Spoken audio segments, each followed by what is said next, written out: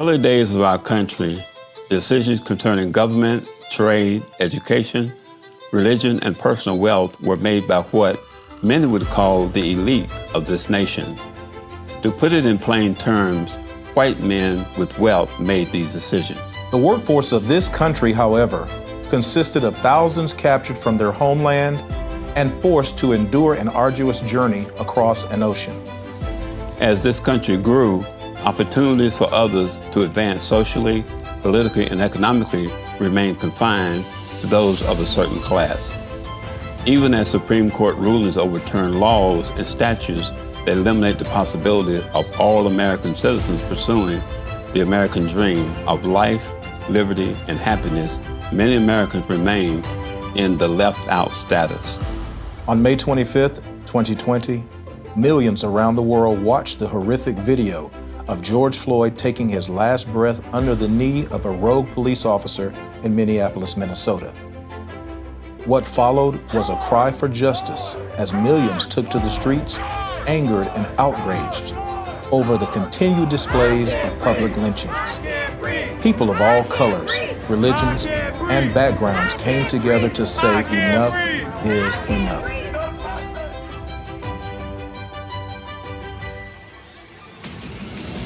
After all the marches and speeches subsided, many questions remain, including, now what? Out of this tragedy was birthed the George Floyd Memorial Center. Hi, I'm Thomas McLaurin. I'm Roger Floyd. We are family members of George Floyd and co-founder of the George Floyd Memorial Center here in Raleigh, North Carolina. I am the Chief Impact Officer, and Thomas serves as our Executive Director. Our mission is to promote racial, social, and economic justice, starting here in George's home state of North Carolina, then spreading throughout the four corners of the earth. Our vision is to uplift, empower, and positively impact the lives of individuals and communities we serve, leading to deeper understanding between members of the community, personal growth, and emotional and financial prosperities for all families. By joining together key community resources such as healthcare providers, law enforcement, education leaders, policymakers, and financial providers, we can truly change communities of lack to communities of opportunity. We do this by recognizing that everybody should be given a chance to sit at the welcome table. Let's make diversity, equity, and inclusion more than a buzz phrase. Let's make it a reality. The aim of this conference is to provide answers to questions like, now what? Where do we go from here? What can I do to help? Our theme is from perpetual trauma to transformation. When we talk about transformation, we focus on the change that impacts everyone in the community. To effectively acquire this type of change, everyone must play a part. This is where true DEI takes place. This is our purpose for gathering today. Creating opportunity for the change is the first step. Taking the information shared here today back to our communities, our places of work, and sharing it with our sphere of influence is the next step. Finally, putting what we learned here into action is what we believe will trigger this transformation we seek. America's greatest resource, her citizens, all of them. We all have a purpose. Let's utilize these resources, this conference, and this information for good. Dr. Martin Luther King Jr. once said, life's most persistent question is, what are you doing for others? Thank you for taking part in this groundbreaking event. We look forward to your participation in being the change we seek.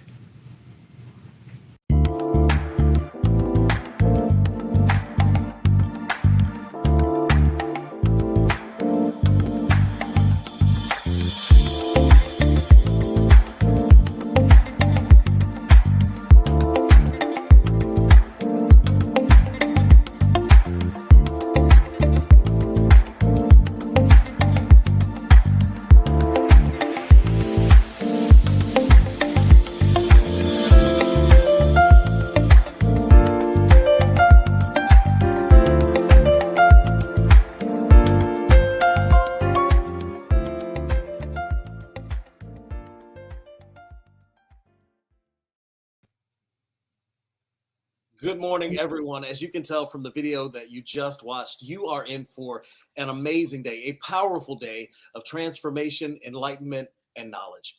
Welcome to the George Floyd Memorial Center's first ever conference, coming to you virtually from Raleigh, North Carolina, where the center calls home, and so do many of George Perry Floyd Jr.'s extended family members. I'm Rod Carter, evening anchor with CBS 17 WNC, and here in Raleigh, North Carolina. And I'm Camille Cower, host of the purpose-driven lifestyle and beauty and entertainment podcast, The E-Spot with Camille. Thank you all for joining us today. Whether you're here locally in Raleigh or halfway around the world, whether you're watching live or watching a replay, your presence and support is appreciated. If you're watching live, please share with your network. Go ahead and get on your phone and share the links. And if you're watching the replay, please share later. Rod and I will be your hosts for the day, and we can't wait to take this journey with you.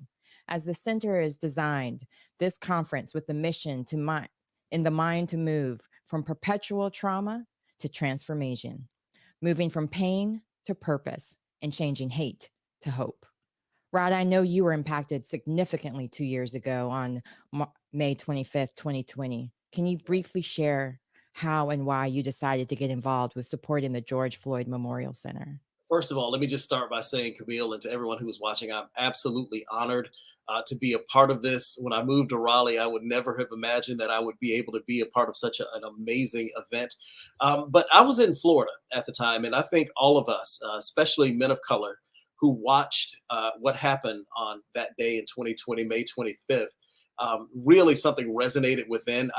Just even talking about it now, I get goosebumps. I've been stopped by police and for traffic violations or something, and then had the car searched for drugs, and there, but by the grace of God, go I. It could have easily been me. So I watched in horror at what was happening, and then as a journalist, it was very difficult to then begin to try to separate your feelings and your emotions and tell the story, and then fight for the coverage of the story. And as we saw everything play out, I was heartened and disheartened. Heartened by the level of support that people brought to the table to just come out and support this family who was dealing with this very public amount of grief, and then just support the entire movement and everything that was going on, and to make change. So I know, Camille, you too were affected by this. How did it impact you? Well, I just felt so hopeless. And so when I first saw the video, because I tried my hardest, because how many times have we seen these videos and nothing's happened to the police who were involved? And I just kept hearing about it. And then one day I was watching the news, and you couldn't avoid it. And I was heartbroken and just couldn't believe, like, even with people yelling, stop, don't, trying to be there for this gentleman, it did nothing. And so, unlike all the other incidences, though, when I saw the protests, when I saw all those young people, old people all around the world getting involved and saying enough is enough, that's when I felt like I had to get involved as well. Like, we have to do more than just hashtags and black boxes. Like, we have to do whatever we can to move, like the center says, from hate to hope, And so I'm happy to be here. I'm happy to help. And I'm really looking forward to what this center will bring to our area, as well what these changes are doing all around the world, especially here in home.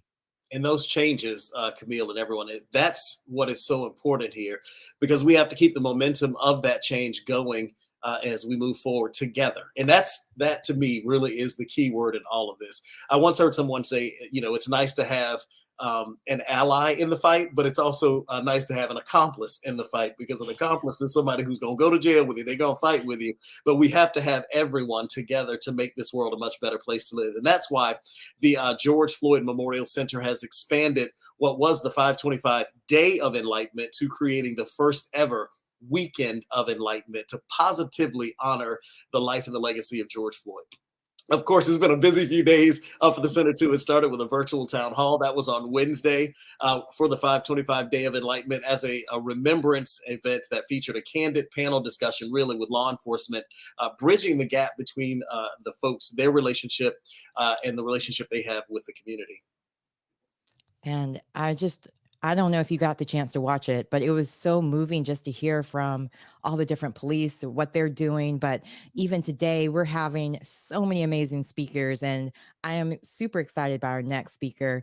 He is Dr. Richard Lapchick. He has worked as a human rights activist, pioneer for racial equality. He's internationally recognized experts on sports and social issues. He's a scholar, he's an author, he's written over 17 books, one just coming out in 2018. He's won numerous awards. He's been involved in Sports Hall of Fame, Commonwealth nations, as well as getting the Humanitarian Award along with Arthur Ashe and Nelson Mandela.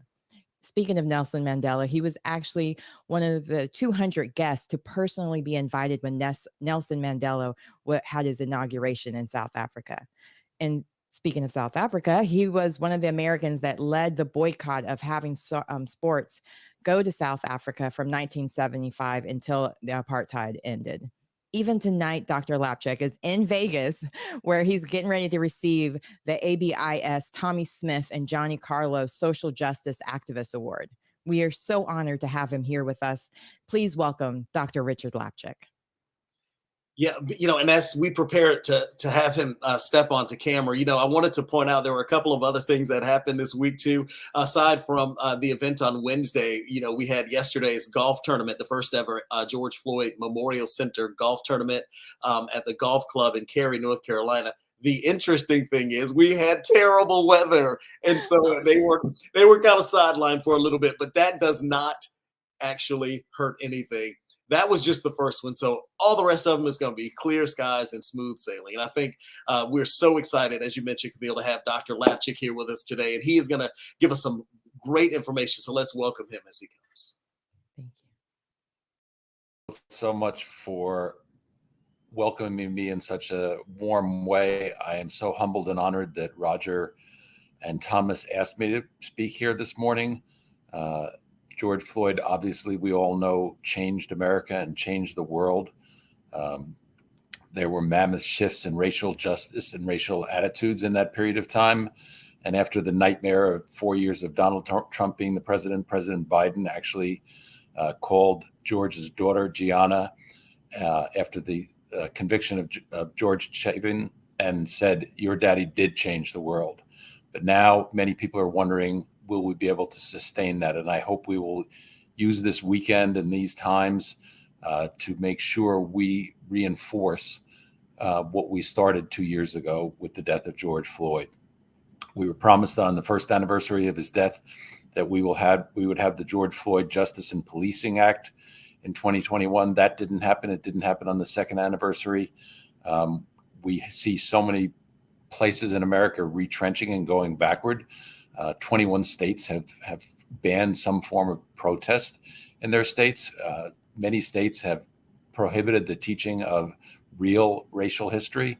And it's, I think, our mission this weekend, or should be, to make it a weekend of mobilizing for justice in the name of George Floyd. As was mentioned, I'm receiving the John Carlos and Tommy Smith Social Justice Champion Award tonight. Their protest on the medal stand in Mexico City, along with Muhammad Ali's refusal to fight in Vietnam, started the idea of athlete activism. And there's no doubt that I believe the death of George Floyd started the racial reckoning, and we have to be sure that we sustain that now in the years ahead. So I'm from the world of sport. It's obviously a different world. The pandemic, the racial reckoning, and now war have affected this world of sport, but I believe that the sport has the power to influence change, and its leadership and its athlete activism is a primary vehicle for doing that. After an NBA player tested positively for COVID, Adam Silver shut down the league a month before the United States began shutting down, and all sports began to shut down. We felt that vacuum of sport for many months, and then suddenly the murder of George Floyd had us completely refocus our attention on police brutality.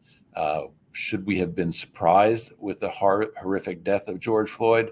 In 2019, there were only 27 days in America when a police officer did not shoot and kill a citizen in their community. 54% of those shot and killed were people of color. Obviously, many of those incidents were in the line of duty, but too many were like the murder of George Floyd and Breonna and others whose names we now know all too well. But it's not just about police brutality. I think one of the things that was so important about the racial reckoning is it helped us face systemic racial injustice.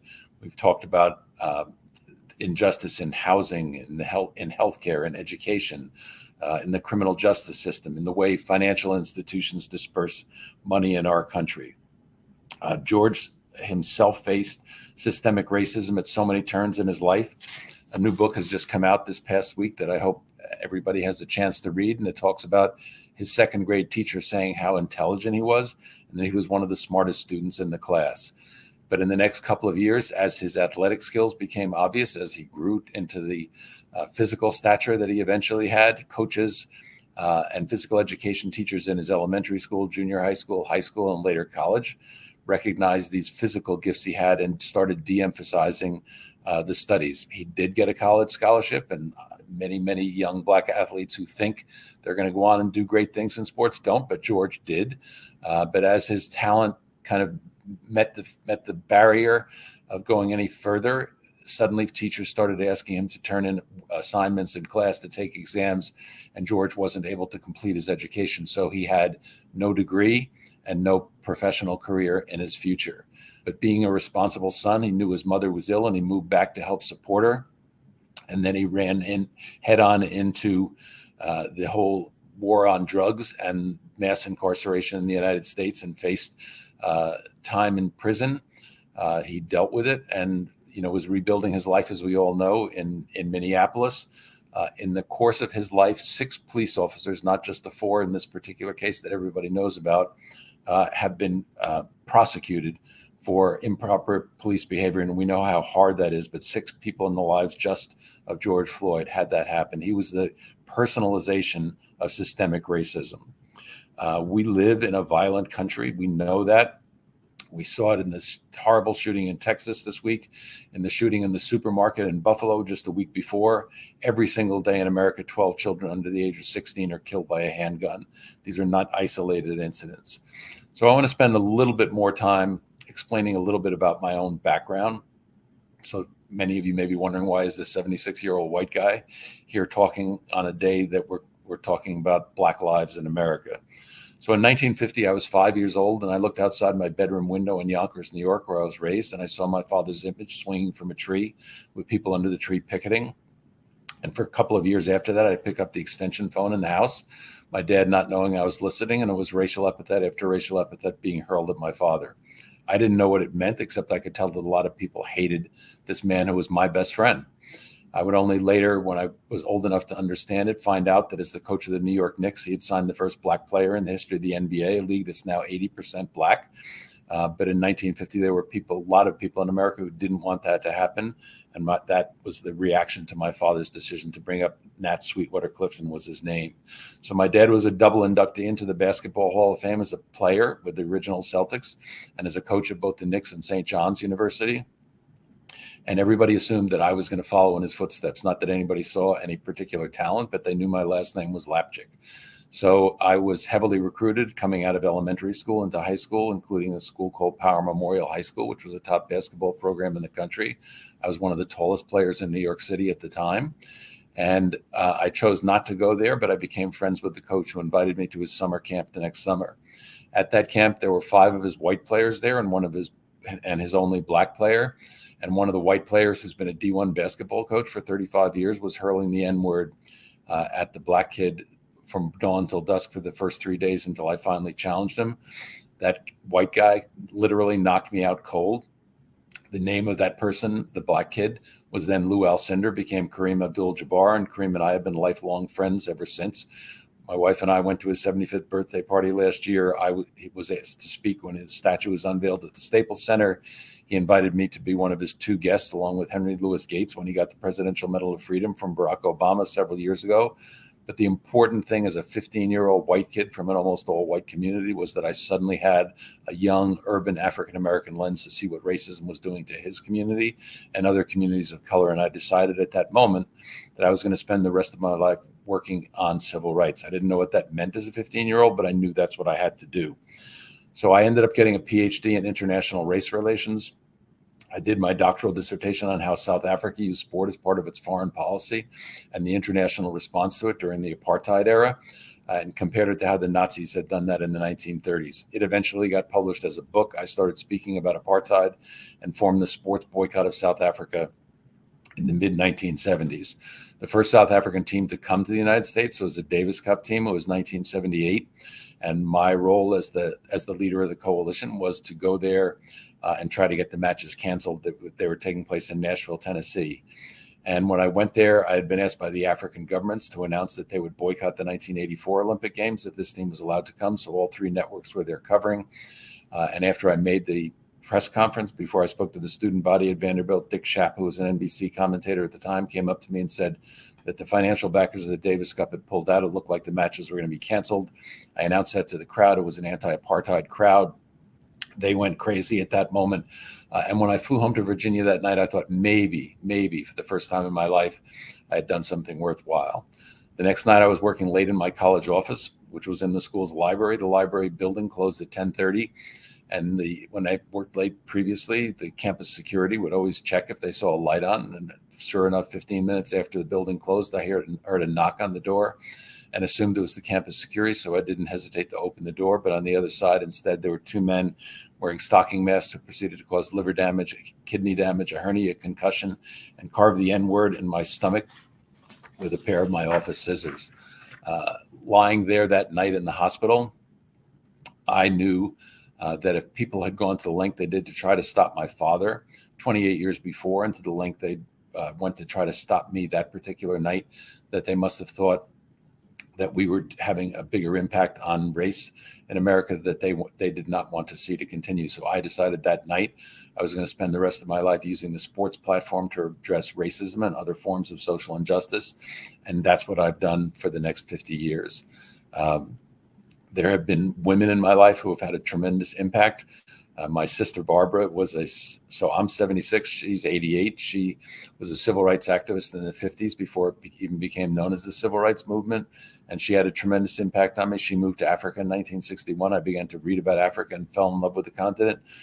My wife, Ann, is a social justice warrior, and we've been madly in love for 36 years now. And she influences me on gender issues if she thinks I've missed something. Things are better for women, but obviously they're still not right. We read a lot about the pay gap, and we hear that women make 78 cents on the dollar of what a white man makes for the same job. That statistic actually represents white women. Black women earn 64 cents on the dollar. Latinas earn 53 cents on the dollar. Women make up 51% of the American population, but they only hold 19% of the seats in the House and 21% of the seats in the Senate. We rank 100th globally for the percentage of women holding national office. We rank behind Afghanistan, Iraq, and Pakistan, not exactly known for their feminist characters. We rank 46th in the world in maternal mortality rates behind Saudi Arabia, Libya, Kuwait, and Kazakhstan. Only 4% of Fortune 500 companies are led by women. There are so many other forms of social injustice that we have to face as a society. And obviously the one we're talking about most here today is hate. Our children are learning how to hate. When Barack Obama became president, there were 625 hate groups in the United States. When he left, there were 1,050 hate groups. When Donald Trump left office, there were 1,150 hate groups in the United States. Our children are also waging war on one another. I mentioned that 12 children every day under the age of 16 die of a handgun wound. According to the Center for Disease Control, which actually does other things besides monitor pandemics, they recorded an average of 400,000 violent incidents on high school property during high school hours that led to a student being brought to an emergency room in the last 4 years. There's a high school dropout rate in urban America of 40%. The men's violence against women, 4.3 million American women are battered every year. 900,000 are raped every year. 34% of teenage girls will have a child before they reach the age of 20. When researchers ask them, why did you risk finishing your education, getting the career you may have wanted, the almost universal response those girls give is, because I wanted to feel loved. They didn't feel loved at that point in their lives. We're the biggest consumers of drugs in the world, and the biggest consumers of drugs in America are people under the age of 25. Why do you take a drug? Presumably you think you feel better with it than without it. The biggest consumers of performance-enhancing drugs are not NFL players or Major League Baseball players or track and field athletes. They're teenage boys under the age of 16 who aren't athletes at all, who want to be faster, stronger, to change the body that they were given at birth by God. The issue of child abuse became prominent with the Penn State football story several years ago when an assistant coach was accused of molesting 16 young people while he was still coach at Penn State. And hopefully what we'll learn from that is not just about those 11 victims who were terrorized, but the fact that there's a report of child abuse every 10 seconds in America, and only 1 in 10 cases is reported. The issue of human trafficking. So I studied the Atlantic slave trade as part of my doctoral dissertation. I knew that 10 million Africans were enslaved in the Americas, 8 million were enslaved in Africa, another 6 million were enslaved in Asia.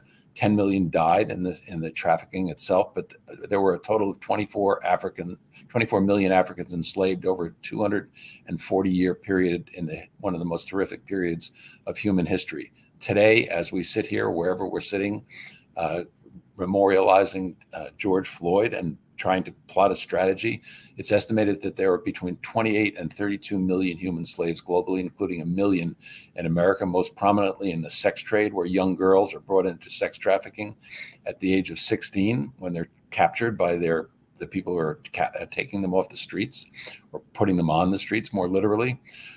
If a young girl is brought into the sex trade at that age, she will have sex 10 times a day, 365 days a year. If somehow she escaped when she was 16, which is very unlikely, it's more likely that she would be beaten to death by her pimp or die of HIV/AIDS. But if she did escape, she would have been raped 16,000 times by the time she reached the age of 16. The good news is that psychologists tell us that there's a possibility for recovery if they get a job opportunity, if they get an opportunity to complete their education and the care that they need to get them beyond this trauma.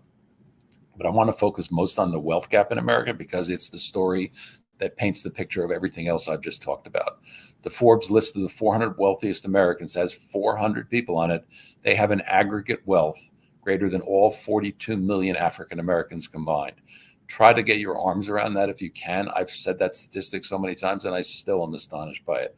400 Americans have an aggregate wealth greater than all 42 million African Americans combined. If you're in the bottom 10% of wage earners in the United States, you're going to live 14 years less than if you're in the top 10% of wage earners in the United States.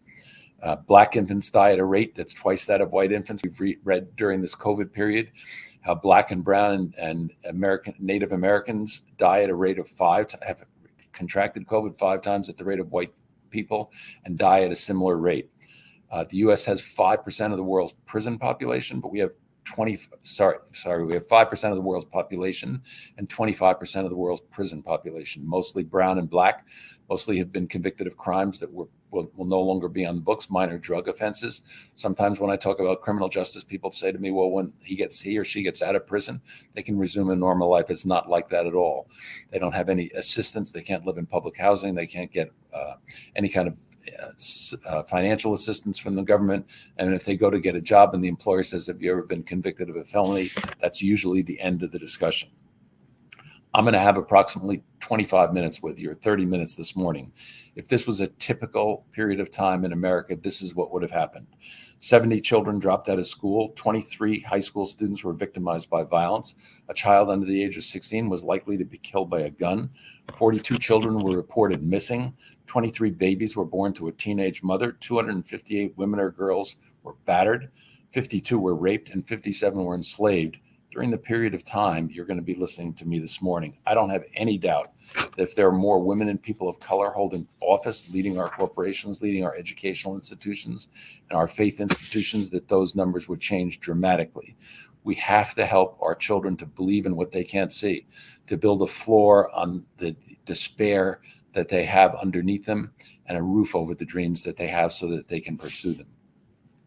I hope that in the future, we have the possibility of sustaining what started with the racial reckoning with the murder of George Floyd. It's so important that we do.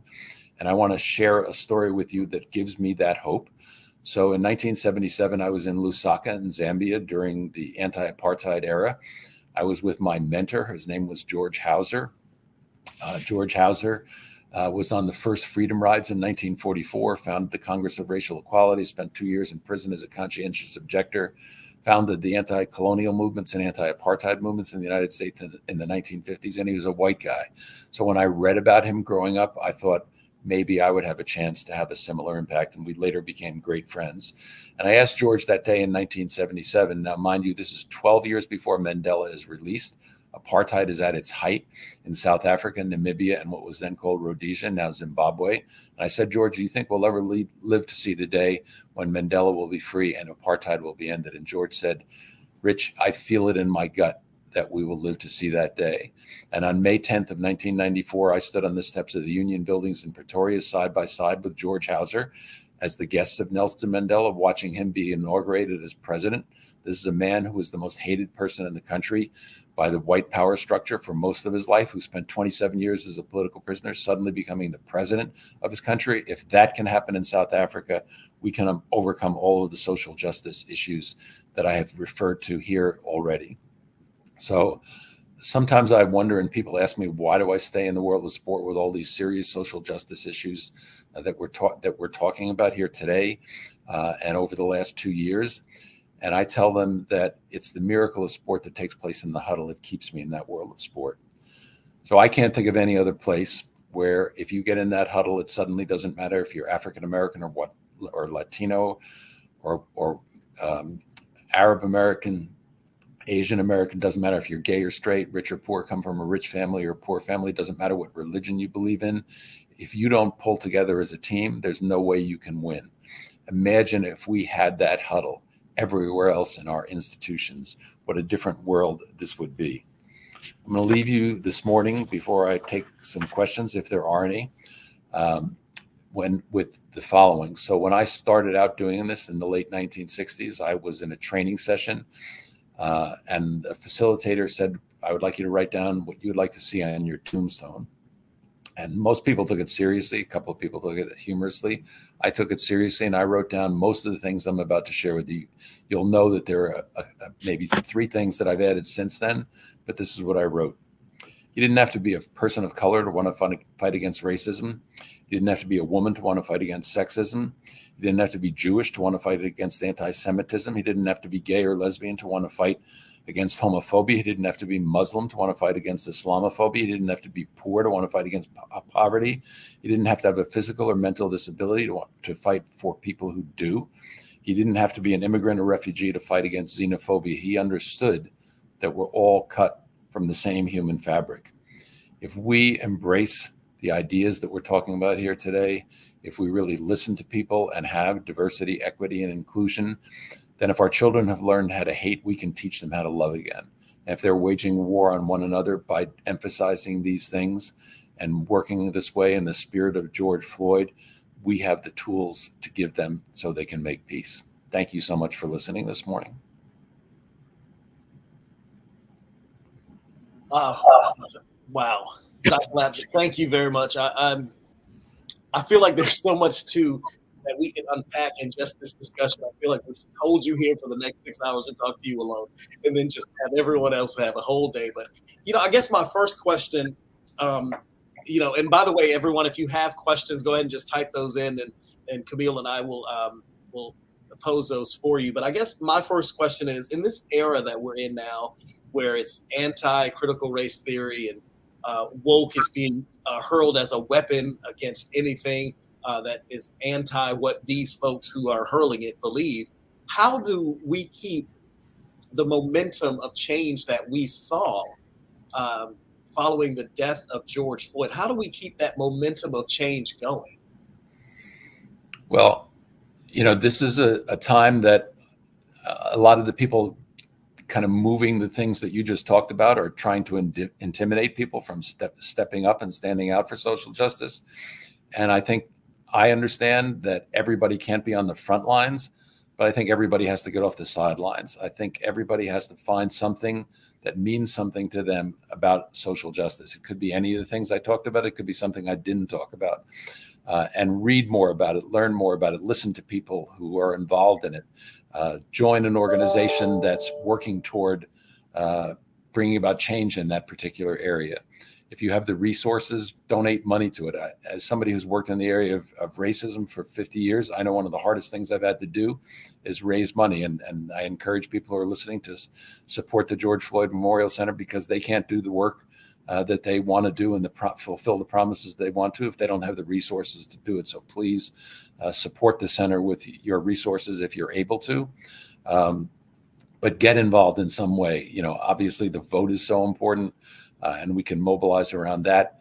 We can honor the lives of people that we, maybe don't know enough about, that have done things in our society in Black history or brown history or any kind of history that has been obscured by the power structures that's created the textbooks that we read.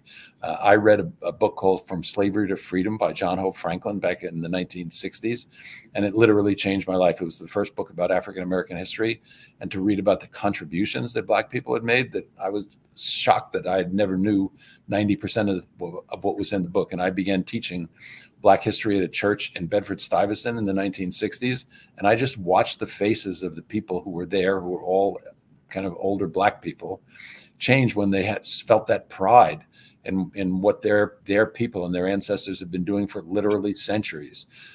So to talk about critical race theory and say we can't teach it is just so scandalous from my point of view. So put pressure on politicians that they can't pass legislation like that, and to vote for people who are going to support social justice. That's the main thing that everybody can do with the ballot. I'm so glad you brought that up, because we have all these different primaries coming up, and people a lot of times think about only to vote for the big races, the presidential ones, but it's the little ones. It's the district attorneys, it's the judges, it's the everyday people of your school board, which in the Wake County area, we have one in July as well as in November. So make sure you keep up with who's speaking out against those kinds of things. And I'm glad you brought that up, that's something we can start doing right here at home, and it's easy to do. But I loved how you mentioned how you got involved, what made you stand up. But I think a lot of people would have stopped getting involved after that traumatic incident you went through with them carving on your stomach and so on. So I wonder, what do you tell people when they're too scared to get involved because of what could happen to them? They could lose their jobs, like Kaepernick. They could, like, there's so many different things that seems to be that the people that be, those 42 people that own everything and who are taking advantage of labor and dismantling unions and so on. Like, what can we do to keep them motivated to make sure that we do keep creating change? To show them that there's a possibility of progress first. I mean, they have to believe that it's possible to bring about change, and that they can pick how they want to get involved in ways that they're comfortable with and they don't feel afraid of. I'll use the example of athletes again. So literally, I have worked with, I was blessed to be good friends with Muhammad Ali. That's where I met Roger and Tom. I got the Muhammad Ali Humanitarian of the Year award, and they were attending the ceremony. I got to know Carlos and Smith. Kareem's obviously a good friend. Billie Jean King I've known. And those were solitary lone voices whose careers, as you pointed out, Kaepernick recently, literally ended as a result of taking a stand for social justice. But when the Milwaukee Bucks didn't come out for the NBA playoff game in the bubble 2 years ago after the shooting in Kenosha, Wisconsin, the NBA didn't criticize them. They didn't fine them. They shut the entire league down, and the Players Association joined them. Every sport shut down in the next couple of days. That's how powerful the transformation has been, that athletes now know that they can speak out, that they can take a stand for social justice, and they'll have the possibility of going on in the future in sport. I say the same thing to people in audiences that I have the opportunity to speak to. Measure what you're comfortable with, do what you feel you can do, but just get involved. It feels good. It feels good to be an agent of change. If you've never felt that before, I can't tell you that there's anything that's been more valuable to me other than the, family life that I have, than to see some things change that I didn't expect to change, and to work for changing other things that we hope will change. Dr. Lapchick, I actually want to follow up with a question specifically about what you said. We were talking before we began the broadcast about Colin Kaepernick, and that for the first time he has a real shot at getting back in the NFL with the Raiders. How do you tell people on one hand, you've got to get involved, take that risk. When on the other hand, what you see is Colin Kaepernick, who was literally a lone voice out there in the NFL world, at that point talking about these things, and then he is completely sidelined, if you will, for speaking up. How do you balance that? It's got to be a difficult thing, and I'm pretty sure you can answer that question better than anyone just listening to your story. Well, first of all, I say thank you to Colin Kaepernick for making that sacrifice. When he took the knee, I told my wife that day he'll never play another season in the NFL, because that was what the history was. He knew that that's what the risk was. But also speaking here yesterday at the conference was Brandon Marshall, who was one of the first NFL players to take a knee after that. And he lost all of his endorsements, but he was able to keep on playing. And he talked about, the reward that he felt for taking that knee was so much more important for his children to see and for people who he might have an influence on than the endorsements simply didn't matter. Craig Hodges was another person here. Craig Hodges was the best 3-point shooter in the NBA. He was on a lot of those Bulls championship teams. And he spoke out when the whole Rodney King thing happened in Los Angeles, and was banned, never played again in the NBA. He told me last night when we were talking that his son, which I knew he was a star player at Long Beach State, was the leading scorer in America, best 3-point shooter in America, and didn't even get drafted in the NBA. And he has no doubt that was because of who his father was. And he said, son, after he finished a 9-year career in Europe, son, I'm sorry that I caused your dream never to happen. He said, and the son said, Dad, you built my dream. You showed me what can be done by taking a stand. I'm so proud of you. And by the way, I played ball in Europe. I met my wife in Germany, and now I have a happy family life. Thank you for giving me what you gave me. So there are those rewards that most people don't know about. We just know Craig was sidelined and suffered tremendously, and he did. But he lives with the understanding that he stood up for justice and didn't block its path, and that's what a real leader is. Now, in your book, The Rules of the Game, Ethics in College Sports, you share more about different ways that colleges need to get involved. And I love that you shared that story about how George Floyd was an athlete and how his education just kind of became on the sidelines. Even here in North Carolina, UNC got caught doing kind of the same thing with their athletes, where they weren't actually letting them get their education. So they did have that full experience of college, but at the same time, they're being used. I mean, it's like almost like being on a plantation in a sense, where they're being used by people who can afford it, who are making money off it. They're getting money off of ticket sales. And just recently, I know they did pass where they can make money. But how do we make sure that we hold these colleges to a standard where they really are educating these athletes and they're putting them in positions where they can be pillars in the community, as opposed to being people who are where we're seeing them on the news, where they're, hitting their girlfriends or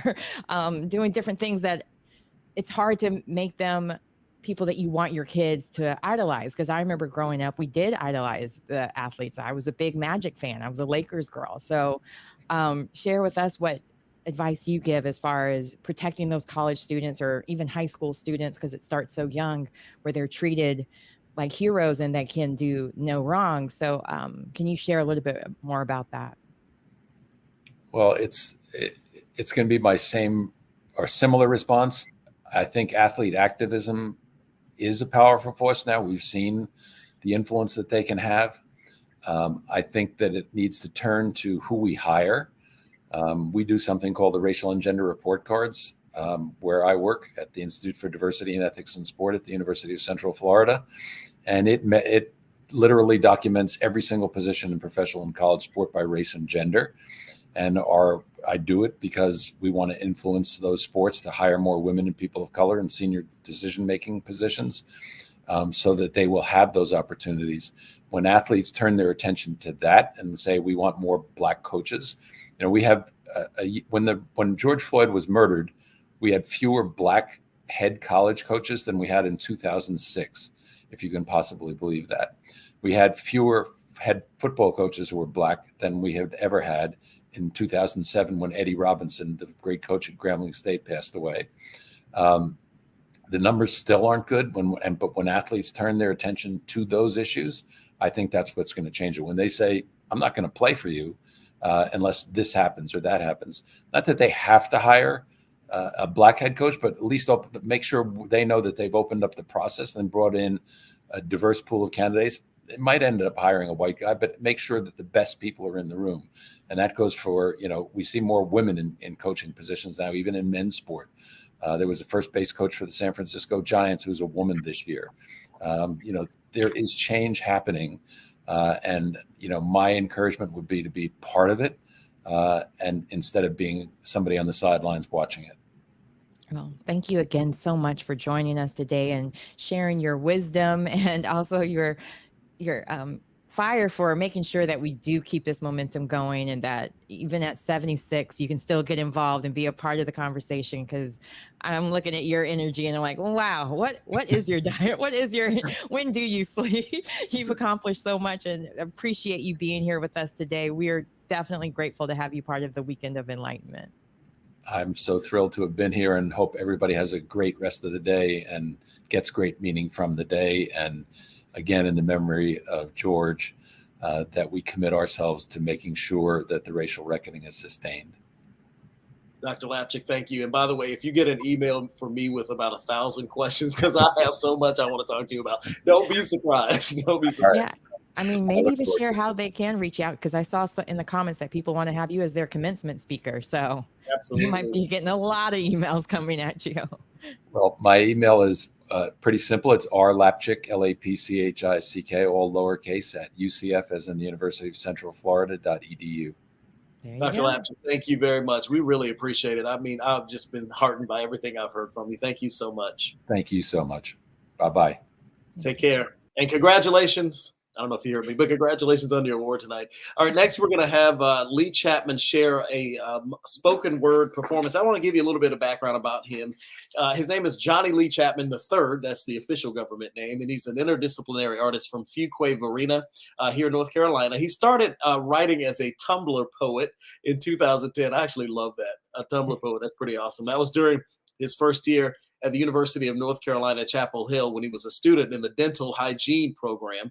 And then in 2014, he leaped from the page to the stage and began a career as a spoken word artist. And since then, he has done some amazing things. He's performed regionally, nationally, an active voice here in the Triangle community in North Carolina. His professional range includes spoken word performances, screenwriting, acting, facilitation of poetry showcases, craft workshop, artist mentorship. Basically, this man does it all. So let's take a moment and let's welcome Lee Chapman.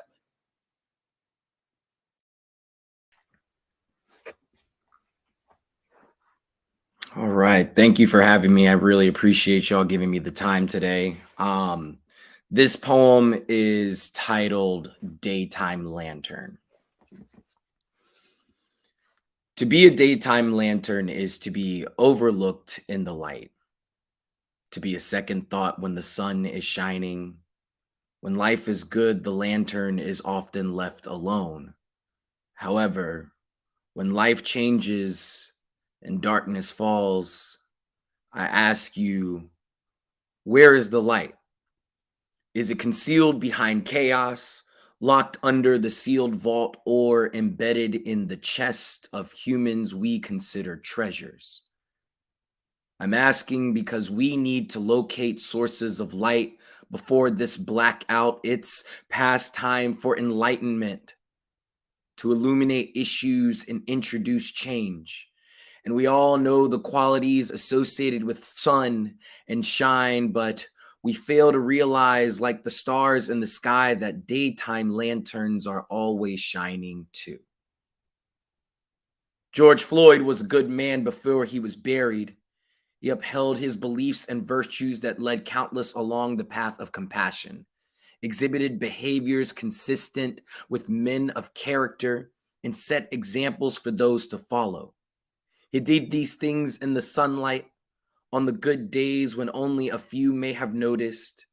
But when darkness fell and our world scrambled for security, it was George, that daytime lantern, that provided us with the sanctuary. It was his life that saved us from stumbling too long in the shadows. What we must remember is it does not matter how strong the glow if it is unable to be shown. Doesn't matter how many gain vision from the voltage if the lantern cannot be located. And many of us these days are waiting for the spotlight to shine, initiating our activism and action when there's an audience, but we should strive to be sources of illumination, shining even if nobody is seeking us out. George's death wasn't necessarily the generator that kick-started this generation. It instead exposed the world to a man who embodied enlightenment while living. A human who served as a source of inspiration. He brought brothers back on the path to peace, navigated neighbors and communities into action, and offered compasses and calibration to this new American nation. All this he did not with his death, but with his life and how he used it as a means of bestowing benevolence. To be a daytime lantern is to be overlooked in the light. To be a second thought when the sun is shining, when life is good, the lantern is left alone. However, when life changes and darkness falls, we turn to those bulbs of fiery passion who remain perpetually powered on despite the presence of other light sources, because if it wasn't for them, for those of us who glimmer even in the sight of God, we'd be unable to progress past our perimeter. So I want all of us to acknowledge Mr. George Floyd for reminding us to allow our joys and character to shimmer every single day the sun is shining, just like a daytime lantern. Thank you.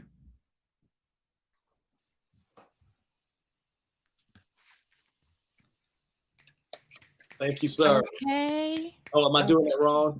Sorry. My bad. Amazing. Thank you so much. Oh, Look, I appreciate it. Just a quick bit about that. I actually took that title from one of my favorite anime. And it's basically a person was describing the main character as saying, like, you're a daytime lantern. We always overlook you. We never really consider who you are and what you stand for until the moment when the lights go out. And when you think about when lights go out, it's quick, it's sudden. You know, a blackout happens, you don't have time to locate light. But those who are still shining even when the light is on, that's the importance of a daytime lantern. Amen. You don't have to locate them. They're right there. Exactly. Thank yeah, you be so the much. light source and reminder to spread joy and shimmer, right? This That's is the it. weekend of enlightenment. I love it. I love all the connection, all the layers, and I appreciate you so much. Thank you again for sharing your talents. Oh, No problem. Once again, I'm thankful for this opportunity and looking forward to the rest of the weekend. And you can check him out on his Instagram at The Golden Moments. That is correct. And I also have the website too. Yep, there it is. Yep. JohnnyLeeChapman3rd.com. It was almost like we planned that, right? I know. Wow. Amazing. Thank you so much, sir. No problem. Take care, everyone. You too. Have a great Saturday. Now, before we go on to our first session of the day, I want to remind everyone that there is an important reason why we are here. This year's activities are the first official fundraisers for the George Floyd Memorial Center. So there are several organizations that use George Floyd's name. So please, please, please, please, please make sure that you're giving to the George Floyd Memorial Center in support of all of the efforts that are being put forth from here in Raleigh, North Carolina. Yeah, and one of our sponsors is where Rod actually anchors at the Raleigh TV station CBS 17. And as a sponsor, they have something special for you to bid on. Here's an amazing opportunity to not only raise money for the George Floyd Memorial Center, but to also raise awareness for a business in the community where That's it right. will be built. Those are our two hosts right there, Joanna and Carly. However, this is where you come in. The person winning with the winning bid will get the opportunity to replace one of these two ladies for the day and be a guest host on CBS 17's My Carolina for part of an upcoming show with Joanna and Carly. Okay, technically you'll be a third host. They'll still be there. But the winning bidder can come on and talk about their business. They can come on, just hang out, have a good time on the show. And as the winning bidder, you can also gift it to someone else if you are for some reason a little nervous and don't want to do that. All right. So if you have your cell phone handy, go ahead and scan this QR code that you're looking at. It'll let the bidding will begin here when you scan that. If for some reason you're using your phone, quickly screenshot that and you can get it later. Or we'll make it even easier for you. Just go to georgefloydmc.org. You have until 11:59 p.m. on May 31st, 2022 to bid. And if this is not for you, again, go to the website and you can donate. Any amount will certainly help in carrying out the mission of the Memorial Center. Wait, what's that thing? I was screenshotting it. There you go. It worked. I tested it too. Yeah, it's awesome. Look, I don't mind being a third wheel. All right. It. So, as mentioned, so where do these funds go? The funds raised through the support of your bids on this fantastic prize will be used towards staffing, programming, and to build the center. The George Floyd Memorial Center, even without a building, is already creating the foundation to support fundings for programs like Safety in Motion. It's a commuter camp, addresses the needs for greater safety measures in transportation, environment, teaching, independent thinking, and self-awareness when using different modes of transportation and understanding basic traffic concepts. Need-based scholarships for high school graduates and students enrolled in HBCUs. George Floyd Memorial Center helps further their pursuit in higher education. Empower All LLC. Partnerships with George Floyd Memorial Center empower students to educate, to eliminate bias as a factor in the educational outcomes, and has an emphasis on science, technology, engineering, and you know, I love the arts, and math education. Partnering with City Blocks program. They offer in-person or virtual options for life coaching that supports for children and adults to give them the tools and resources to improve their mental health and overall wellness. Again, you can go to georgefloydmc.org to make a donation to contribute to these organizations. Now, speaking of a healthy mind and a healthy body, let's begin our next session about health. And we're going to be welcoming the founder of City Blocks program, Dr. Rose Irby Wilkins. But I want to tell you a little bit about her. Her bio is extensive. I mean, she's done some amazing work.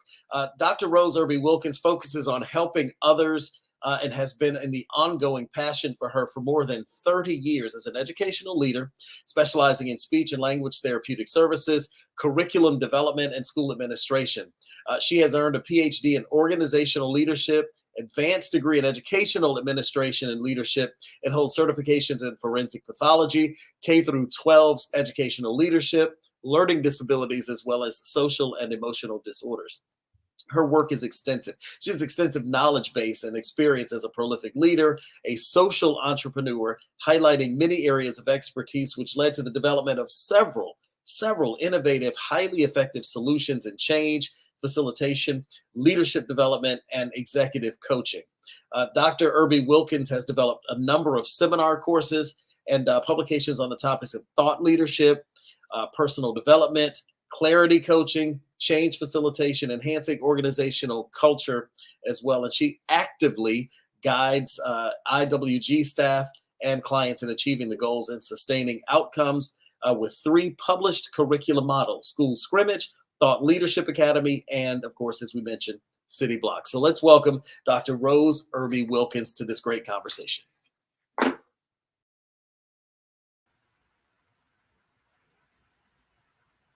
Well, good afternoon. I am Dr. Rose Irby Wilkins, and first of all, I'm thankful for the opportunity to share a few thoughts today about an important topic that centers around where we are many times and how we get there. I want to talk a little bit today about social emotional wellness. There are so many pieces to this process. So I asked you the question as we began: how well are you? And most of the time, people, when they think about wellness, they think about the physical features of the body or the physical outcome, how they go to the doctor to check something. But the mental wellness, that's the piece that guides the rest of us, the rest of the parts of us in terms of doing what we want to do. And the important piece about this today, when we talk about social emotional wellness, it centers around this particular topic. I just finished listening to a great presentation about social justice. All of that is wrapped internally in terms of who we are and how we are becoming the people that we're becoming. There are many things that impact how we feel and the way we act and the way we interact on a daily basis. And oftentimes, as we are moving forward, the biggest component of that is stress. So let's talk about stress. What exactly is stress? It's hard to define because it's different for each of us. You know, yesterday I was a bit stressed. I was out of state. I was driving back into Atlanta. That means that I had to consider traffic patterns. Traffic patterns in Atlanta are typically what? Stressful. And so in my planning, in order to avoid stress, I had to negotiate when I was going to get started, how fast I was going to drive, and pick an ideal time to avoid what I know to be a terrible, stressful situation, which is the Friday afternoon traffic. And then couple that with the weekend, I knew that would be stressful. Now, so what happens with us when we're dealing with stress is that we have to be able to understand that stress is different for all of us. For people, some people, it might not matter about driving in a lot of traffic. I don't see how, but it might not matter. But for me, I understand that stress can be different based on situation. And what happens when stress appears is that it impacts us physically, mentally, emotionally, and oftentimes socially as well. And so what we have to do is understand how stress comes into our lives and how to manage it on a day-to-day basis. So what are some things that causes stress for us? Let's think about that. For me, yesterday, it was driving to Atlanta on a Friday on a long weekend, which means more people were traveling than normal. But stress is, there are so many causes. There are actually unlimited causes. What tends to happen is we get new information. And sometimes that information is information overload. We live in this world where information is running across our screens on a daily basis, running across our lives on a different basis. And it's all day. More and more information is coming. The problem with that information is that sometimes it's misinformation. We get things or we hear about things that's not really true. And then all of a sudden, we start to align our thoughts with what we just heard, which may or may not be true. And then there are situations or there are events that have happened.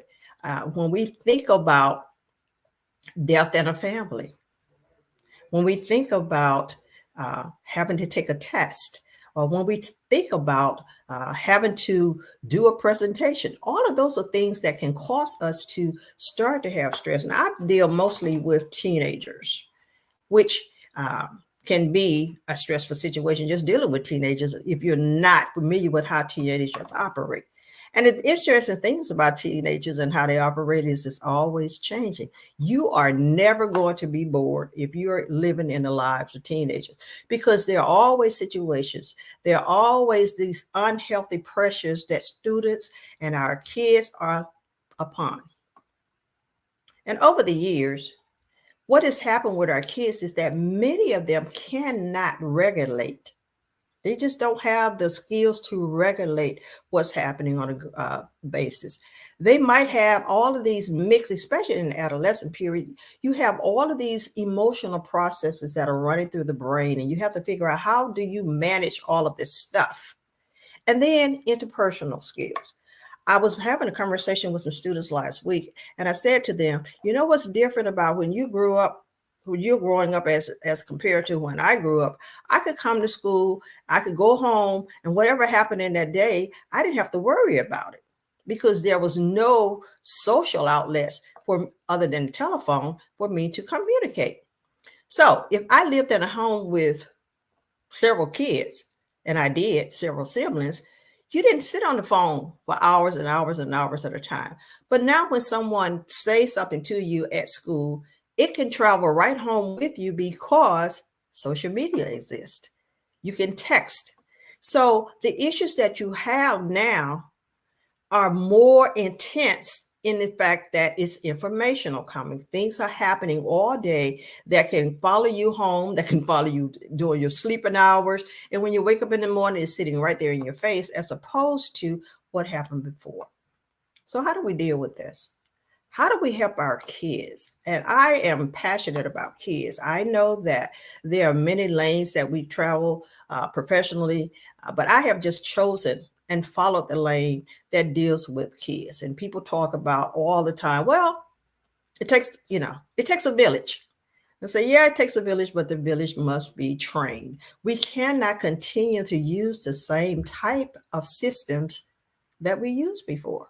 What happened in the 1950s, 60s, 70s, 80s, and even the early 2000s, things have changed.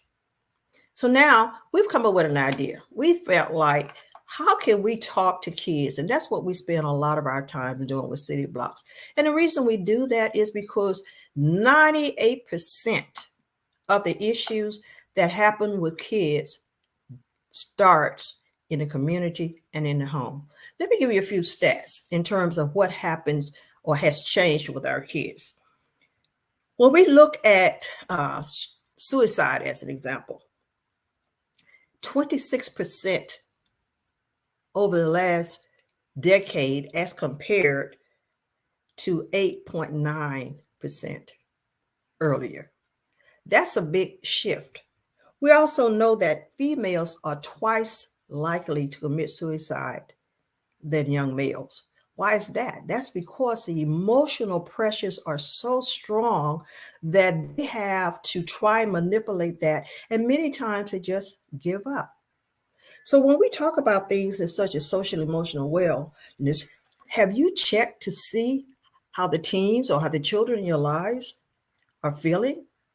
Do you know how social literate these kids are? Do you know whether or not they are stressed? And if they are stressed, why? Because many times there are covers, they walk around and we have so many examples of what stress does and how it manifests into not only kid lives, but into adult lives. We see example after example, and we never pay attention to the fact that every time there's one suicide, there's been 100 to 200 attempts. So think about that. One person committed suicide, but there was 100 to 200 attempts. And so let's look at this neighborhood. This is how I grew up. You played double dutch. Boys played in the hood, they played basketball. But now all of that has changed. There's more fighting. There are more bodies on the street. And now kids are having to deal with this on a consistent basis. How do they manage this? We don't just go to funerals and then come back to school or go back to our jobs the next day and it all dissipates. It's still there. So what are we doing? What are we doing and how can we handle it? And so firearms, that's one of the main things that happen. And I know there's lots of talk about gun control, but firearms are the number one cause of suicides, especially among kids. So where are these kids getting the guns from? At this time, I'd like to ask you a question. What are you doing to make sure that the people in your lives are well, are happy, are socially, emotionally well? You have to pay attention. You have to watch for signals. You have to watch for signs. You have to have some conversations, some critical conversations with the teens. And they don't have to be your teens.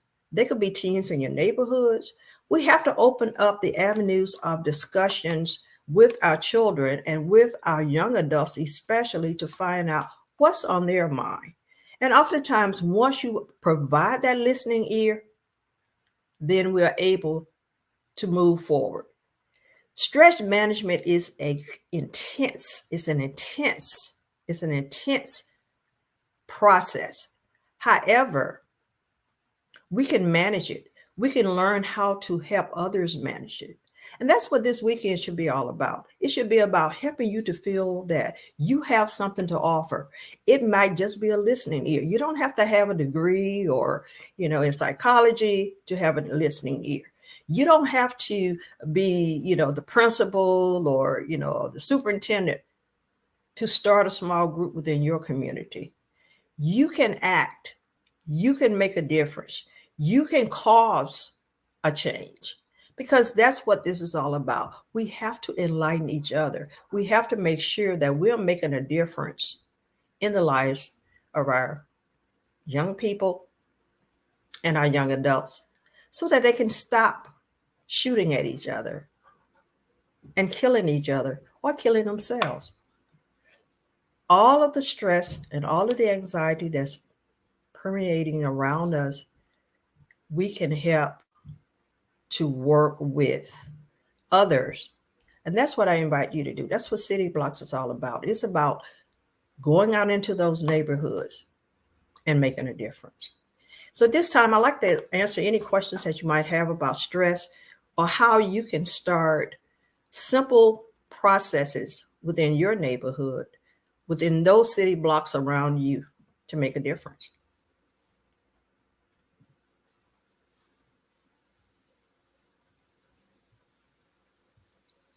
Thank you so much, Dr. Irby Wilkins, excuse me, for such a great conversation about mental health and what we can do to help our young folk.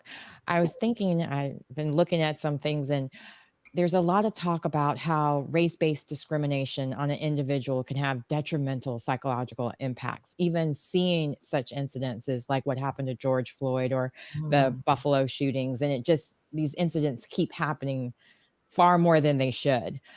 So how do we speak to someone or recognize those signs that they need more than just a pat on the back or something like that, like more than prayer? Just how do we really step in? Because these symptoms can range from anger, depression, and it can even like foster in their body, causing headaches, chest pains, insomnia, so many other things, and just can escalate in that sense too. So what can we do as individuals to help people who are going through this? I think the first thing we have to do is observe. We have to pay attention to what's happening around us. I am always talking about, I'll use the sad instances of school shootings. Every time there's a school shooting, there's always a litany of people who said, well, this person was strange, or this person was doing these things, and everyone ignored it. So we start out by observing and then making contact. You can make contact not to say, hey, is there something wrong, but by saying, hey, I really liked your shirt today. That's an interesting shirt. Can you tell me why you chose that particular shirt or that blouse? That opens the conversation. If you see someone, who's looking sad, hey, I like the way that the sun is shining today. What do you think about the sun?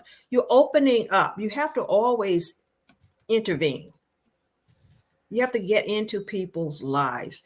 And it's not easy because many people don't want to let you in, but you have to find little ways to get their attention and then start a conversation.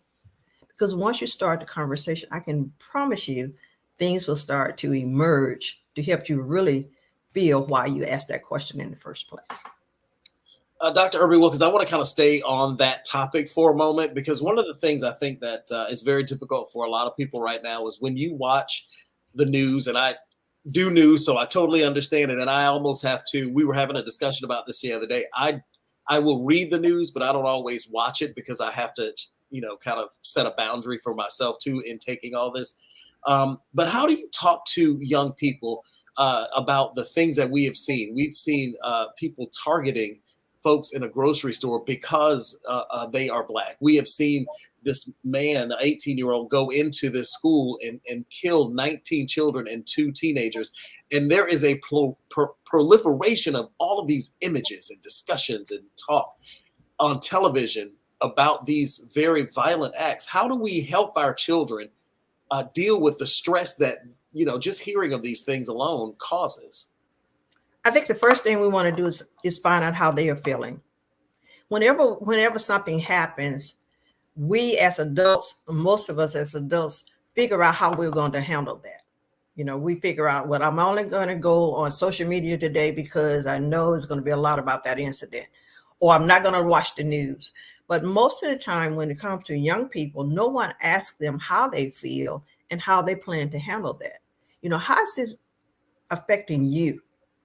And if they say, oh, it doesn't bother me because it's over there, So then you have to probe a little deeper and find out, well, since it's over there, what would happen if it happened here, to bring it back to them? So you have to become a person who investigates. And once you start to investigate, then the conversation opens, and then you have to give them strategies. You have to sometimes tell people how they can survive during a situation. And then talk about then what happens after we go through this survival period. Then what are some things we can do now to help us deal with what just happened? When I'm talking to teenagers and they are in the midst of a tragic event, they don't want to hear about what is going to happen down the road. We got to deal with how we're surviving right now. How are you feeling right now? And then once you get those feelings opened, then you can start to feel out how we can best now resolve those things for you, or how we can best deal with those things with them. You have to be able to have conversations and know what they are feeling, and not tell them what you are feeling, but find out what they are feeling and then start the process of talking.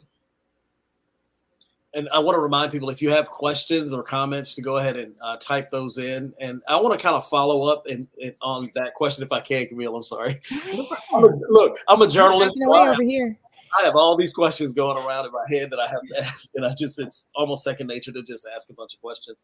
But I wanted to ask specifically, when we talk about people of color, we often don't address emotional well-being. I can't tell you how many times growing up I've heard, oh, baby, just pray about it. You're going to be just fine. And the Bible says faith without works is dead. So we got to do more than just pray about it. We got to have some action. How do we address this stuff with these children when they're, what are the signs that we need to look for with kids who may be struggling emotionally?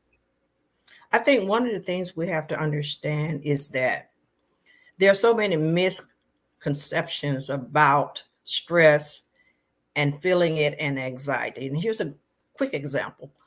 Last week, I actually observed a young man who was being totally disrespectful to some adults. Had nothing to do with me, but I decided to talk to him anyway. And so I said, come walk with me, non-threatening. And I said, oh, I have this extra bag. Can you carry this as a young man? Can you carry this bag for me? Oh, yes, ma'am, I'll carry it for you. So I saw him go from very disrespectful to totally respectful in terms of walking with me. And then we walked into a wellness center. And he said, I don't want to be in here. I'm not slow, so I don't need counseling. And I said, oh, did you think that the wellness center was for people who were slow? Yes. So then we started a conversation. As it turns out, this child was experiencing major issues at home. He lashed out at the female because, get this, she reminded him of his mom, who he had a fight with that particular morning. And he's having continuous fights with her because he does not like her lifestyle. So we go from my moving him to talk to him about him being disrespectful, which had nothing to do with me. I just happened to be in the hallway, to now he can open up and tell me I'm having and it was just, as I listened, it was just heart-wrenching stuff that he started to unveil. So now when I saw him, I didn't realize that he was in mental anguish, or that he was mentally having almost a meltdown. But by my intervening into his situation, that gave me an opportunity to learn more. So I think the answer to your question is We don't always know what the problem might be, but in order to examine or get to the problem, we have to start somewhere. And I have found that conversations are gate openers, are door openings, uh, to this vast information that you didn't know was in there. But because he thought that wellness center was a place for slow people, which was misinformation, misconception. And once I explained to him what the wellness center was, he was then able to say, oh, this is a place I could use. This is a person I can talk to, because boy, am I having issues. So we have to figure out, how do we close that big gap of misunderstanding about what mental health is all about? Yes, we do need to pray, but we also need to talk. And that's why I always say it does take a village, but the village has to be trained. We have to we have to have these type of conversations. So you'll know that when you see an issue, it's okay to intervene, but don't just blast into the child. Because I could have just said, oh, you had no business talking to that lady like that, and it went in a different direction. I decided to bring him into my world. And once I got him into my world, he invited me into his world. That is so key. Right. Every action isn't always what it seems. We don't know the reason behind stuff, which is important. Right. Yeah. And that just reminds me of another reason why our police need to be trained in dismantling situations, and why it's so much more important to have mental health experts intervene when there is moments like these where it could be escalated if they thought of it the wrong way and thought of it in that way. And Gail Hurd wrote in the comments, Dr. Rose mentioned how we should reach out to teens even if they're not our own. Many times positive influence on kids come from those outside of their family. So I love that you brought that up. And I think it's important that we do reach out to these teens and be that guiding light to steal from Johnny Chapman again. So what are some signs that we should look out for, or what are some clues of how we can start those conversations to even open up, get more teens to open up and feel comfortable with I sharing think what they're feeling mentally? we can start by putting small groups together. We can start by making sure that we go into a school and just ask, is it okay if I volunteer? And bring a group of girls in, or bring a group of young men in. We can start at our churches. Churches are filled with human beings, okay? And a lot of them are spiritual human beings, but they also have to understand that you have to deal with the mental side of you as well. We have to tell kids the truth. I always say to kids, nobody breaks your heart, they really breaks your brain. And when they break your brain, you go into all of these confused states. We have to be able to have real, I call them critical conversations. And that could be at church, that could be through mentoring, that could be through your sorority or whatever organization. But don't just have them, in terms of doing social processes. Make sure you're talking to them about how they are feeling and what's happening, and put together some type of situations where they can really start to examine what they are feeling, and you have that opportunity. I think that's important. Make sure you get into the spaces where they are.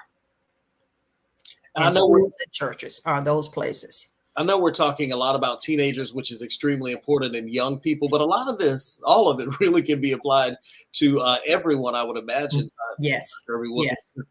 I, as a news professional, I work in a very stressful environment. And there are times, and it happened this week in the middle of some storm coverage, where emotions just really run high. How do we help diffuse those situations? I'll be honest with you, my MO is I put on headphones and I just listen to music, because sometimes I always say music soothes a savage beast. I keep myself calm by listening to music. How do I then take that calm and move it to people that we're working with? We see all these situations and things that get us all stressed up and worked up. I think one of the ways to do this is to, share what you're doing. Sometimes even with adults, if you say, oh my goodness, this is really causing me stress, so I'm going to go listen to some music for about 5 minutes. Does anybody else have anything else that they would like to do? for 5 minutes, because 5 minutes at work is not that much. You're not going to lose the day with 5 minutes. What can we do when we are feeling like this? Does anyone have any suggestions? Or what do you do, John, when you're feeling stressed? Or boy, did you see that event that just happened last week when the school shooting occurred? People fell apart. It was like one more thing, one more time. But how do you do that? Do you stop, or do you just walk around and act like it's okay? Even if you're a grown up, you need a timeout. Your brain needs a break sometime just to process what's happening. And then during that process time, figure out now how I'm going to manage this. And who can I share how I'm managing it with a colleague or someone else? Do you have brain breaks at work? Do you have chat and choose at work? All those things are ways to just help people understand, I feel you. I see you. Those are things that we can do that are simple things that doesn't cost a lot of money, doesn't cost, you don't have to be degreed to do that. Check on each other. And I was going to ask you, sometimes it just means walking over to somebody and go, hey, checking on each other. How are you doing? How are you doing today? I'm here to listen if you need to talk. If not, you want to hear some music? Here's a candy bar. Something that lets them know, wait, he's paying attention or she's paying attention to me. And it doesn't have to be anything that comes off as inappropriate at work. There are so many simple things we could do to help each other. And I think that's what we need to have conversations around. Well, sometimes when you are having staff meetings, when I'm having staff meetings, we talk about the stuff that we have to get done, but then we talk about the stuff that's impacting us.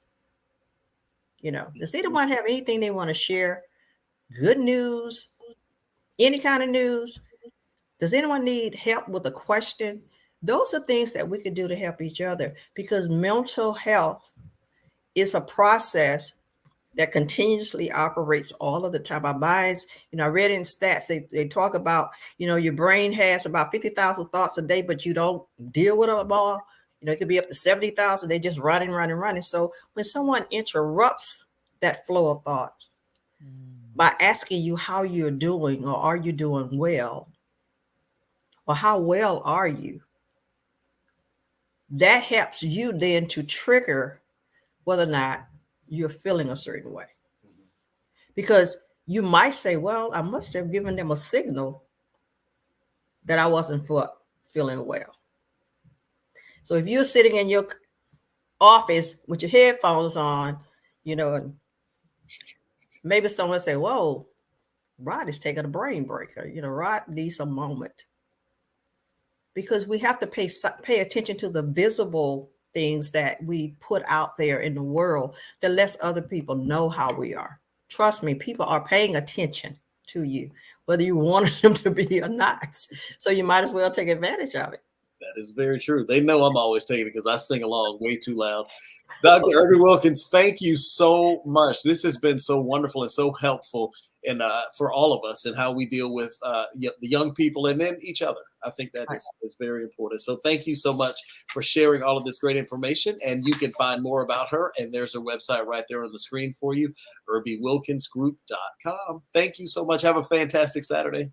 You too. Thank you for having me. Bye-bye. Okay. Like we mentioned, your mental health is your wealth. We have to take care of ourselves, mind, body, and soul, as much as we can, and make sure we reach out and also notice other people and reach into them as well. Social and emotional wellness. That is absolutely key. Mm-hmm. So I'm so excited about this next talented poet. I had the joy of seeing him perform this past fall. He was one of the winners of the George Floyd Memorial Center's first slam poetry event. And I don't think there was a dry eye in the room, not to set it up too big, but he's very moving. He's very good. I can't wait to see him. Hassan Bird is a poet. He's a spoken word artist, organizer, collaborator from Raleigh, North Carolina. And there must be something about this anime thing because he's also a Pokemon master. Maybe that's not related. I don't know. I don't know that area that well. But he also calls himself a relapsing book addict. And he's a graduate of North Carolina A&T, so he's an HBCU grad, and he additionally works with a lot of different organizations like Democracy North Carolina, Southern Partners Fund, the Fertile Ground Food Convoy, Emancipate North Carolina, and the Southern Coalition for Social Justice to address the injustices and inequalities in the Black community. This year, he also hopes to drop his second book and his first EP. Please welcome Hassan Bird, excuse me.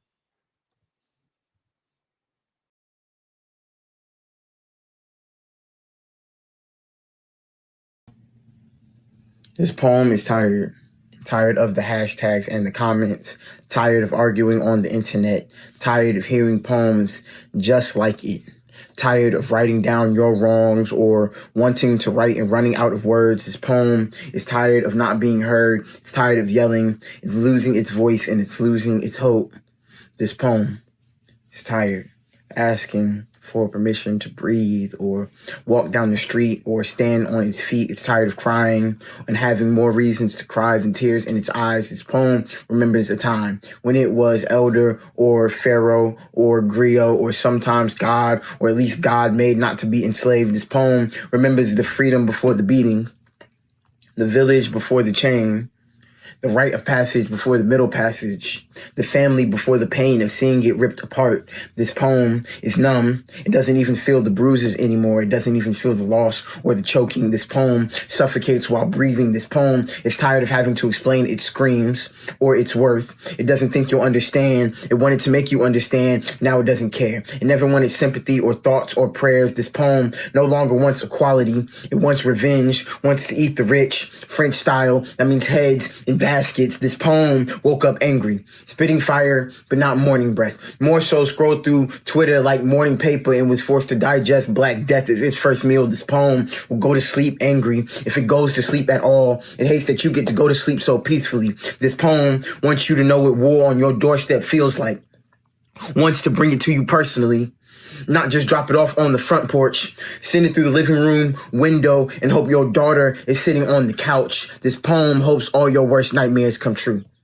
Hopes whatever you're scared of breaks into your house in the dead of night and shoots your wife. This poem hates you. Hates your mama, your daddy, and your grandma too. This poem wants to take an axe to your family tree. Wants to axe first and ask questions later. Wants to crush the fruit and salt the roots. This poem wants you to know what it feels like to lose your sense of safety one day and never get it back. To know attack like clockwork. Death like ex-lover who keeps hitting your line uninvited. This poem wants to sink to your level, wants to follow in your footsteps, wants to become everything you fear it might be, would rather be monster than victim. This poem would rather be oppressor than feel the pressure of your knee on its neck any longer. This poem is no better than you, so that I can be. It will hold my hate so that I can love. This poem will never forgive you. I may one day, after all your people realize their wrongs and all my people realize their power, when everyone with love in their heart comes together to fight the hate and beat the fear and eat the rich, when we dismantle everything you built to hold us down, when we have won this war, when we are free, I will make sure my kids never make your kids feel like writing this poem.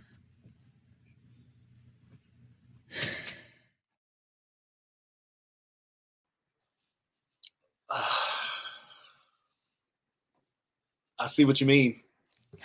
I'm like trying I to see what you compose mean. myself again. We're tired. Yeah, it's emotionally exhausting. Mm-hmm. Mm-hmm. All right, Ooh, gets me every Camille, time. let's pull it together. Come on. Yeah, that's Hassan Bird. Please find Yeah. him, follow him, buy his EPs, his books. You know. Powerful stuff. Mhm. All right. So we're so excited that we're going to hear from Kamari Cook, and I want to tell you a little bit about her. Kamari is the Chief Diversity and Inclusion Officer at Red Ventures, where she's responsible for leading the development and the execution of Red Ventures' DEI strategy to advance the company's mission and business objectives. Now, following her passion is of supporting people, as well as her background in building brand business strategy and communications, Kamari actually joined the Red Ventures DEI team just a couple years ago in 2020. Since joining Red Ventures in 2018, Kamari has held a number of digital marketing roles and has led emerging channels for the company's financial services, health, and R&D businesses. Before Red Ventures, she was the head of brand advertising at a financial technology company. She is extremely passionate about education and business strategy and holds both an MBA and a Master's of Mass Communications, and she lives in Charlotte with her wife and son. So let's welcome Kamari Cook. So glad to have you here.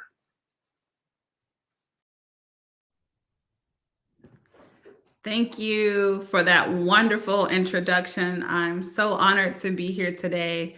As mentioned, I'm Kamari Cook. I use she, her pronouns, and I am the Chief Diversity Officer at Red Ventures based in Charlotte.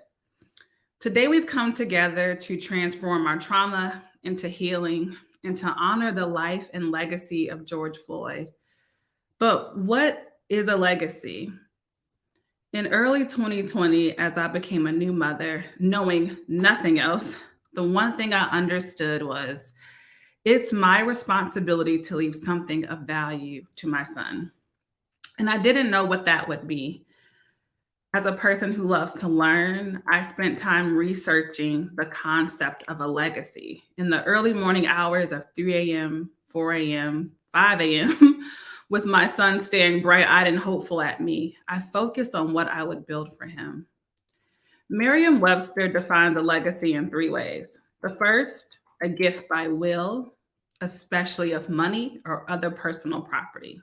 The second, something transmitted by or received from an ancestor or predecessor or from the past. And 3, a candidate for membership in an organization who was given special status because of familiar relationship to a member. The first definition I understood, I was to work hard so that I may provide resources for him to access the world. But the second and third definitions baffled me. What had my ancestors given me? What legacies am I carrying forward? What memberships are mine? And what if there are some I don't want to leave behind? As a Black woman, I have legacies of trauma. I hold membership into one of the least protected groups in this country. And when I turned on my TV in May of 2020, I realized that my child, affectionately known as Mr. Baby, would grow up to be a Black man in this country, a membership both dangerous and misunderstood. I was terrified. The only thing that mattered to me was protecting him by healing, protecting him by doing my part to heal from my past and to dismantle systems that would view him as a man while he's still a boy. As mentioned earlier, I was a marketer by trade. I hold 2 master's degrees in business and communications, and I spent the early parts of my career working twice as hard so that I can earn seats at tables where there weren't many people who looked like me. But suddenly that pursuit felt empty. I watched as my friends protested in the streets. I heard them raise their voices to name racism directly without apology. And I thought to myself, what am I doing? In a pandemic, as a new mom, I was afraid to leave my home. So I felt bad that I couldn't go out and march in the streets. I felt helpless as I didn't know the right steps to take to start to move toward change. Did I want to leave a legacy to my son of fear? No. And so I began to raise my voice with the platform that I had, which was at work. I made and held space for other people who were feeling lost, angry, confused, hurt, or afraid to express those emotions. And in June of 2020, I left my role in marketing and transitioned to lead diversity, equity, and inclusion work at Red Ventures. I was uncertain about that future, but hopeful. For the first time in my life, I felt true purpose.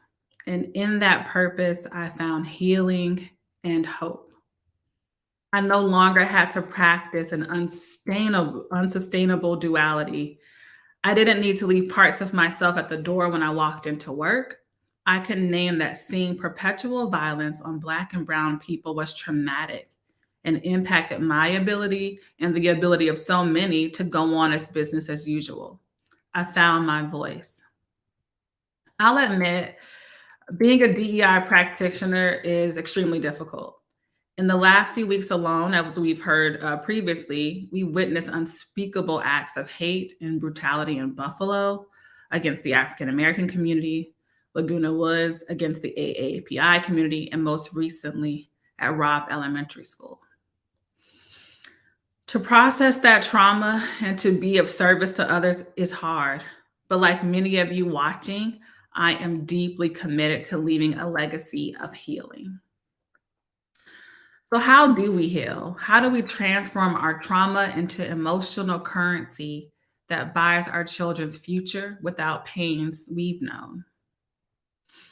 There are 4 ways I think that we can do this, and we heard a little bit about those just a few minutes ago, so I'll reiterate some of those as well. The first thing we must do is we have to name what we want to change, to dismantle systems of injustice, racism, sexism, homophobia. We must address them for what they are. Each of us has a responsibility to go beyond the surface and identify the root causes of hate and intolerance. By naming the things that cause us or others pain, we increase our ability to adequately address them.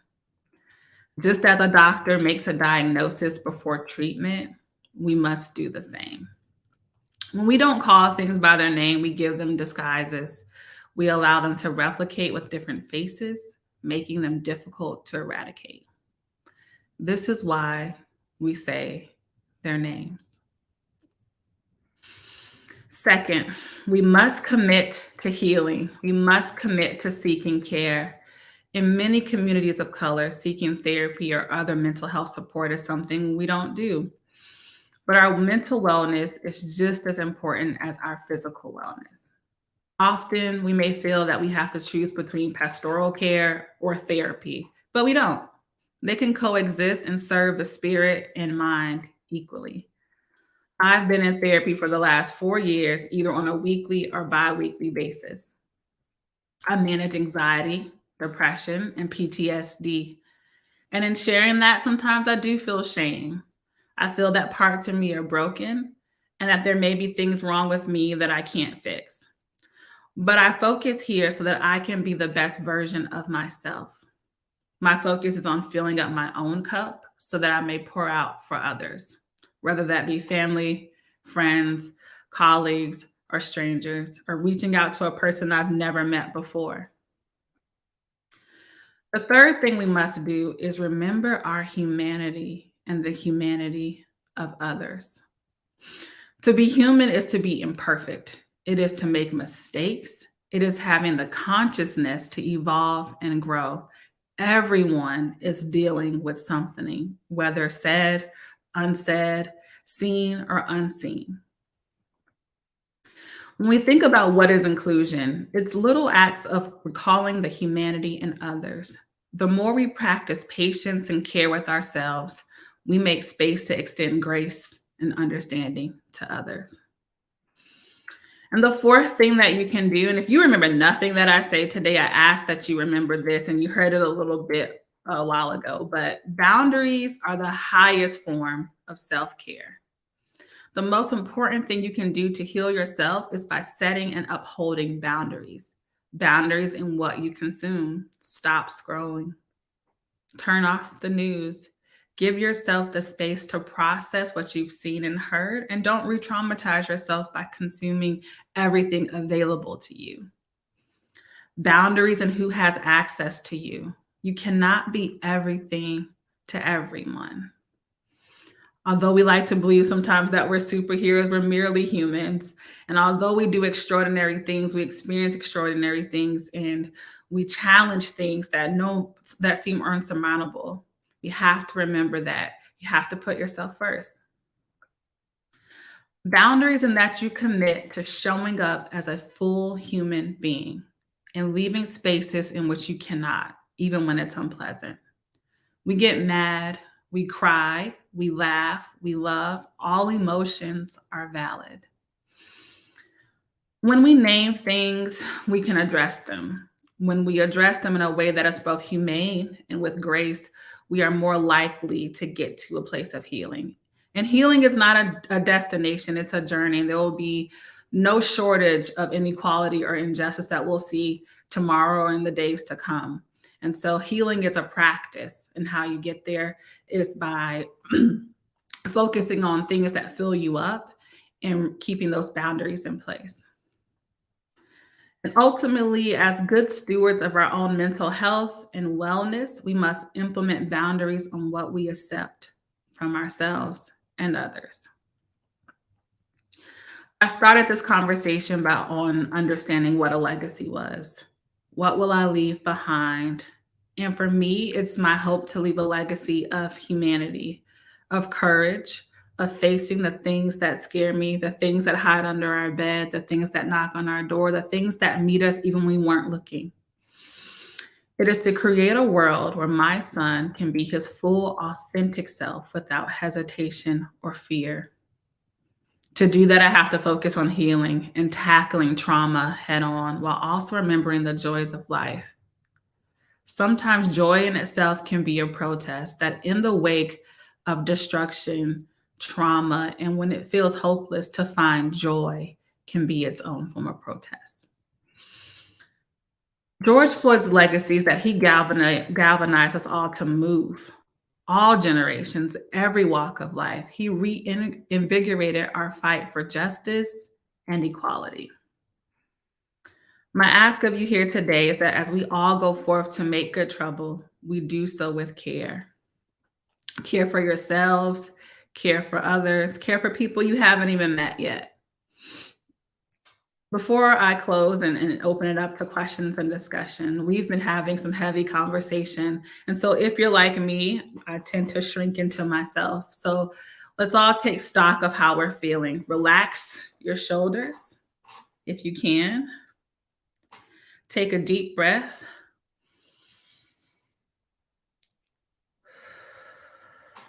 And bring yourself into this moment. We're all good stewards of our wellness and the wellness of others, and we're all seeking to build legacies. All of you be well, and thank you for having me today. And I'll gladly open the floor to any questions or comments or reactions to anything shared here today.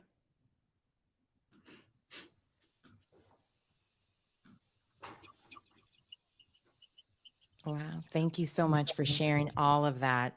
And I have to ask, since you have your MBA and Masters of Mass Communication, there's so much biases in the way that Black stories are told, whether it's good or bad, whether it's about Kaepernick to the Buffalo shootings, where they're depicting the shooter as someone that's just a teenager, mental health issues, and so on. So what are your advice for press, for media, for even entertainment, as far as making sure that they represent our stories properly? I mean, it starts from the top for what we see on our TVs, because it's in every person's home, whether it's on a iPhone, Droid, or they're watching on YouTube. It's something that they're constantly being bombarded with these images that the police are great and people of color are not. So how do we talk to them about changing that, and also what your advice is for more inclusion in that area as well, more Black news directors and producers and so on being able to speak up when their voices aren't being heard? Yeah, so that's a great question. The first is that representation matters. So it matters who's telling the stories. And so I find that the best storytellers are those with that lived experience. So we all have to commit to having more diversity across media and outlets, and those who understand our stories.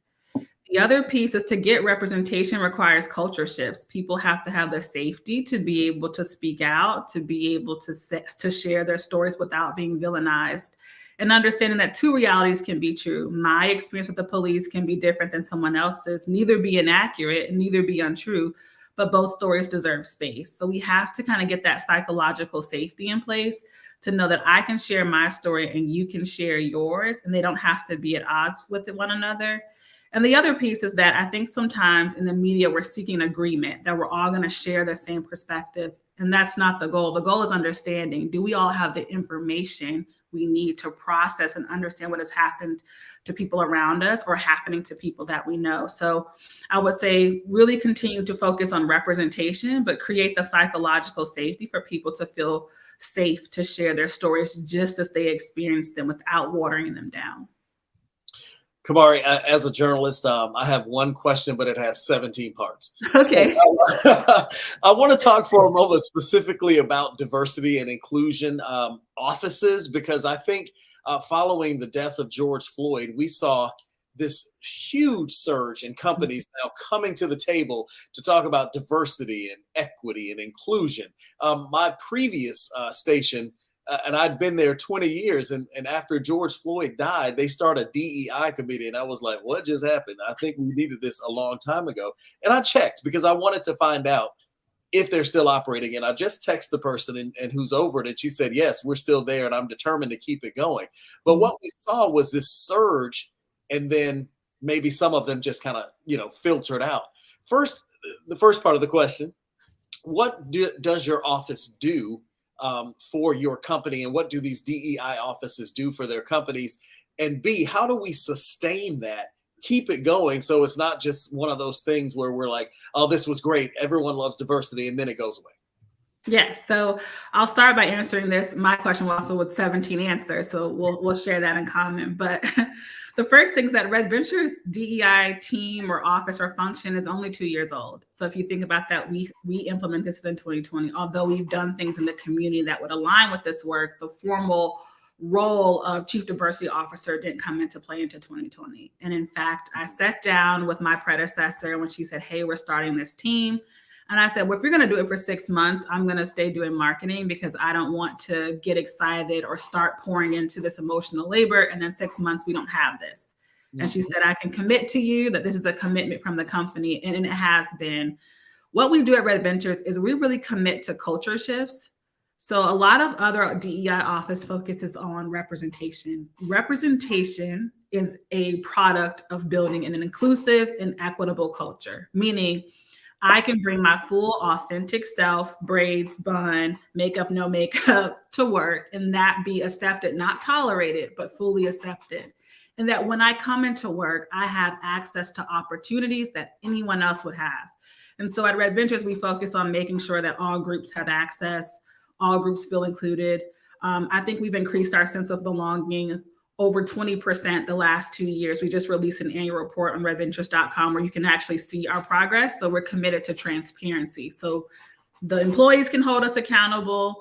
My constituents can hold me accountable to making sure that we're making meaningful change. So DE offices are supposed to do that work. Where you see kind of that we all made an office and it fizzles out, again, is who is sitting in that seat? Do we understand what a real commitment to DE&I means? Are you ready to have the tough conversations? Because these are not easy conversations to say, hey, I don't feel like I belong here, or I feel like this is performative, that you're leveraging the legacy of George Floyd, but you're not doing anything to support that legacy. And so our commitment is not to be performative. It is to drive sustainable change, but that requires us to call each other in, as we like to say, rather than out, but call us to the mat to make sure we're making those right choices. It's interesting you say that, because when we had, I'm sorry, Camille, I told you I'm a chatty cat. So when we had our first DEI meeting, they said, how do we, affect this change? And I said, are you talking externally or internally? And it was just a lot of blank faces on the screen. Is that what's, for the focus for a lot of TV stations, and I don't know if you can answer this for your particular company, is the focus more internal, more external, looking like you're diverse, or making sure that it is diverse on all levels? So my fundamental belief, I actually just gave a talk to our company about this, is that this is a marathon and you have to clean your house first. Like you have to clean house. So you have to do that internal work, because if you want to be the change you want to see in the world, you have to show up in a certain way. And so you have to deal with the skeletons in your closet. So it starts at home first, right? It starts internally. How have we supported our people at Red Ventures? How have we supported community of colors? How have we advanced the careers of the people that we have here? Once we do that, then we can make a commitment to doing that externally, because we've understood where we've made mistakes and what things we've done well. And so to me, I believe it starts internal, and then you can move external as you address the things that may be waiting for you in those dark corners. And those are really important things to address beforehand, before going out to make donations or commitments. At Red Ventures, we believe in strategic partnerships. So not just making donations to lots of organizations, but how can we lend our platform as a very large tech and media company to organizations to help drive sustainable change that will outlast me. At some point, I will not be at Red Ventures. And when I leave, I want to make sure that the foundation that we set lends itself to anything that we do externally. I'm glad you brought up about the marketing aspect of it and the performative of it all, because I mean, we all saw what happened this week with Walmart and their Juneteenth ice cream. And next week is Pride Month. So I'm sure we're going to see rainbows on every single website that does not donate or support real communities that are LGBTQ or people of color. So when you were talking about making sure you're donating to companies that support you, what are some signs? Because it's not like with cruelty-free products, it has the bunny, like you don't know necessarily who you're lending to, that their CEOs or their board members are diverse or their community is diverse that they hire from, and that the people who work there do have a voice there. That's not just performative. And I want to make sure that when I'm spending money, that I'm spending money with people who would hire someone that looks like me and let them, like you said, wear your braids and follow the Crown Act in that way. Because I mean, even just this week, my cousin wasn't able to play in a soccer game because she had beads in her hair. So there's different things that keep happening to us on every level. So what advice do you give as far as finding those who really do support us, and compared to those who will be exploiting us next month for Juneteenth and for Pride Month?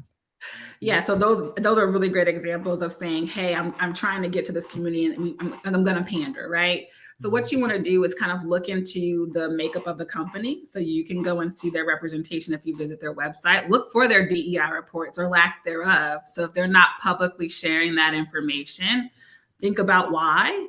And I always kind of do, I have a history in PR. So you kind of look up most recent news articles. And there, sometimes you'll find employee stories, you'll find out other commitments that they've made. So it's not just, is it a nonprofit, and looking at their financials or going to Charity Navigator to see how they spend money. You also want to do a little bit of background to see how they have shown up for the community. And sometimes if you know someone is there, or reach out on LinkedIn and say, hey, how do you feel this community supports you? And so you can get that information. And that's something you can do on an individual basis. And I encourage you to do so, because I think it's really important that when we're getting donations or making donations, that these are communities that are going to support us when it's not popular to do so. So it's one thing when everyone wants to be invited to the cookout, but when it's time to clean up, who will be left there? That is a very good example. One of the other things too is, because information is now literally at our fingertips, we can find out anything immediately. And I love what you said, tolerated versus accepted, and the big difference in that.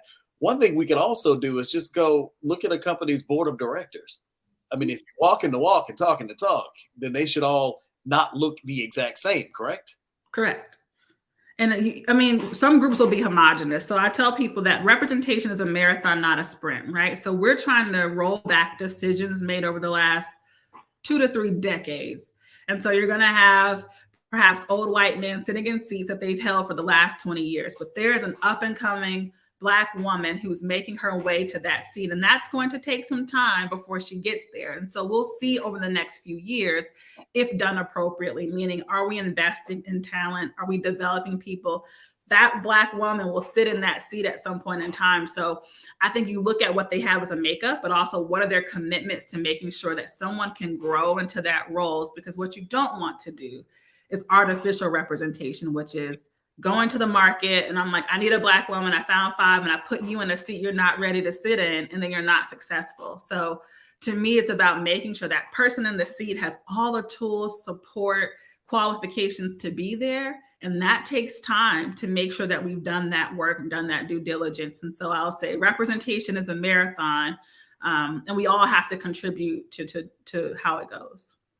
On that same point, how can companies who maybe don't know how to find people of color, Black people, I mean, you can look on LinkedIn, but I mean, sometimes they use that excuse. I couldn't find any Black editors, so that's why we don't have any. I couldn't find the producers, so that's why we don't have any. But also there's times when those Black people who would be perfect for the job don't ever get that opportunity because they can't afford to take the free internships.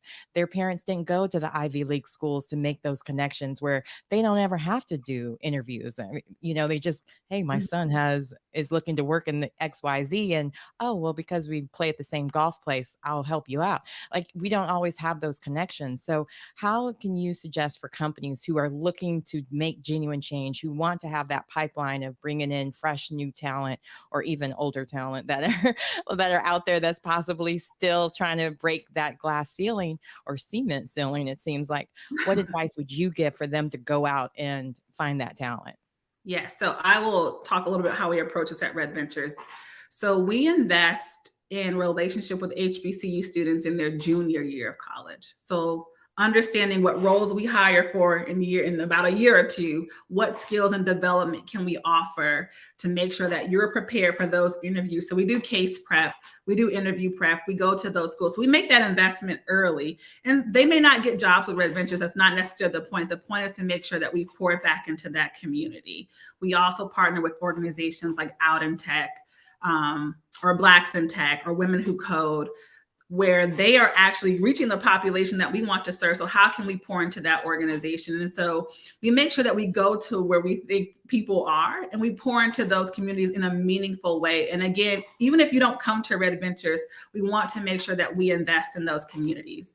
We also offer a returnship. So there are women who leave the workforce to go raise kids and then want to come back. And so we have a program at Red Ventures that says, hey, I don't care how long you've been gone, we'll teach you the skills you need to code, and we can find you a spot at Red Ventures. So it's about truly investing in people, no matter what the outcome might be. And then not finding people is not an excuse, because they exist. And so we have to be intentional. And so as we think about roles and sourcing, we make sure that we cast a really broad net to make sure that we're getting across identity factors rather than artificially doing so. So it does require time. It does require commitment and being intentional. And so when you don't do those things, you get to a job opening and say, I couldn't find anyone, versus saying, hey, I'm going to go to these schools and I'm going to make this investment. And when I'm looking for this talent in 2 to 3 years, they should be prepared, ready, and have the skills that we need to make sure they're successful in the roles that they get.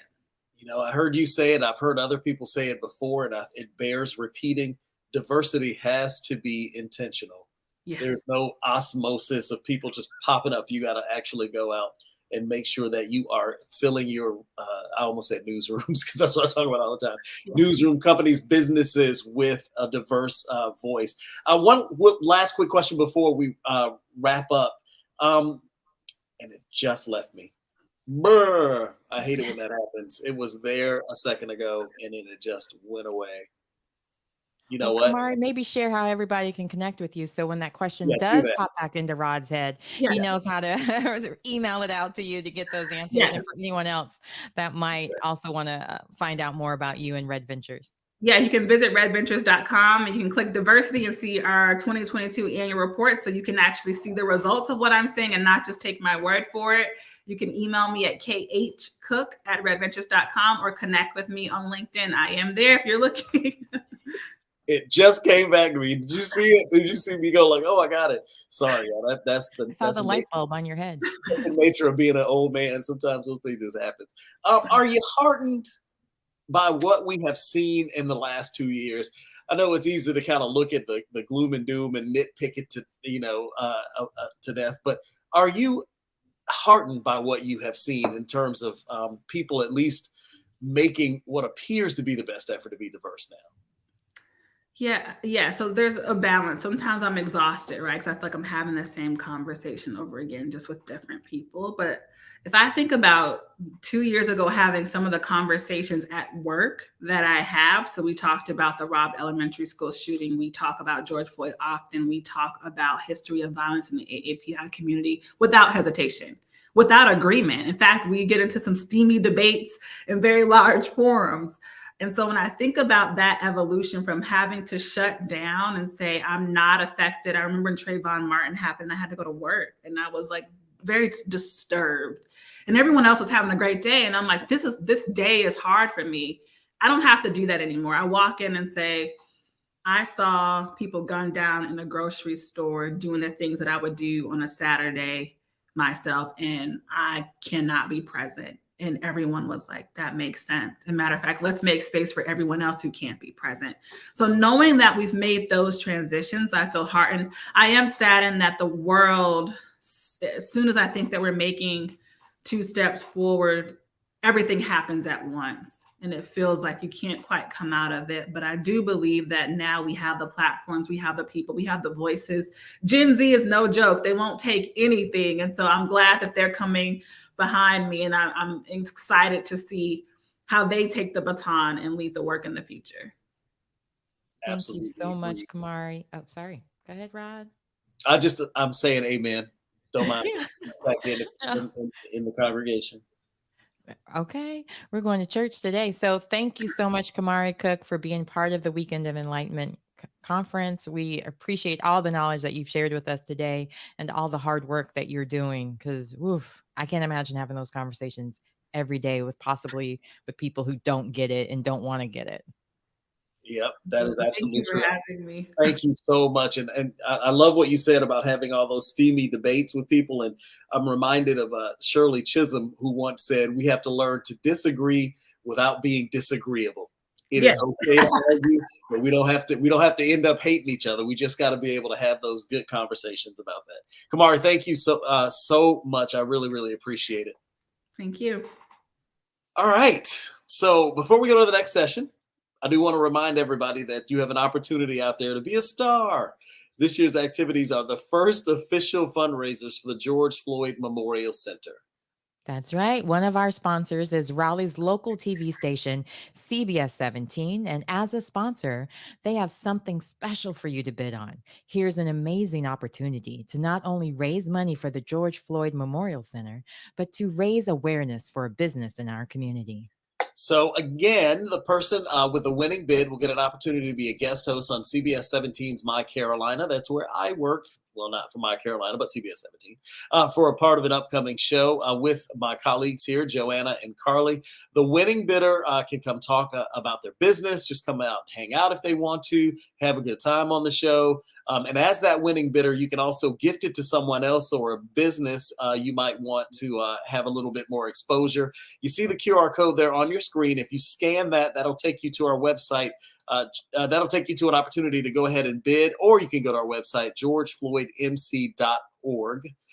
Again, you have until 11:59 p.m. on May 31st, 2022 to bid. Or again, if it isn't for you, you can always just go to the website and make a donation. Any amount that you donate is going to help out carrying this mission out of the George Floyd Memorial Center. And by the way, I know you're thinking to yourself, fine, I have until 11:59 on May 31st to actually do it. When am I going to find out that I'm about to be a star and be on CBS 17? June 1st is when that winner will be announced. So be ready. Quick turnaround. I like that. So, as the George Floyd Memorial Center does the groundwork to raise the seed money to build the physical George Floyd Memorial Center, they are determined to help turn pain into purpose and tragedy into triumph. Again, the funds raised through the support from attendees like you, sponsors, and donors, will be used towards staffing, programming, and to build the center. Like Rod said earlier, this is just the first official fundraiser for the center. No amount is too small or too big. Sponsors are welcomed all year round. If you're interested in being a sponsor, you can reach out through the website, georgefloydmc.org. Next. And Oh, actually, I'm gonna slide a little something in there. Is that okay. okay? I want you No, guys look, to hear, donate, donate. I want you guys to hear from the founders of this organization and why this is so very important and why we're here. Take a listen. Early days of our country, decisions concerning government, trade, education, religion, and personal wealth were made by what many would call the elite of this nation. To put it in plain terms, white men with wealth made these decisions. The workforce of this country, however, consisted of thousands captured from their homeland and forced to endure an arduous journey across an ocean. As this country grew, opportunities for others to advance socially, politically, and economically remained confined to those of a certain class.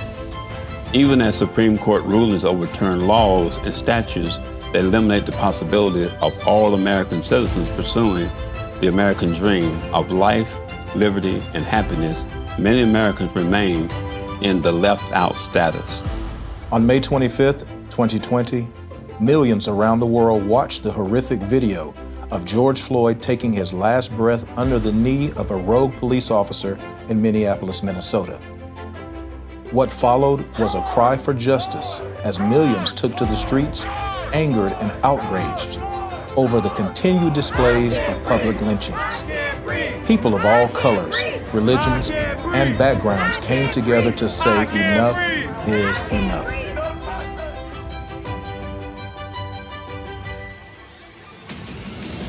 After all the marches and speeches subsided, many questions remain, including, now what?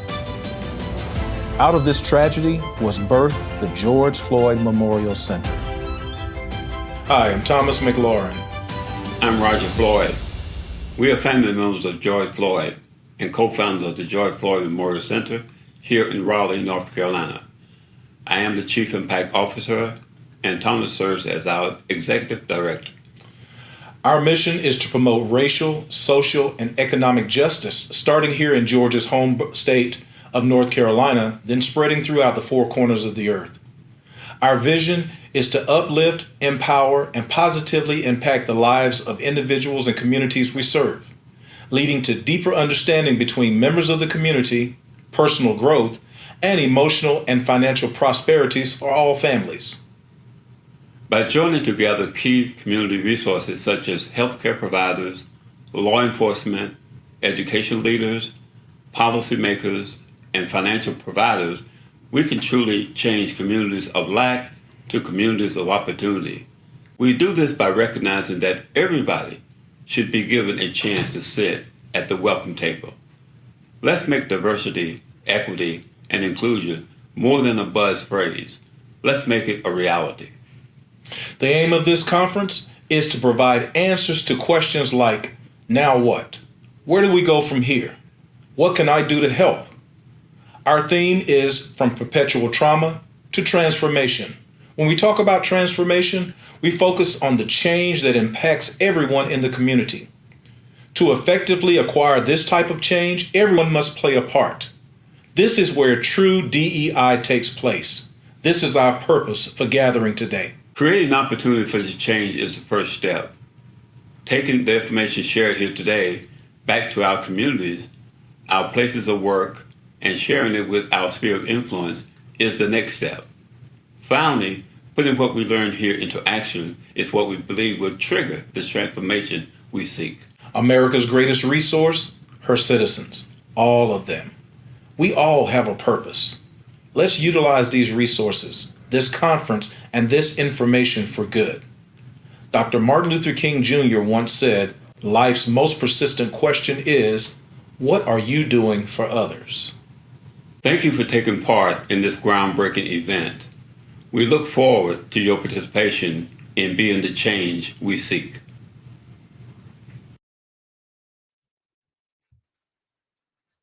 Like, speaking of change, we're about to get into wealth.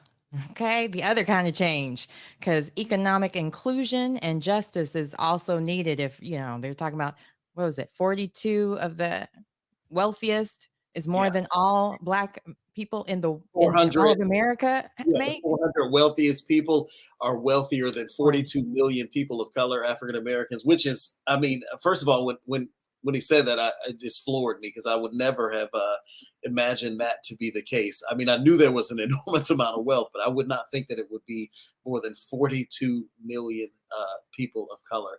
I have to tell you, if you guys have not made a donation to the George Floyd Memorial Center, I really encourage you to go ahead and do that. As you can see, Roger and Thomas, they're working very, very hard right now to make sure that there's a lasting legacy out there, surrounding George Floyd and what happened. We all know the tragic circumstances of his death, but we want to celebrate his life and legacy and a meaningful change in this community here in Raleigh, North Carolina, but really across the country and across the world. That's right. And I actually have the book that Dr. Lapchick earlier spoke about, From Freedom to, from slavery to freedom. My dyslexia keeps popping out. And, I was thinking about how the Constitution is supposed to be colorblind, how it's supposed to be for all of us. And the Civil Rights Act of 1964, I'm just going to share little comments from it, where they're supposed to extend and take care of public facilities and public education, to extend the Commission on Civil Rights, to prevent discrimination in federally assisted programs, to establish a commission of equal employment opportunity. And this is something we're still fighting for since 1964, since 1865. We're still fighting for the same things, for our schools to be a place that we can find not only education, but feel safe at, and not have it to be a pipeline to prison or just so many different things that we've been speaking of today. And I love that we're having these conversations, that this is a safe space where we can share even our own concerns and get validated, even with Kamari Cook sharing how it is to go to work the next day after experiencing those traumas, of seeing it on television, the different deaths that keep happening. I mean, I honestly think that is something that we can all share because, and if you think about it, it's constant. And I call it emotional trauma. We continue to be forced to deal with and look at these images and over and over and over and over again. I don't know if it's just because I work in news that we see so many of the things, and beyond the bigger picture, the large events, the mass shootings and all that that we deal with all the time.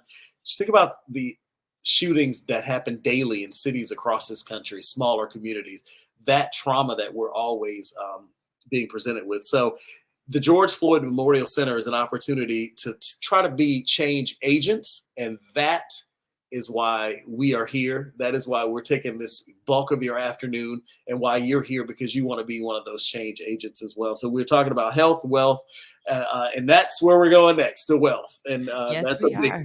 yeah. Oh, I'm excited to learn this part of it. I know I won't have any tears welling up with this presenter, fingers crossed, unless he tells me something that I'm doing wrong with my portfolio.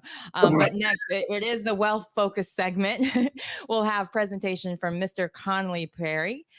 Conley Perry is the founding managing partner and private wealth advisor for Socratic. I always want to say Socrates.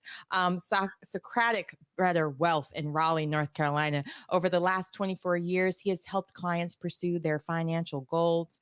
He holds the professional designations of certified financial planner. I totally butchered that word.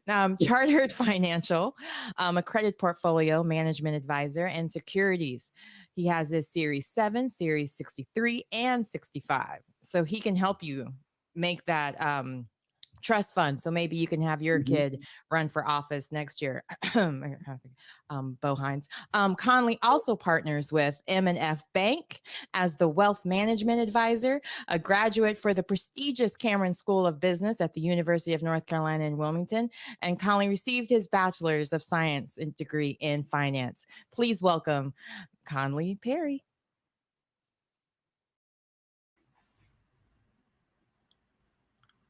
Hello.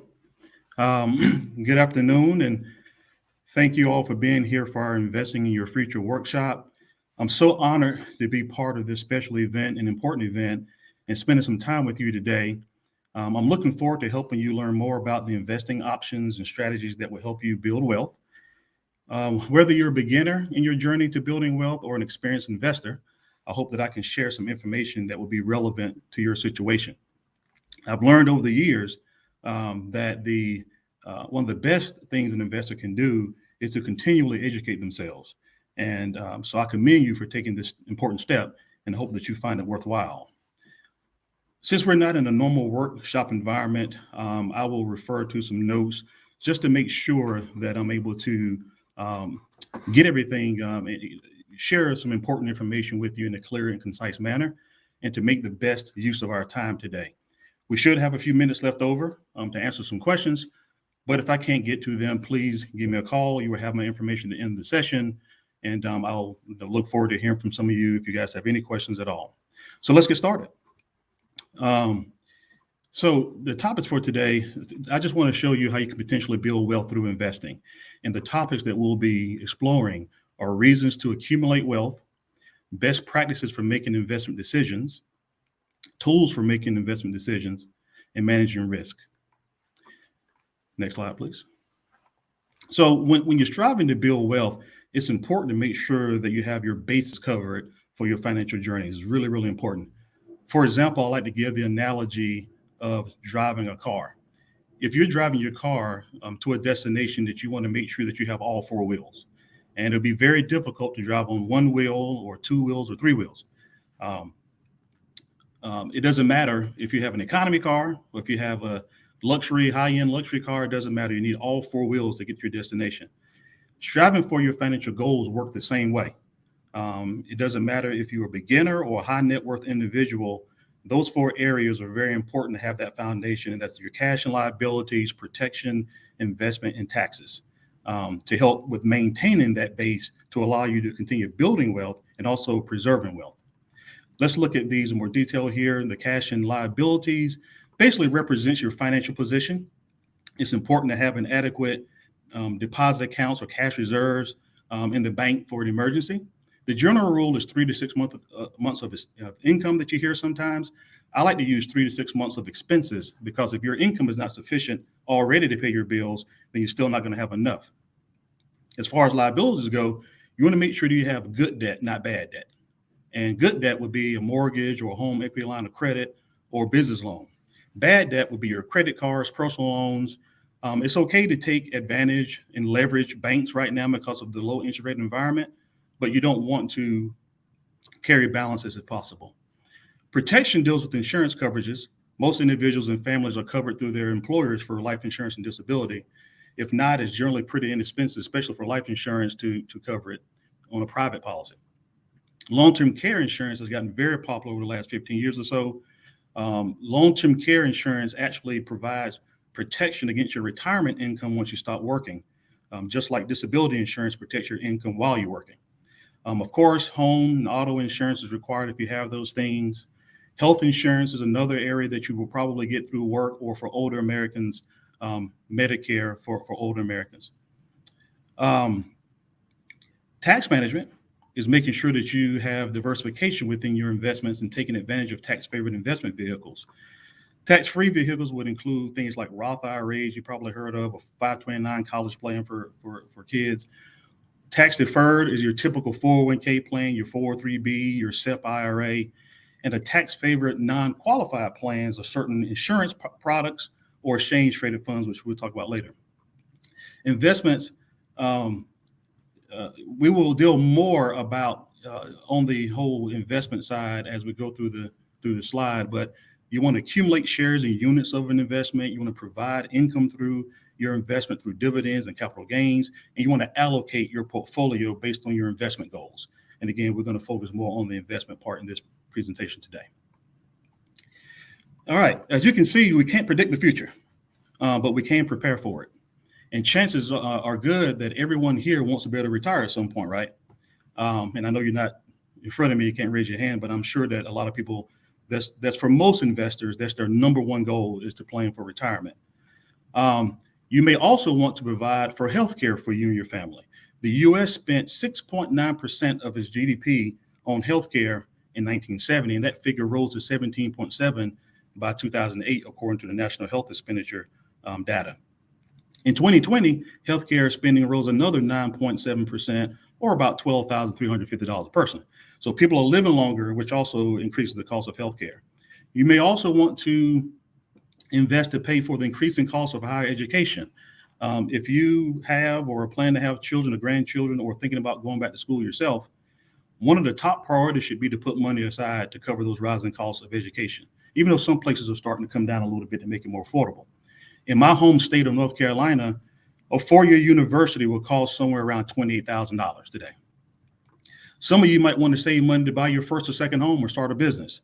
And banks are starting now to require a larger down payment because of some issues that's happened here in banking, and they're less favorable financing options.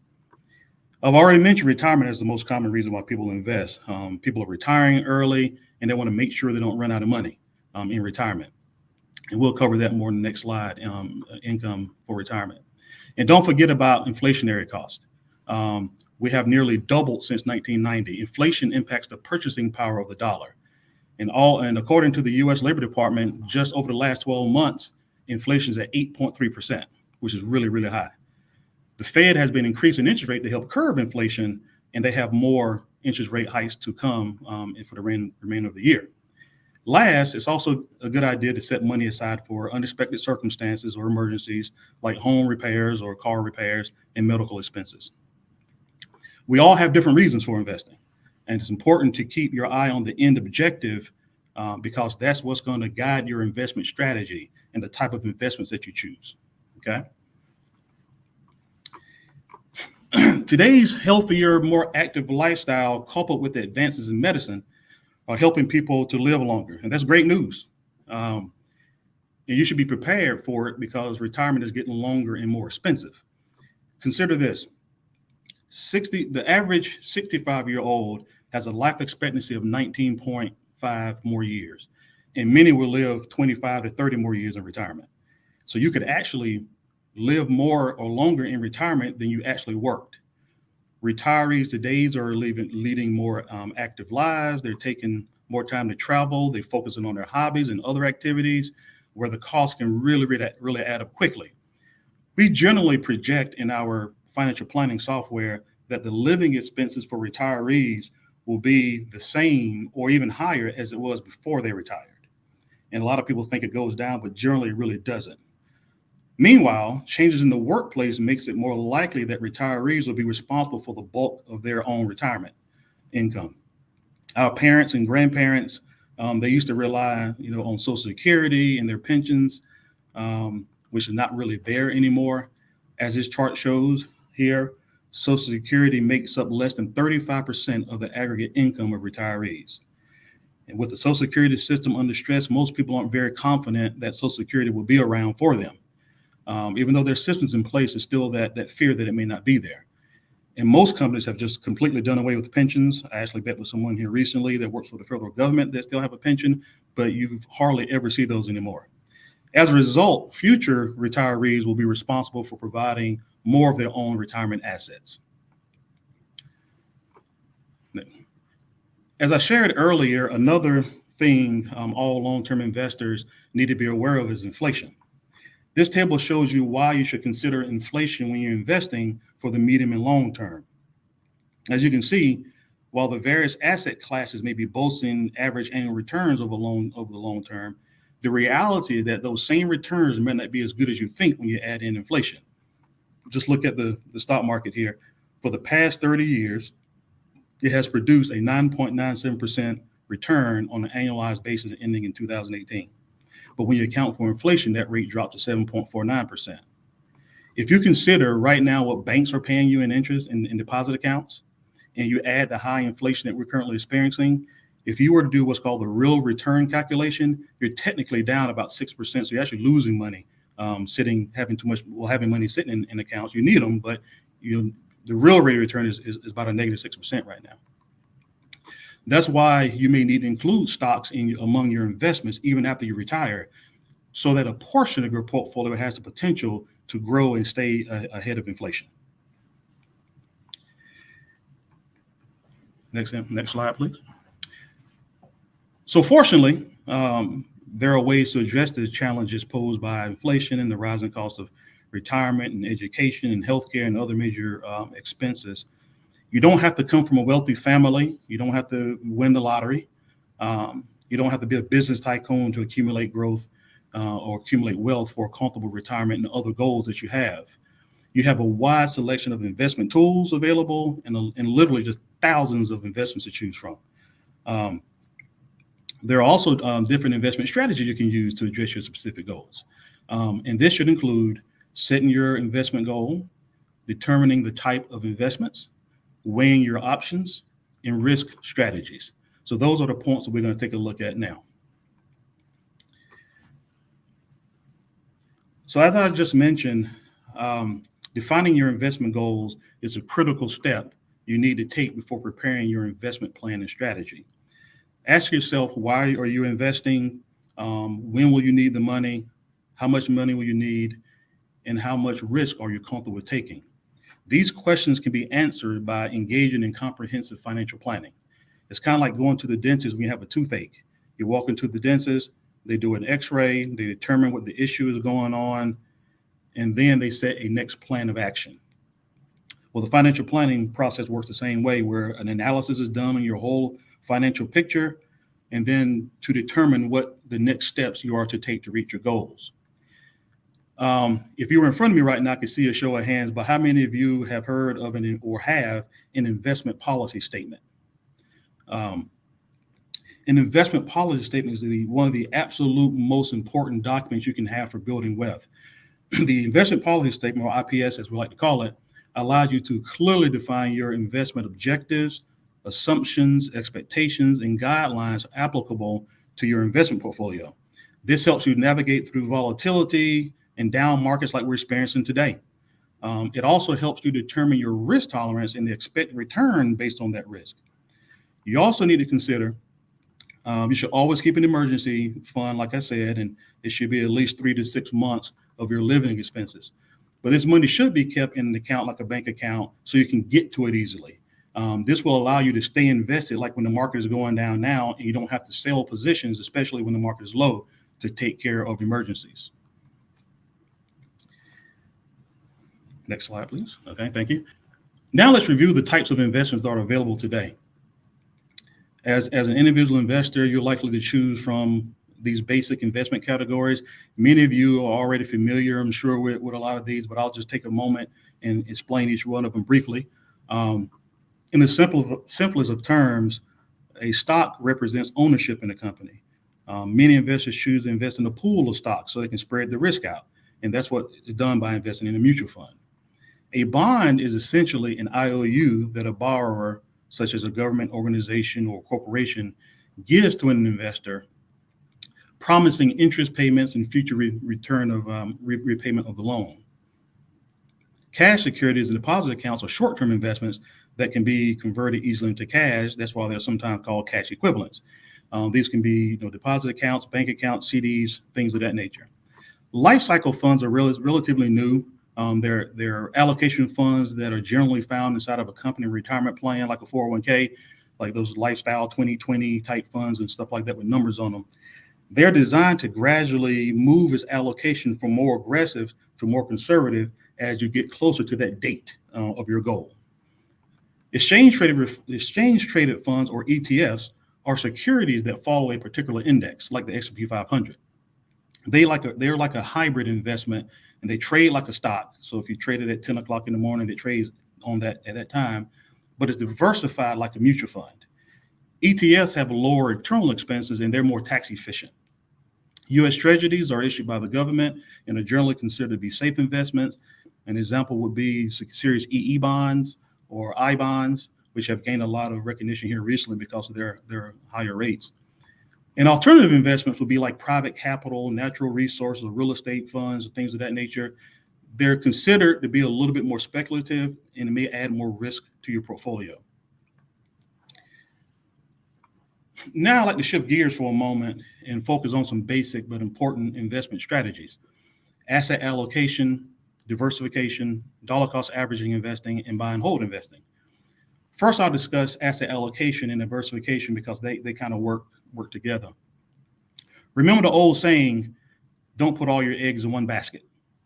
That's the message behind both of these fundamental concepts. When you diversify, you spread your money among different investments within the three major asset classes, stocks, bonds, and cash, to potentially reduce the risk of loss.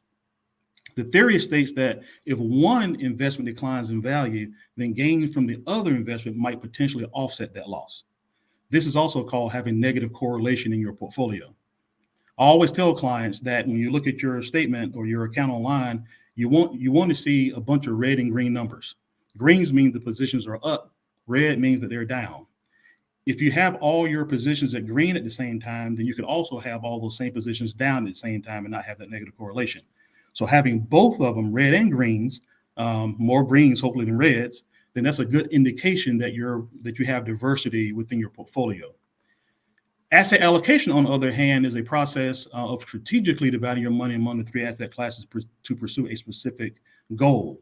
It can help you to construct an investment portfolio that potentially has an appropriate combination of risk and return for your situation. It takes into account your personal time frame, investment time frame, your risk that you feel comfortable with.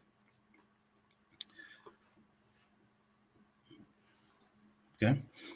There are a lot of investment options out there, and all these different types, they all come with different levels of risk. As you can see by this chart, a money market account is generally going to give you the lowest amount of risk. Bonds are next on that chart. Risk is involved in bonds. There's interest rate risk and default risk, stuff like that. But their values tend to be a little bit more stable, and they're primarily used as a cushion in your portfolio when the market is going down in normal times. Right now, it's not normal times. Bonds are getting beat up pretty good because of the rising interest rates and high inflation, but they're generally in your portfolio to kind of give you that cushion. Stocks, on the other hand, have a higher level of risk. And depending on the type of stock you have, it could come with more risk than others. For instance, large cap, blue chip companies, if you've heard of before, they tend to be a little bit less risky than a small size, medium sized company or international type companies. But in exchange of the higher risk that stocks have, they also have a higher potential for return. Before I move on, real quick, a lot of times what we find is that people sometimes think they're conservative, and they actually may be more risky. I look at when a client comes in, sometimes I'll look at we'll have a discussion about their risk, and I'll look at their, say, 401k statement. They tell me they're conservative, but they have 90% of their money in stocks, and they didn't realize it. So it's really important to make sure that you understand what your level of risk is. All right. There was a famous economist named Harry Markowitz who devised this theory called the modern portfolio theory in 1952. He later won a Nobel Prize based on his theory of economics. And the key component of this theory is that the performance of your portfolio is not based on stock selection. It's not based on market timing. It's not based on luck. He suggested that the performance of your portfolio is in large part a result of how it's diversified. He argued that an efficient portfolio is one that achieves the best possible return with the least amount of unacceptable risk. When you look at this chart, it has these individual portfolios that are plotted on different risk levels, which is standard deviation, and expected returns. All the portfolios that you see that are on that curve line are considered efficient, meaning that they're having the best rate of return with the lowest amount of risk. The portfolios that are not on that line are ones that are taking too much risk and not getting return, and not getting a high return in return. Therefore, they are considered inefficient. This is why it's important to have the right mix of investments inside of your portfolio. Okay. Now let's move on to dollar cost averaging. This is a systematic investing process that involves periodic purchases of small amounts of investment, just rather than buying it all at one time in a lump sum. So here's how it worked. In this example, our hypothetical investor has $50 each month, and they put $50 each month into the same mutual fund. Because the share price fluctuates, she ends up buying a different number of shares each month. In the months when her value has dropped, our investor actually buys more shares of that investment. and buys more, buys less when the prices are higher. The result is that she purchases more shares when the prices are low and fewer when they're higher. And in this case, ends up with an average cost that is lower than the average price. As you can see, her average cost was $14.05 versus an average price. Versus an average price of $14.76. Let me put it to you a different way, because I know everybody shops. Let's just say you're shopping, for example. And if you had $100 and you went online to buy a shirt, and the shirt costs $50 at regular price, then you'll be able to buy 2 of those shirts. However, if the shirts went on sale for $20, then the same $100 that you were spending now buys you 5 shirts. So right now, shirts or stocks are on sale, but mentally, investors have a hard time wanting to invest while the market is down. But buying equities while the market is down is like buying shirts while they're on sale. So now's a really good time to invest. Using dollar cost averaging can't guarantee that you'll make money over the long term, but for many investors, saving in a lump sum is just not feasible. So keep in mind that this strategy doesn't ensure a profit or protect you against a loss, but what it does is it allows you to make a continuous investment in a security, regardless of price fluctuating levels, without trying to time the market. The last strategy that I want to discuss is buy and hold, or market timing. Here's a situation for you. In a question: does the fact that investment prices rise and fall mean that the longer you stay invested in it, the greater the chance that you are losing money? All right. Well, we're in a regular workshop. I can see your hands again, but historically, the answer is no. Take a look at this chart for a moment. It shows what happens if someone invests $10,000 for the past 20 years. If that full amount was just left alone through all the ups and downs, it would have grown to about $30,000. But if the investor missed and took money out and missed the 5 best days during that period of time, that $10,000 would have only grown to about $20,000. And if you took that money out for 30 days of the best days during that period of time, then it would have gone from $10,000 down to $6,200. So buy and hold investing is the opposite of market timing. Market timing means that you're trying to purchase and have purchases and sales to correspond with the market fluctuations. Like investors who practice market timing tries to identify the best time in the market to be and the best time to get out of the market. This means they trade frequently, which increases the chance that they might miss out on a profitable period. This is a really important concept because most investors make this mistake because they have emotions and things involved a lot of times. For instance, just last week, I saw a client at a grocery store, and she asked me, she said, is there a point that we just move out of the market and wait for things to turn back around? And I replied to her that, that's not a prudent thing to do. The problem with exiting the market while the market is down is when do you enter the market and when do you go back into it? No one has a crystal ball. And while you're waiting to get back in, you may have missed several days of growth. Just last week, the market snapped an 8-week losing streak. Okay, and it had its best week since November 2020. The S&P 500 over the last 5 days was up 6%. So in that example, had I taken that money out last week, then she would have missed all that growth that we experienced over the last 5 days. The same thing also happened back in 2008 during the mortgage crisis. Those who stayed invested ended up recovering their losses in about a year and a half or so. Those that sold while the market was down, bailed out, it took several years to recover, and some people still haven't recovered from it. So there are 2 points to think about. First, the prices of stocks and other investments may rise and fall significantly during short periods of time. But secondly, history has shown that as your holding period extends and gets longer, changes in value of that portfolio typically become less pronounced.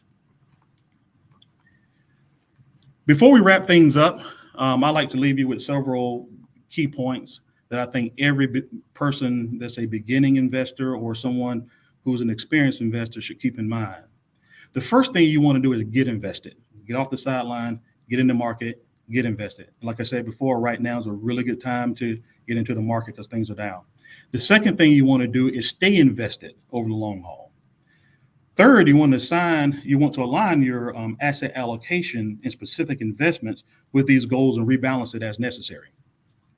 Fourth, you want to document your investment preferences in that investment policy statement that we talked about so you can stay on track and stay on point and understand that what's going on, how it's affecting how the current environment is affecting your portfolio.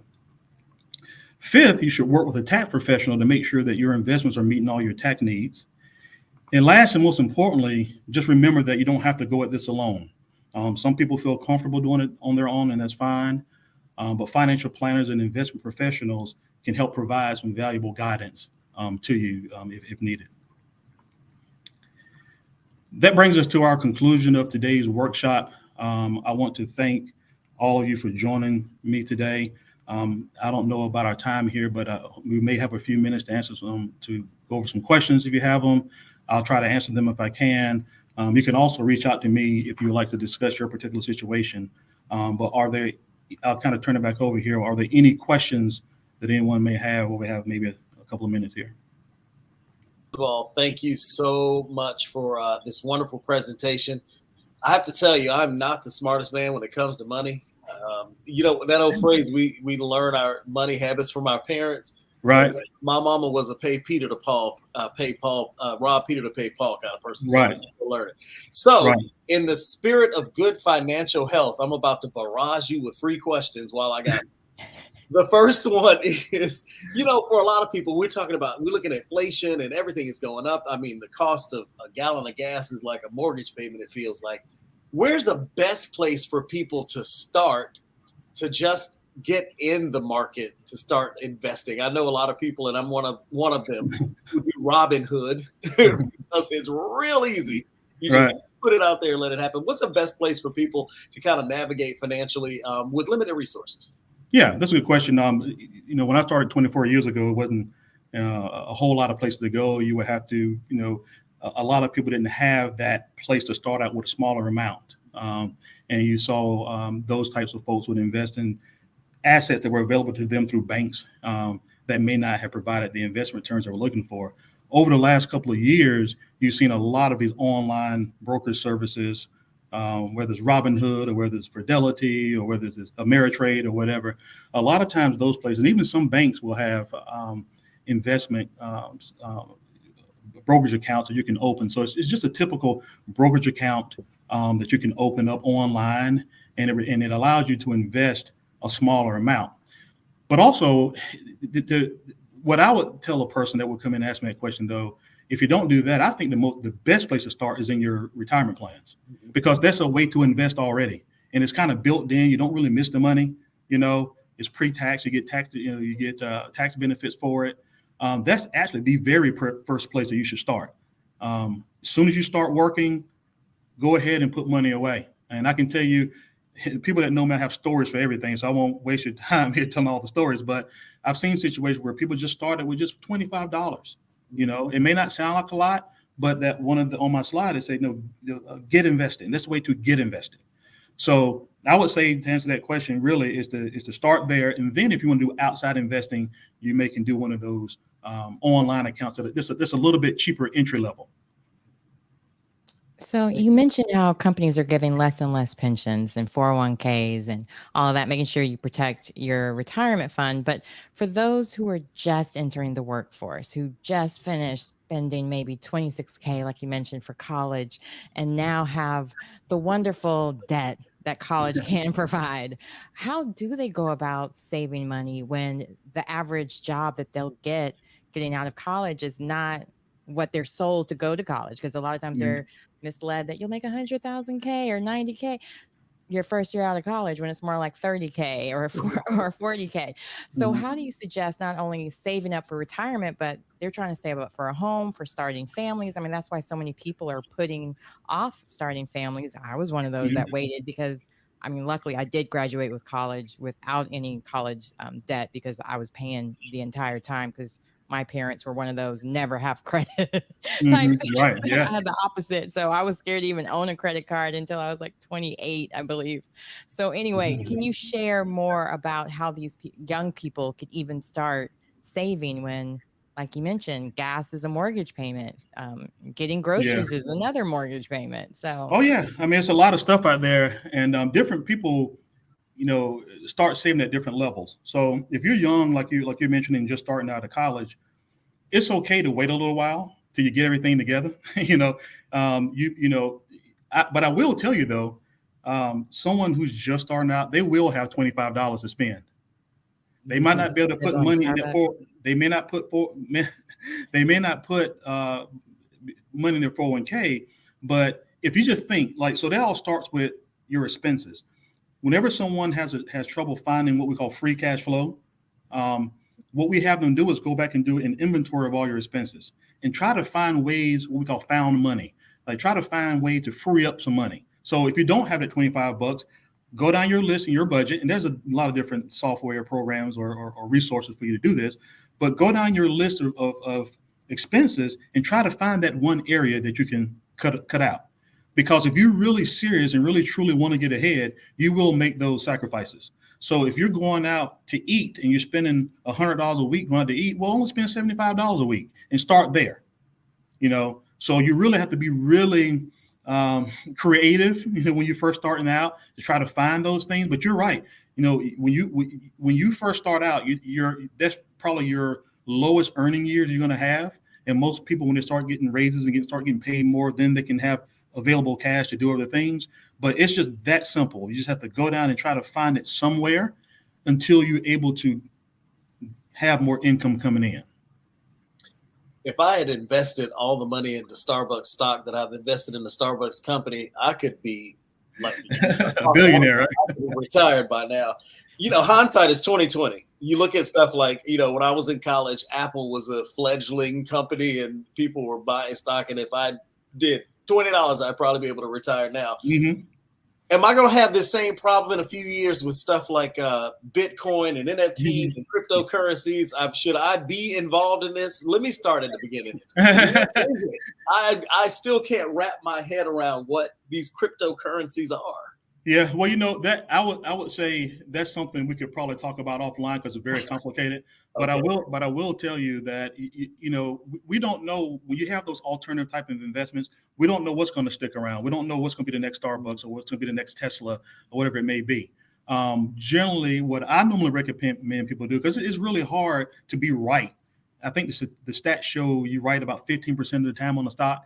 And so a pooled investment like an ETF or mutual fund, you're right more often. So I would, if I'm starting out, I would rather do something like that. Also with nest egg money, like your retirement plans and stuff, money that really matters to you, I generally don't recommend that you do those kind of investments in because they're more speculative. So the folks that I've worked with that have bought those things kind of buy it outside of the box a little bit. Say, hey, if I lose it, I'm okay because it's still in the infancy stages. But I will tell you, and I knew this question was going to come up. I'm actually studying. I got some summer reading that I'm going to get really, really deep into the digital currency, just beyond the Bitcoin and the Bitcoin ETFs and things of that nature, just to understand it a little bit better, so we can determine whether or not to make that part of our offerings. But the bottom line is, I can't give you advice in this setting like that, but just know that there is going to be something else that's going to be like the Starbucks, but no one knows what it is. You have to feel comfortable and feel good about what you're investing in. If you do the research, like I love electric vehicles, and I started looking into that, and I actually bought some, and pretty much I knew it was very speculative, and it's down right now a lot. I've had clients who bought into cannabis when it first came out. Have people who bought wind energy and other types of energy. You name it. And a lot of them hadn't taken off. Some of them will eventually. But if you do buy something like that you feel good about, like the digital currency, just know that you have to keep it for a long time. And don't worry about it going up and down. And it will pay off at some point. I'm sliding on a hill to retirement, so I'm not about to risk that 401k on something that I don't know about. I'm going to stick with what I know right now. Yeah. Well, a lot of retirement plans that most people have their retirement in usually don't have those types of investments in it for you to even choose from.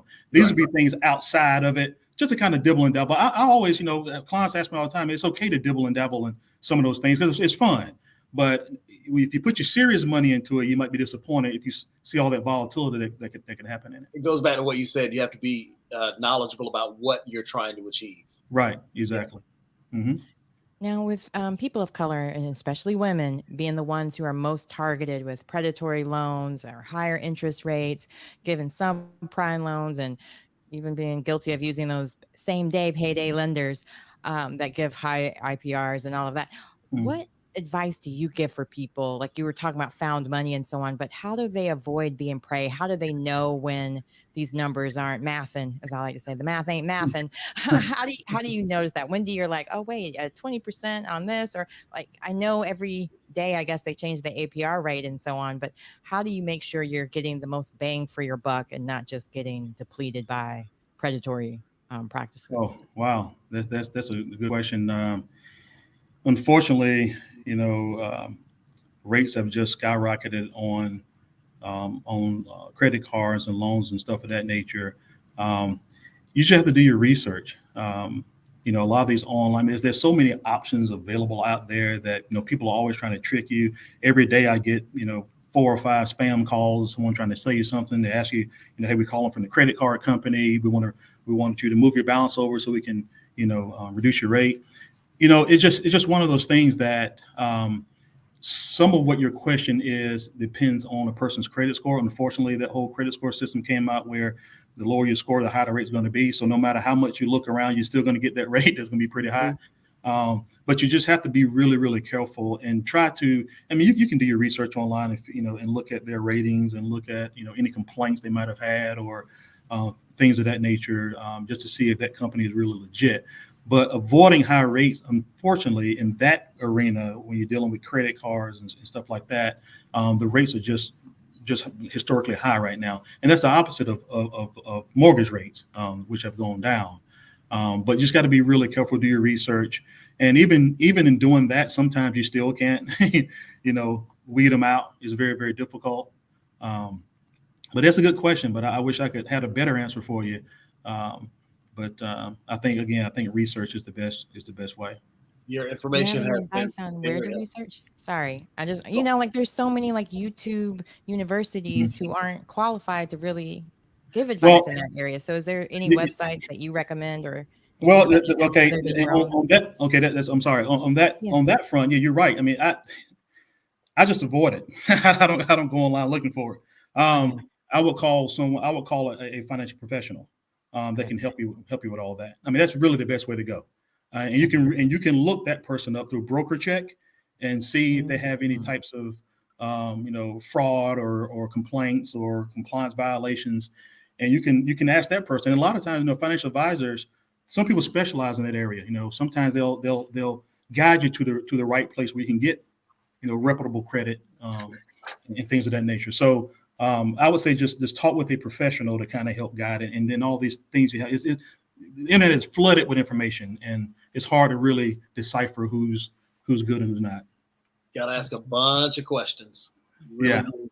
yeah, Yeah, there's yes, nothing like looking somebody in the eye to right, figure out whether right, they're a credible yeah, person. But even with some of these different banks or insurance companies, they mhm, know who they're preying on, and they know that right, we're not financially educated. It's not something that's taught in the schools, which it should be. Because I mhm, remember they did teach us how to like balance our checkbooks, but they didn't teach us how to look at a loan and mortgage rates and credit and how to figure that out, or even how to get a good credit score and so on. right, So your wealth of information is very helpful. yeah. Well, I'm glad you found that out in high school, because when I was in high school, I couldn't balance my checkbook. And I, and I was a finance major in college, and I really didn't learn until after I got out of college real financial. Isn't that something? Yeah, real Oh, for financial. those Yeah. watching, Checkbook is Right. something that used to be a paper version of a Oh Right. yeah, banking app. yeah. I'm Kids sorry. are Yeah. like, kids now are like, wait, don't you just do that on your phone? Right. Yeah. Exactly. Exactly. Conley, thank you so much. This has really, really been enlightening. I appreciate it. Thank No you so much problem. Thank for you all so much. giving And this I want to great. also thank Roger and Thomas and everybody who's involved with the organization. Great weekend. Had a great time at the golf tournament yesterday, and I look forward to the feedback. And again, if anybody has any questions, my information is there. You can feel free to reach out to me. Thank you very Thank much. you We so appreciate it, Thank much. you. sir. Y'all take care. Have a good day. You too. All right. So our portfolios should be looking better coming up, right? At some point, right? Or starting a portfolio. So the weekend of enlightenment, what is it? Health, we talked about, Yep. diversity, wealth, Hmm. and now Hassan is back with Yes. another performance. Get ready, get your tissues ready. I went and got mine because he's here to perform again live, and I can't wait to see what he delivers in the second performance. So next is Hassan Bird.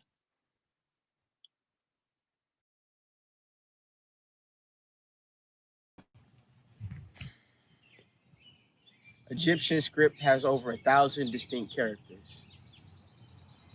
The Phoenicians managed to simplify it into 22 letters. The Greeks added 2 letters when they stole it from the Phoenicians, and the Romans added 2 more to shit on the Greeks. Americans still use this Roman alphabet today, a pure dilution of African tongue, but will try to convince anyone with ears that our same melanated mouths were too stupid to learn their language, like they didn't break ours down into chunks bite-sized enough to fit through their small-ass lips, which is to say, they stole our basics, our building blocks. Not just the bricks, but how we made it, not just the process. They stole our formulas, they lost our minds, gave us keys, hid the locks, then convinced us we were already outside the box. They gave us a book, closed our eyes before they fed us chapters so we couldn't recognize our own handwriting. They taught us words like we didn't create the definitions. Hieroglyph comes from the Greek word hiero, meaning holy, and glypho, meaning writing. They knew from the very beginning that there was something sacred in our pens. This means nothing because, like devils, the only thing they ever seem to want to burn down are sacred things, church buildings and holy people, to be the fire that cannot be quenched, or to be an abhorrence to all mankind, or to corrupt the speech of those meant to bring righteousness and healing. Proverbs 18:21.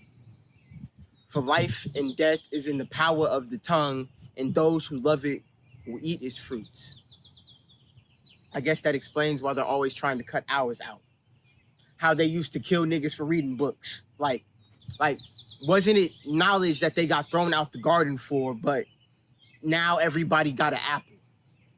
We have been picking from the wrong trees. Are you scrolling or running from your own reflection? You were born Eden. There is a paradise in your bones. They tried to beat your halo off, make you forget where you came from, but your blood is magic enough to feed a village. Like they got you confused on who the enemy is. Divinity has one shade. All the universe is black, and all the white will burn itself out eventually. Remember where you came from. We used to braid roadmaps to freedom in our hair. Used to weave corn into cornrows for the journey ahead. They got you looking for home, everything but yourself. They still fix their small ass lips to tell you what you can't do, but they scales never measured you. They have transplanted our traditions, took out African and made it Greek. They continue to convince us that we are everything less than sacred as they constantly burn us down. Copied our spelling like we didn't make the magic. They stole our basics, our building blocks. Not just the bricks, but how we made it, not just the process. They stole the formulas, and lost our minds, gave us keys, hid the locks, and convinced us we were already outside the box. It's time we find ourselves.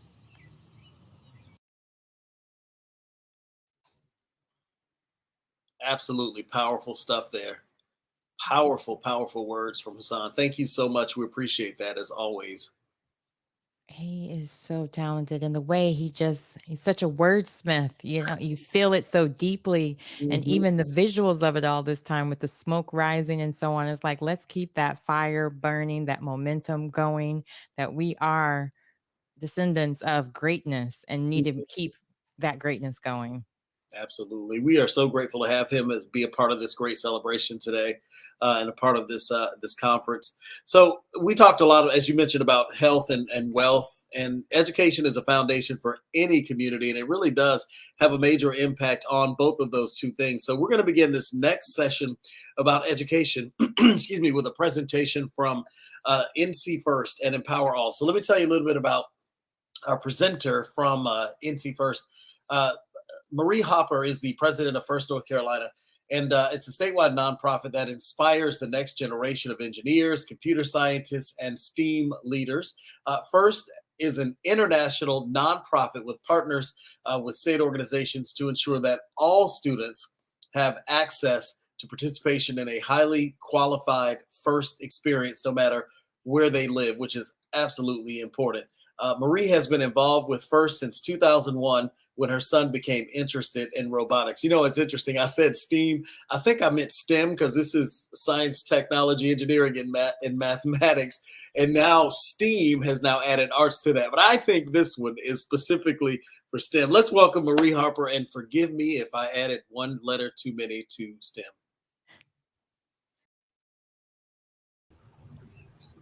Thank you so much for the great introduction. And I actually have a background in art, so STEAM totally works for me.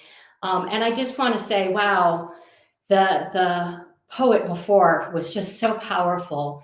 And I would be remiss if I did not say that my heart is with all of you and all of our community after the Buffalo shootings.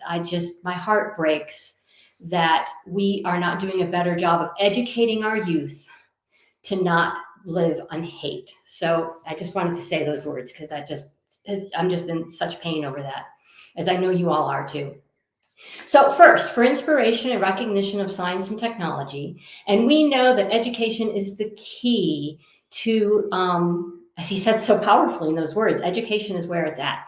And so I'm going to tell you about this particular program that is all about educating our students to become science and technology leaders. We want your students to be strong and knowledgeable to make things work.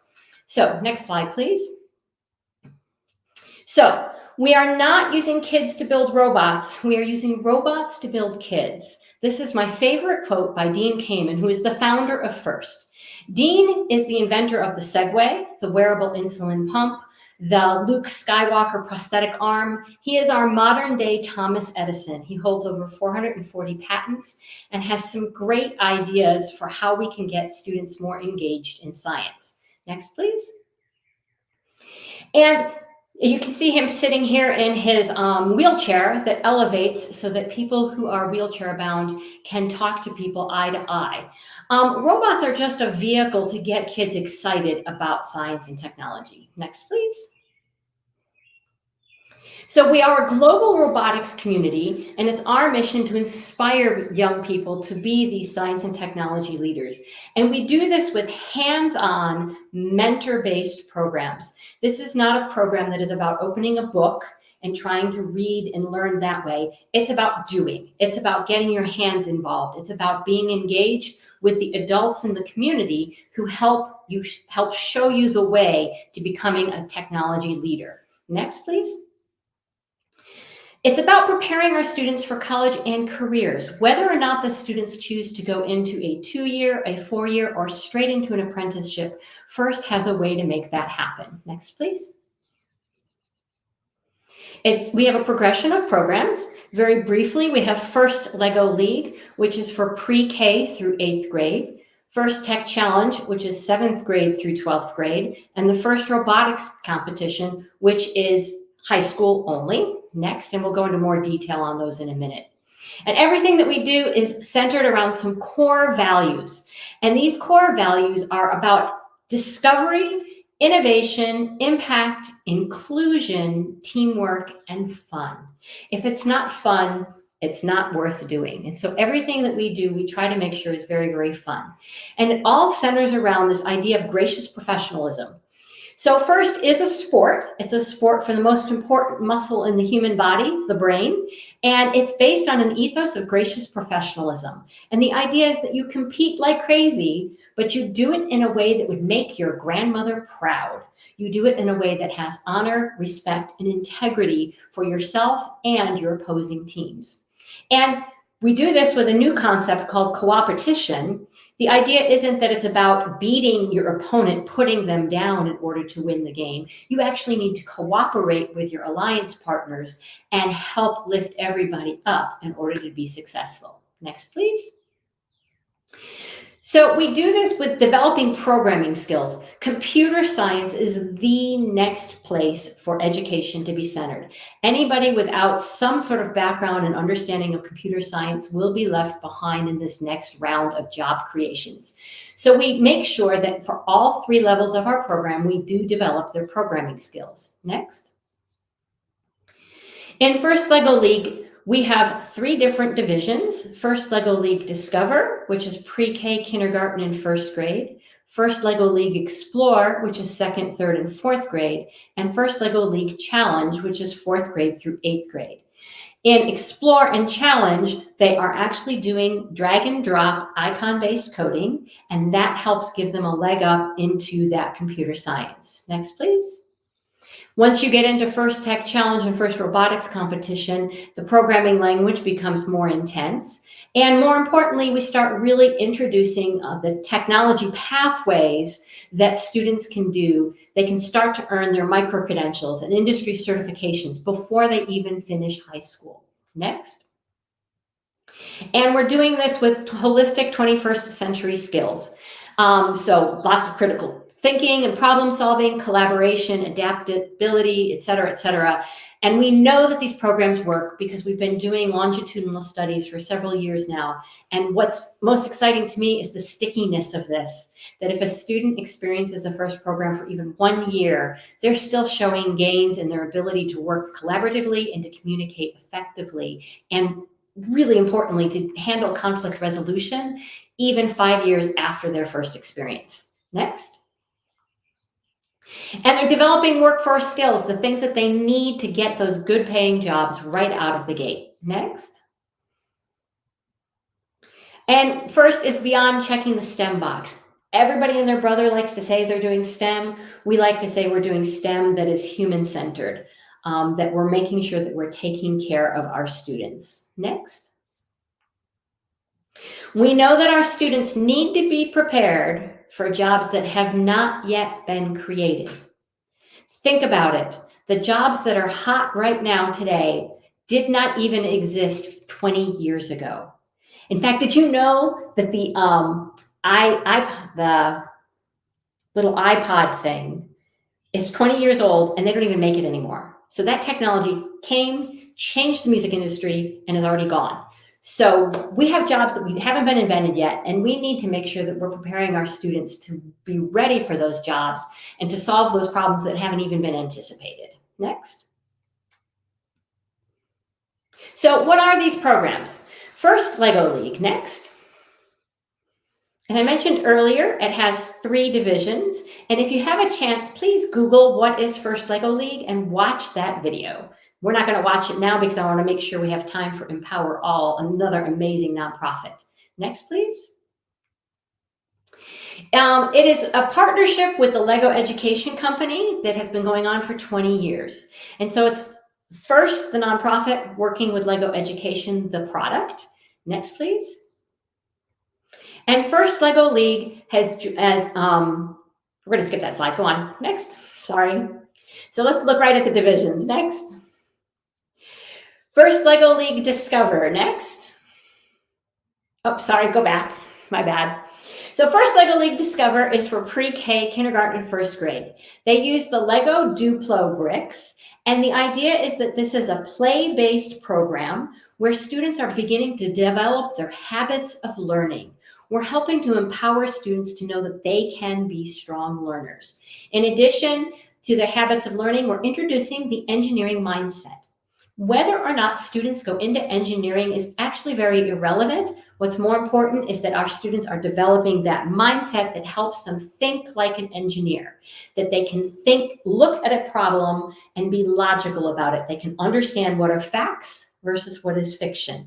They can understand what is a pro for a particular pathway and what is a con for that pathway, and come to the most reasonable, engineering-based, logical answer to that problem. First Lego League Discover has a parent caregiver component to it, so that students go home with some Lego Duplo bricks to do activities with their parents and caregivers at home. And this is just such a cute program, and it's so much fun to see these young folks so excited about what they're doing. First Lego League Explore is for 2nd, 3rd, and 4th grade. They're now building robots about the size that fit in the palm of your hand. They use drag and drop coding on an iPad, a tablet, or a computer, and they can make these little mini robots move around. In addition, they start to use sensors so that their mini robot can engage with their environment around them. There's a classroom component for this so that every student in the school can participate, as well as an after-school program if students are interested in going a little bit deeper. First Lego League Challenge is the one that most people know about. This is 4th grade through 8th grade. They're now building robots about the size of 2 hands.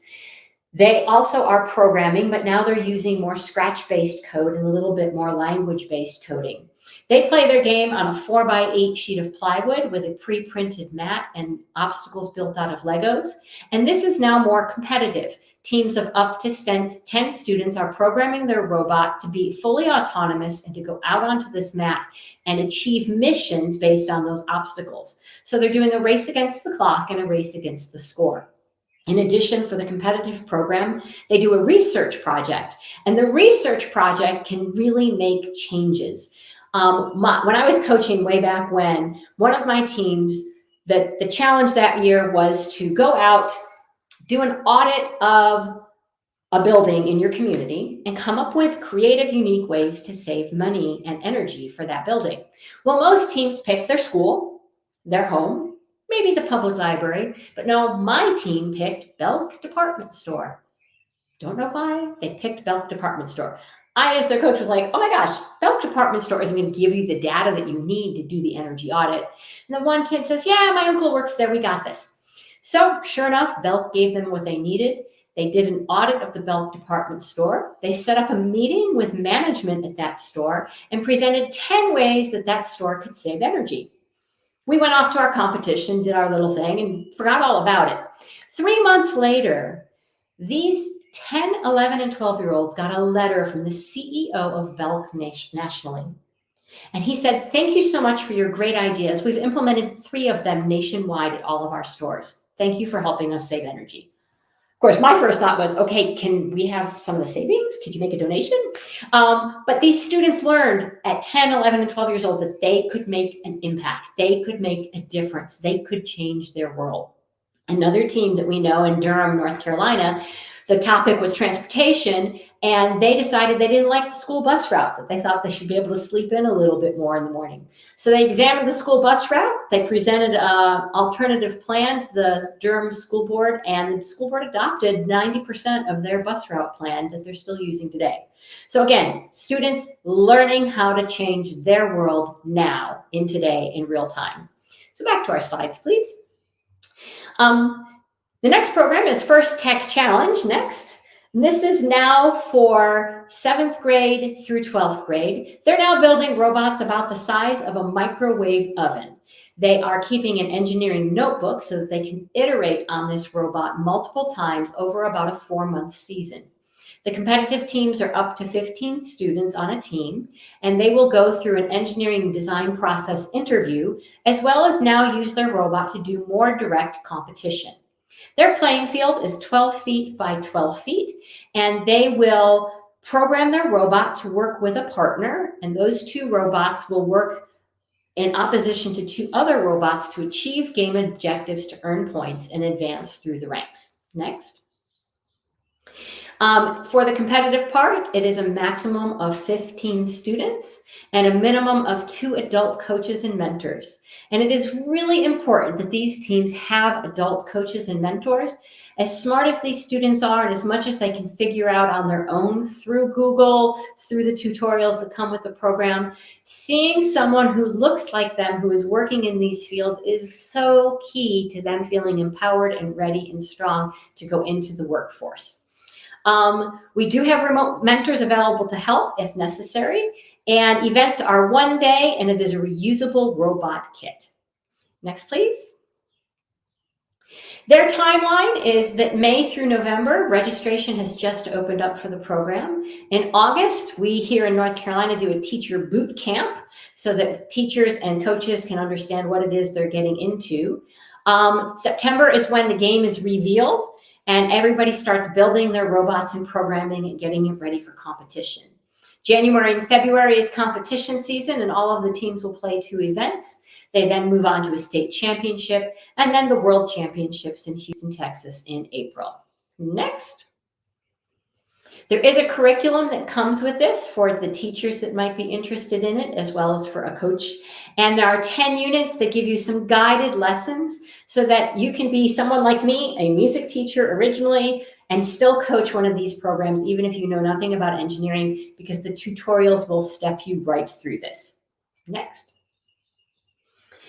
And then we have our flagship program, the First Robotics Competition. Next. First robotics competition is for high school, and they now build robots that are very big. Think mini fridge that can then expand up. So 125 to 150 pounds, 4 feet by 4 feet, typically start at about 3 feet high and then expand to 5 and 6 feet high, depending on the game that year. Their playing field is on the size of a high school basketball arena. So the picture that you see here is the game field that the robots will be playing on. It is now direct competition, 3 robots on a blue alliance against 3 robots on a red alliance, taking these machines to score points to get more points than their opposing alliance. Next, please. There are no limits to how many students may be on a FIRST robotics competition team. The idea is that a FIRST robotics competition team is set up like a small business. We are also teaching entrepreneurship. So we encourage them to have a project manager, have a mechanical engineering department, an electrical engineering department, your coding department, marketing and outreach, business and finance. Have team leaders working with adult leaders with knowledge in those fields to guide them through setting up their company of a FIRST robotics competition team.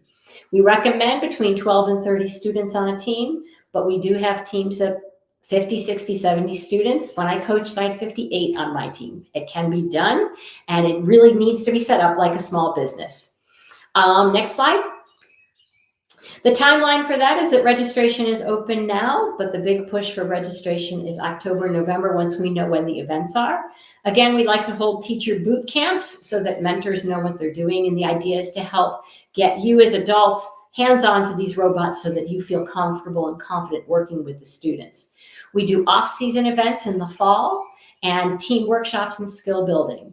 FIRST robotics competition has the most intense season. The kickoff is January 7th this year, and you have 7 weeks to build these robots. So it's just like the real world. It's a problem that's too big and a time frame that is too short with not enough resources, just like the real world, and we're throwing them in there, and it's amazing what they do in that 7 weeks. Competitions happen in March and April, and all teams play at least 2 events and then advance to possibly a state championship and a world championship. Next. There is programming, because that's usually the hardest part for the robots. And so it uses the little roaming robots, and there is a 6 to 8 week course that can help get you up to speed on that programming portion. Next. So if you ever have questions about FIRST, just Google FIRST robotics and all kinds of things will come up. If you go to YouTube, FIRST does have a YouTube channel. You can see these robots in action at all levels. You can see the students playing these games. You can see interviews of the students. It's just so exciting when you see the light bulbs go on and you see these students get so excited about engineering and computer programming. And I encourage you to become involved. If you have any engineering or business background, I encourage you to find a team to mentor or reach out and let us help you start a team. It is so critical for our students to see someone who looks like them, to know that they can become that engineer, to know that they can become that programmer, to know that they can become that business owner. It is critical, and your help is needed to make that vision come true, to make sure that all of our students are part of the future, that all of our students are part of the solution, that all of our students have a chance to be successful and happy. So I thank you so much for your time. I wish you all well, and have a great rest of your event and weekend.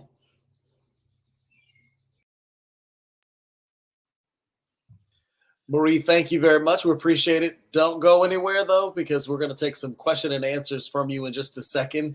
Well, we'll take the answers. We'll give the questions. But we do want to continue because we have some other great folks who are going to come in, and you're all going to kind of answer questions together. But we want to talk about Empower All, Inc. It's centered in Raleigh, and it strives to cultivate inclusive learning experiences for both students and educators to eliminate bias as a factor in educational outcomes. And of course, the definition of empower is to make someone stronger and more confident, especially in controlling their life and claiming their rights. So Empower All students and educators, Empower All helps students and educators eliminate the bias as a factor in racial or educational outcomes. They are all in. That is what they say. and apply the research-based strategies and techniques and curriculum. They lead in administering and pioneering practices that restore communities through education. They liberate students to be fully human, increase the presence of students of color in STEAM, and nullify the influence of cultural and implicit bias in educational mobility. So we're so excited. We have 3 representatives from Empower All: Valencia Hicks Harris, Emily Wade, and Amanda West. So let's welcome.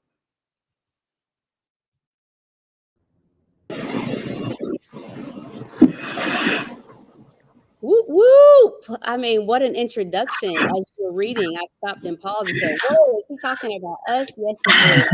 Thank you so very much for the opportunity to be with you all this weekend.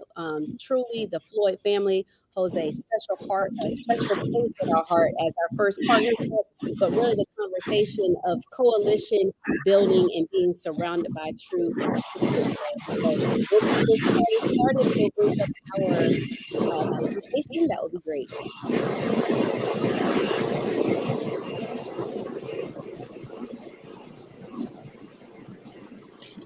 All right. Again, we are Empower All Incorporated. We again are grateful for the opportunity to be a part of George Floyd Weekend of Enlightenment. And when we do return next year, I have to piggyback off of Marie and say, hopefully we will have much more impact and grow internationally in the way First NC has done a phenomenal job. Next slide.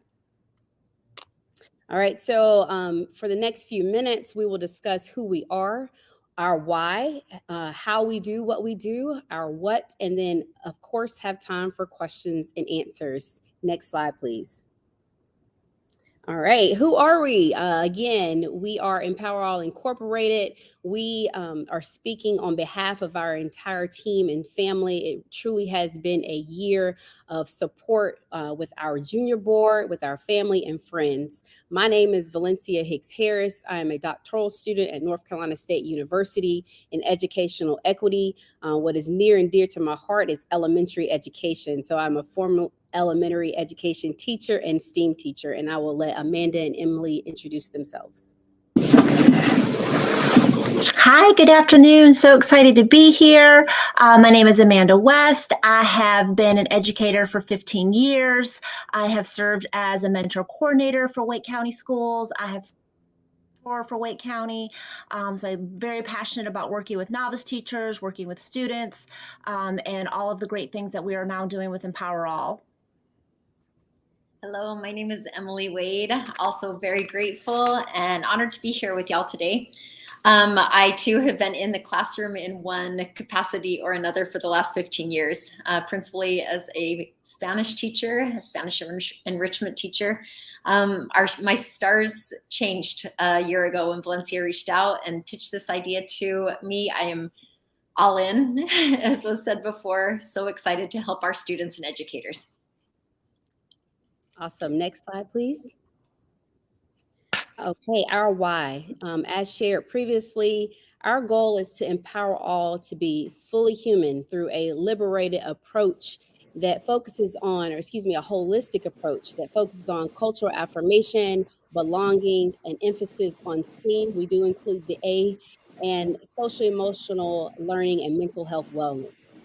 Truly, it was during the death of George Floyd where we had to give shout out to Dr. Gloria Latson Billings, who brought attention and shared that for the first time, we were able to see both the victim and the victimizer in the same frame. Also, during that time, we were able to shed light on issues in education. Some of the issues in education were dealing with access, broadband access, dealing with social emotional learning, dealing with the mental health, dealing with needing to diversify our teacher ed pipeline, the cultural mismatch in schools, and providing opportunities for our youth to be innovative. So with all of those issues, we were able to brainstorm and come together and said, we have to do something. We have to do something now. It can't wait. It cannot wait until we graduate. It cannot wait any additional time. And so we immediately came together and developed Empower All Incorporated. Emily? Being a Spanish teacher, I thought what word would best encapsulate empower. And the Spanish word that we chose was activar, which means to activate. And it is our belief that within every student is genius. And what we want to do is we want to create a space and the materials and the support to help each student to activate and cultivate their genius. Next slide, please. In order for us to realize our mission of empowering all, we recognize that we cannot do it alone. We fully understand that our expertise is limited and that for the best possible outcomes, we need to link arms with parents, educators, community stakeholders, those who share the same hope. We have worked tirelessly building partnerships through authentic connection and genuine relationship building. We know our collective love and strength will bring about the changes we so desperately need in our communities.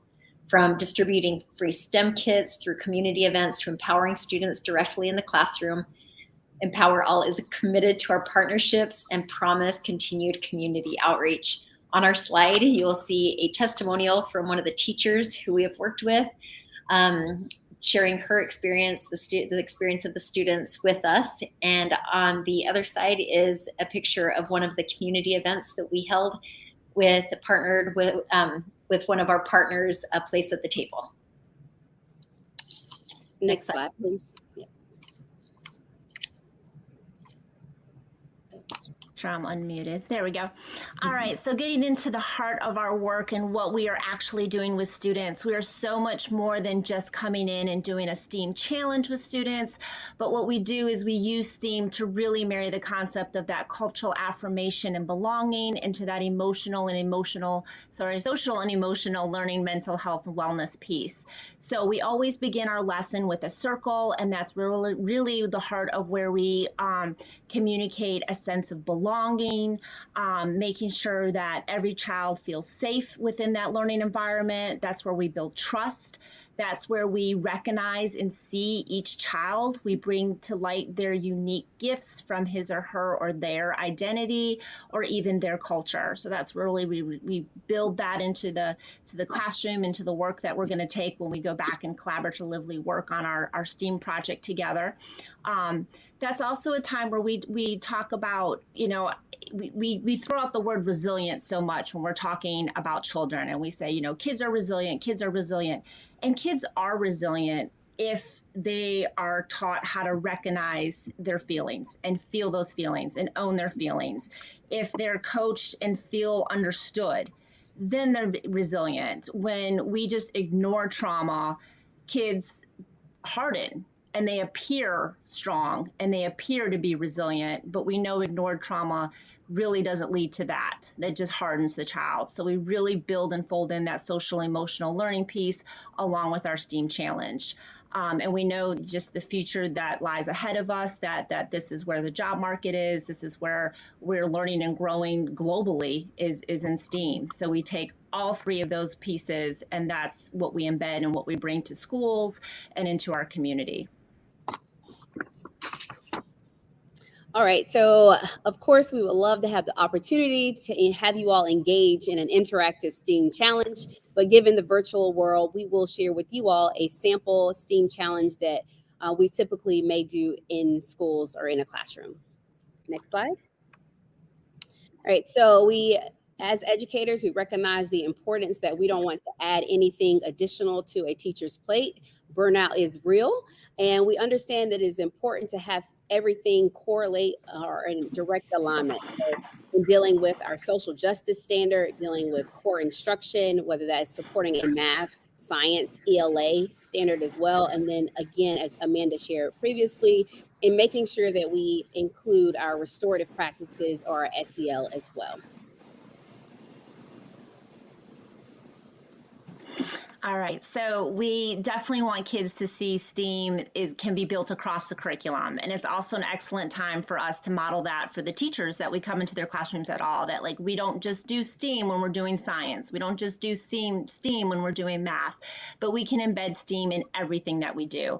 So we always bring a piece of literacy with us, a piece of literature that we can dive in with the kids. We usually can tie this to both our SEL standards, we can tie this to our social justice standards, standards and of course to our STEAM standards. So it's really a jumping off place where we start with the kids.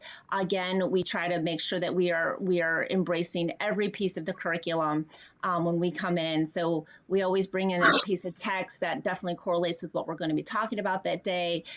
Sometimes we'll just leave them a teaser and they're excited to return back to the text and read more. So we definitely try to spark their interest with whatever books we bring in and making that book a part of their classroom community that they can go back and revisit and be excited about. With our text and within the lesson, there's always a lot of new terminology. There's always a lot of vocabulary as we're talking about big concepts and we're talking about science and math especially. So we always use our tip chart. That's where we talk about the terminology, where we introduce that new vocabulary, we define it, we pick it apart, we talk about what it means and what it doesn't mean. We make inferences using that text, and then we have pictures. So we're definitely encompassing all of the different types of learners we have and making sure that kids are making a true connection to really, truly understanding that vocab. Next slide, please. Alrighty, and I'm going to bounce back briefly to allow Emily to share how we start off in Circle. And I'm going to just echo what Amanda said, is when a student is preoccupied, worried, anxious, they're unable to fully activate their brain and to learn in the best possible way. And so when we enter the classroom, we'll invite the students and the teacher to join us in a circle. As restorative circle keepers, we, through thoughtful questions, we invite the students to be present, to connect with their hearts and their peers, and connect the STEAM challenge to themselves. It is truly magic. I don't know if you remember on the 2 slides ago, it talked about the impact that creators have, and we talked about the impact that our words have on each other. The impact that we have for good or for detriment in the classroom, in our families. And so it is a way to help the students take a big deep breath, to feel safe, to connect with us, connect with themselves, and a way to launch into the lesson. All right, awesome. And this is, if you can bounce back to the engineering design process, thank you. This is a great alignment. Again, we do provide a STEAM challenge each and every time we go into a space, and we introduce the engineering design model, which is a cycle, which is in that circle that we keep continuing to bring up. And we allow students to ask, to imagine, to plan, begin to create. They test it out, make improvements, and they share out, and then they want to start the process all over again before we exit the classroom. But ideally, again, as we are trying to increase the presence of our students of color in the STEM field, definitely we share with them that the engineering design process is what we do each and every day as humans. So as First and C shared, that is really humanizing as well. Next slide.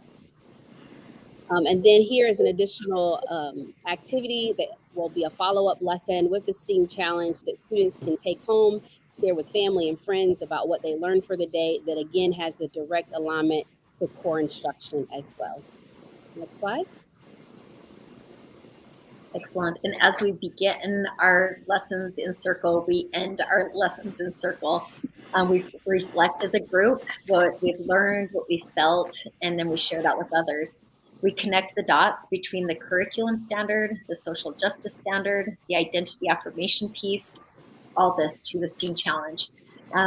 It has been remarkable to hear the responses from the young children that we've worked with, the connections that they were able to make, the insights that they've shared, how they've recognized that this STEAM challenge directly relates to themselves, to the people in their classroom and the people in their community.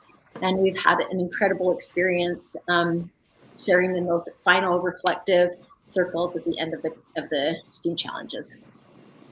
Awesome. Next slide. And so again, thank you so much for listening to us share a bit about Empower All Incorporated. Again, as a new nonprofit, we do need support and we need help.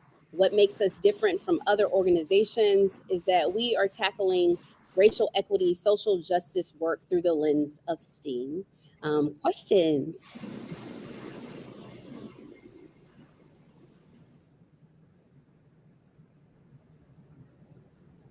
There we go. I was waiting for everybody to pop back in. Well, let me just say thank you collectively, all of you, First North Carolina and Empower All for these great presentations. And Valencia Hicks Harris, I'm sorry, I said your name completely backwards, so my bad on that. As an That's educator, okay. you're probably like, that's wrong, you get an F. So I just want to correct it and make sure I didn't let you know that I did see the mistake I made. Thank you. So yeah, I mean, I'm a parent. I volunteer in my daughter's school quite often, and I'm wondering, as parents, as people who want to see the best happen, we want our kids to be successful. What tips do you have for keeping children engaged in education? Because we know that's where the pitfalls happen, and it's that teenage years where my daughter still loves playing with Legos, but a lot of times they don't really offer a lot of opportunities, especially for girls as well, to really enjoy learning through play, or even in this case, these different programs. I'm wondering, at what age do you guys really focus on, and how, as parents, can we support our learners to make sure they're successful in school? I'm going to jump in. Oh, sorry, Valencia. Right ahead. Go right ahead. I would say the number one thing that parents can do is encourage your children to ask questions. I know that they ask questions all the time and it drives us crazy as parents sometimes, but we want them to know that there's no such thing as a bad question except the one that doesn't get asked. Because if you don't ask, then you can't learn, you can't know.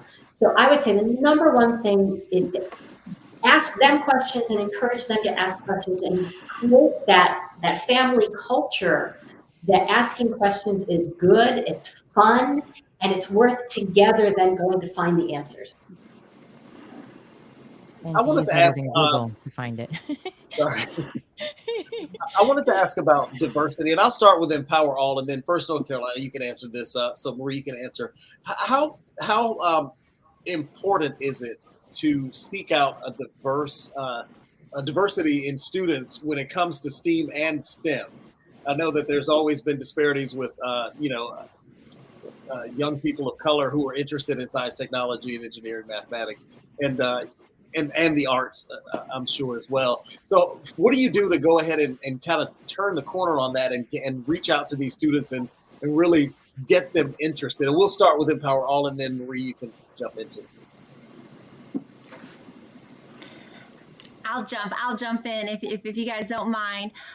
So I think one of our big initiatives is to really get into the elementary school system. I think so many times we wait till kids are of a certain age. We wait till they're in middle school. We wait until they're in high school to start introducing big engineering concepts to them. And that's something that we want to start that foundation at a much younger age. We want especially girls, especially students of color, to understand, like, you have a place in math, you have a place in science. We want to try to start eliminating those biases from a very early age, because by the time we get to 7th grade, if we already have sold ourselves into believing that we can't do something, that's a lot of work to be done. And we want kids to learn how to lean into the uncomfortable, how to lean into how to be vulnerable in a safe space. And that is where that growth takes place. And that's where we evolve into being better human beings. So just really starting at an early age and getting kids engaged as soon as we can in these big concepts, and big concepts not only in science and math, but also just in their feelings and their identity and their culture, and embracing that and recognizing what a gift that is to the world, and not only recognize it for themselves, but how am I going to share this? How am I going to move forward with this, and empowering them to do that? Everything she said. Okay, you're not going to get off that easy. I mean, when I was a kid, science and math, okay, as an adult, science and math can terrify me. It wasn't, I guess it just wasn't my thing. How do you help kids get over that hump and go, it doesn't have to be so scary? I think it's about getting their hands on things. And Amanda's right on. It's about capturing students young, when they don't know that it's terrifying, when they don't know that they can't, when they don't know the word, I'm not smart.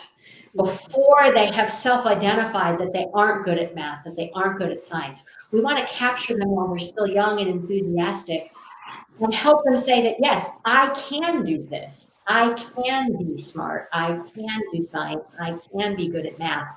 And the sooner we capture that and help continue that dialogue internally for them, the stronger they're going to be.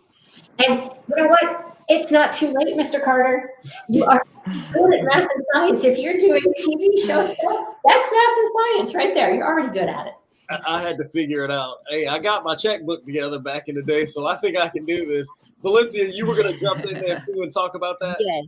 Yes, I felt like double dutch. I was waiting for my turn to get in there. But ultimately, I think Amanda and both what Marie have shared are spot on. But I want to go back to the original question and asking about parents. Ultimately, what we are trying to do is bridge the gaps between home, school, and the community. And it really goes back to relationships.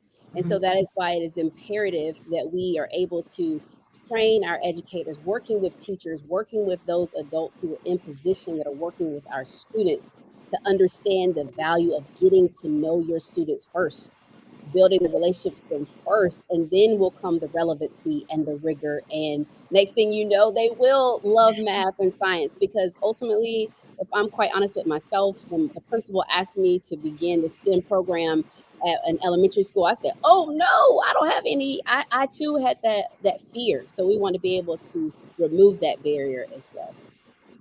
I think a big part of any subject matter for kids to really embrace it stems down to the teacher. It stems down to their interest and just really encouraging them to get involved. And that's why I loved Legos for my daughter, because it was a opportunity for her to play around and to build and to realize maybe the instructions aren't just right, but she can figure out a way, and it's not necessarily a failure if it doesn't line up exactly right.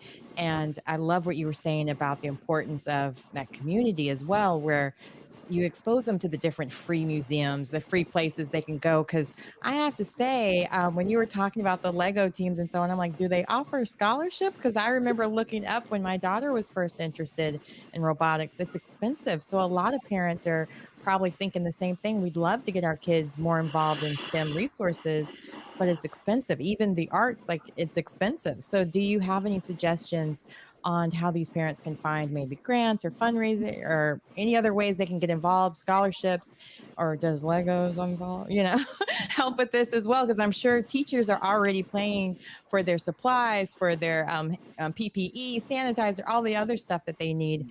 Legos is pretty expensive. So how do we help bridge that gap with that as well? So great question. And the money is something I can solve. We definitely can solve the money piece. We can get the materials into the students' hands. What I have a harder time solving, I'm going to flip the question, is the mentors. Finding the adults willing to give of their time and their expertise to work with the students.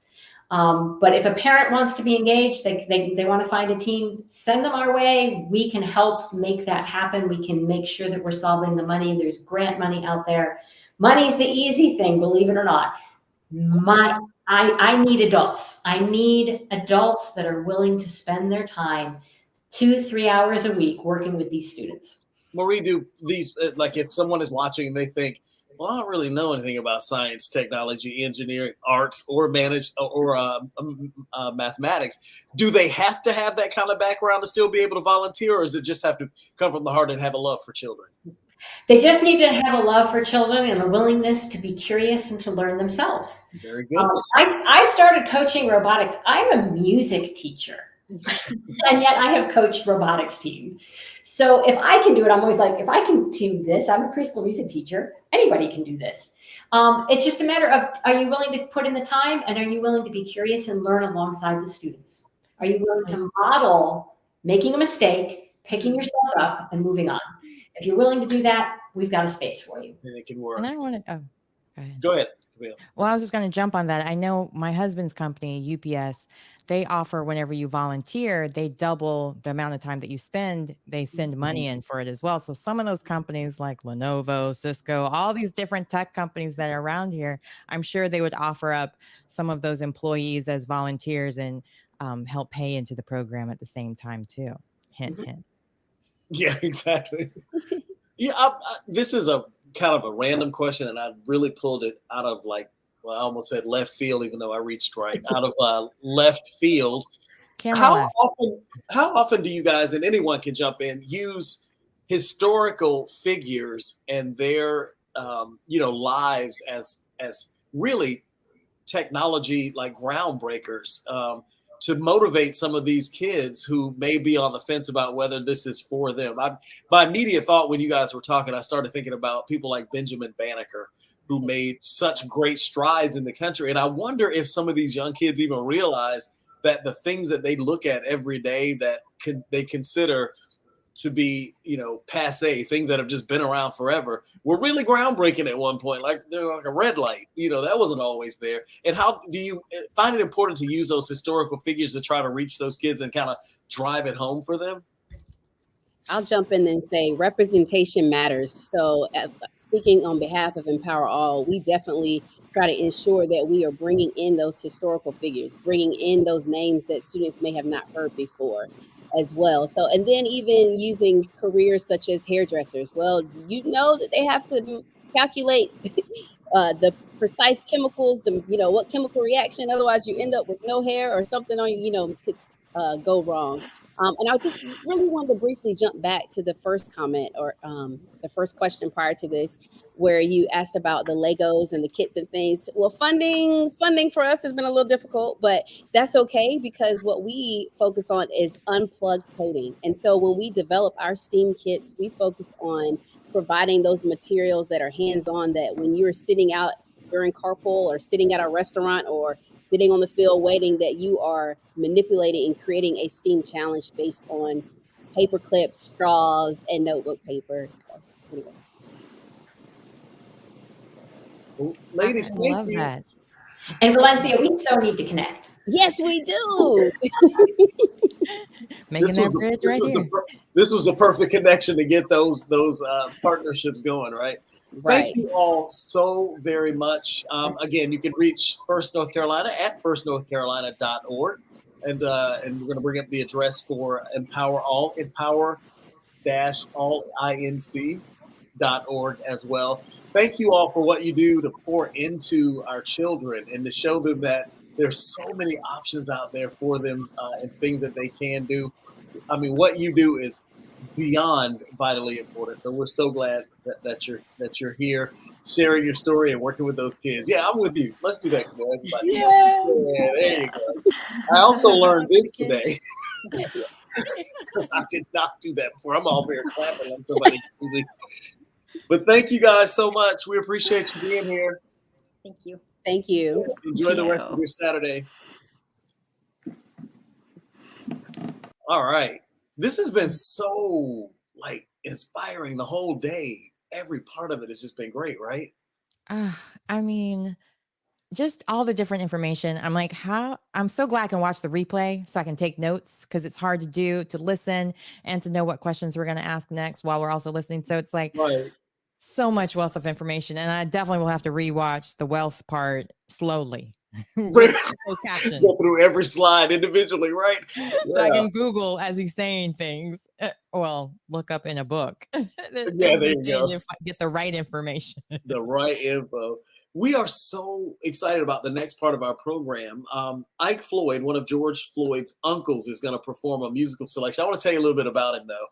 He's a former recording artist with Capitol Records, lead vocalist with the Brooklyn, Bronx, and Queens band, BB&Q. I like that. And with a hit recording called On the Beat. He's the uncle of George Floyd and the foundation's co-founder of GFMC, Thomas Neil McLaurin, and the brother of co-founder Roger Floyd. He continues to write his music, produce, is currently label shopping his latest recording, which is called Justice Was Served. And that, of course, composed following the 2021 guilty verdicts in Minneapolis, Minnesota. So I'm so excited to hear Ike Floyd. Everybody just stop what you're doing for a minute and give this man your attention.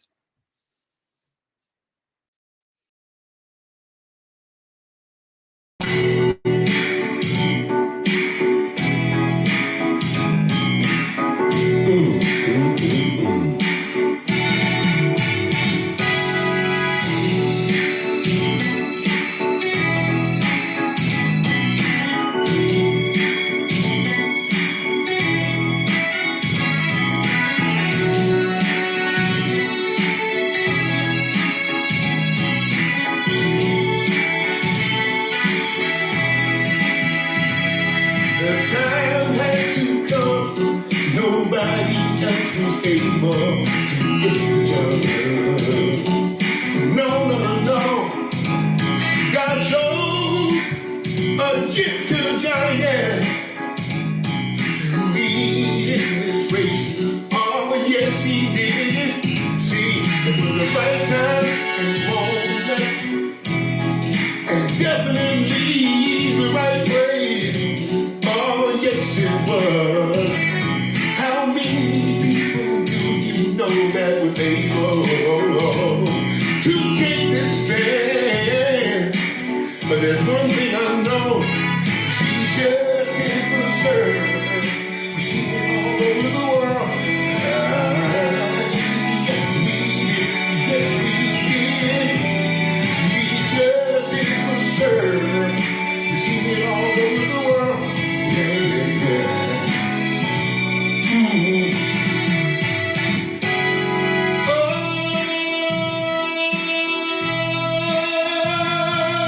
Oh, well,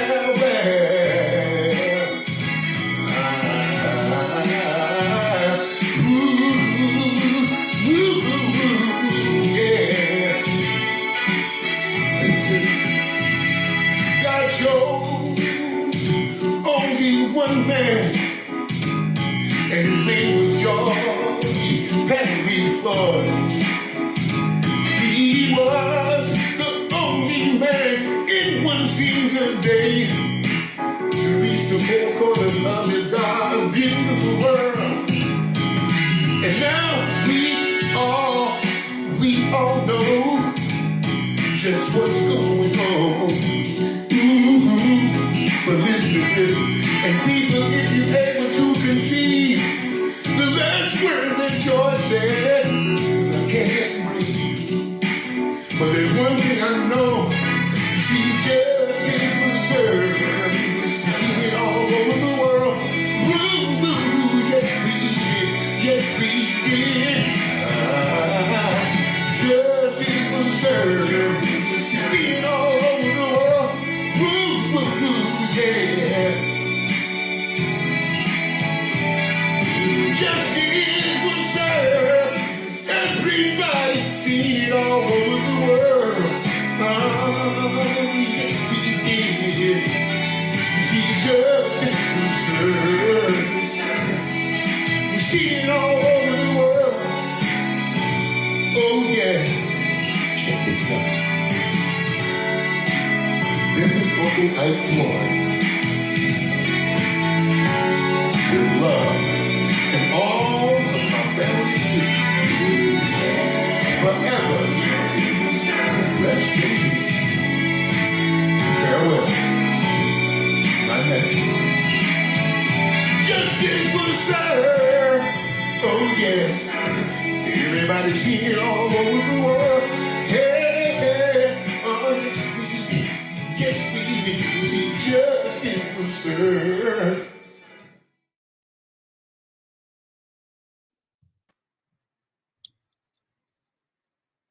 Ike Floyd, Ike Floyd, Ike Floyd. Thank you, sir, for that wonderful, wonderful song. Oh my gosh, justice was served indeed. And that line about gentle giant. I was able to hear Ike when he performed when the city of Raleigh proclaimed May 25th as a day of enlightenment on the anniversary of George Floyd's death. And he was singing a gospel song, if I remember correctly. And it was like, sometimes when people say we're going to have a family member perform, you're like, uh-oh, here we go. And it was just like, he can sing. He can sing. So make sure whenever that record or single comes out, you go ahead and cop it, stream it, spotlight it, whatever the young people are doing this day. And make sure you get it out there. So I love that song and got up and boogied a little bit from sitting so long. Yes, indeed. William Boykin just said, great voice, great lyrics in honor of Mr. George Floyd. Thank you, Mr. Ike Floyd. Absolutely. Absolutely. It is another in a series of wonderful tributes to the life of George Floyd. We have a great video we want you to watch. It's going to kind of give you an idea of all the wonderful things that have happened. This started out as a day of enlightenment, and now it's moved into a weekend of enlightenment for the George Floyd Memorial Center. So take a look at this. George Floyd was born here in North Carolina, has deep roots in the Triangle, and tonight we talked with his uncle Roger Floyd. Upon learning a Minneapolis jury reached a verdict in the killing of George Floyd, 1,200 miles away in Raleigh, his uncle Roger said a prayer. We are indeed a family of faith, and God has allowed us to endure this. The trial brought back in vivid detail his nephew's agonizing final moments. Our family had to relive the incident. But ultimately, Roger Floyd says it brought justice. Unintentional second-degree murder while committing a felony, find the defendant guilty. We got the verdict that we prayed for, that we had hoped for. This verdict reaches far beyond Minneapolis or North Carolina. Something happened today, something that's going to create a significant change going forward. May 25th, 2020 is when the world really was awakening and never start pushing forward because we got some work to do, a lot of work to do. To show support for the project, Mayor Marianne Baldwin proclaimed May 25th as a day of enlightenment in the city of Raleigh. You know, I think the proclamation is important. It makes a statement. I also just really appreciate the families' efforts toward peaceful protests. We started seeing the protests, we started seeing a lot of things going on, and we've sort of moved past that. Now it's time to move forward and heal this nation.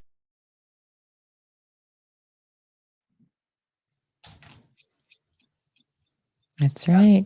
Yeah, it's almost unbelievable when you think of the fact that it has been 2 years, because again, so much has changed and so much is still has to be changed. So, I mean, I was hopeful that this year when I saw Biden did sign the Federal Police Act that he did sign in honor of George Floyd and so on, and seeing that happen, but there's still so much work to do, and that's only on the federal level. It doesn't affect here locally and so on. So I'm looking forward to see what other changes are made or changes we make at the voting booth. Absolutely. We have to be the change agents, right? We're so excited. We have a great speaker, and I think our speaker is ready to come up here in just a second. But I want to tell you a little bit about him first of all. His name is Dr. Michael Waters, and well, we're gonna, you know what? We want to show you something real quick. We want to show you another video if we can do that. To kind of give you an idea again of where we are with the George Floyd Memorial Center, and the effort of all of this, Camille, of course, is that, you know, we want to memorialize George Floyd's life and have a center here that makes a big difference. So a lot of this is fundraising. A lot of it is trying to get a physical structure, but this is all groundwork, and being a part of this is all groundwork to lay to get to that point.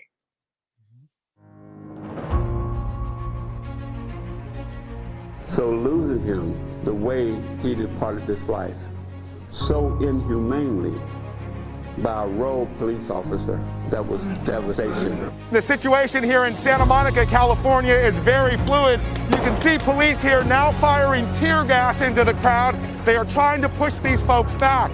Earlier today, just a few blocks away, there was looting underway nearby. Police seem to have had enough.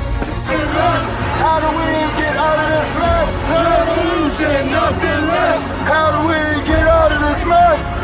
No peace, no justice, no peace, no justice, no peace, no justice, no peace. Well, what did George change for you? Whatever that answer may be, put it to work. Be proactive.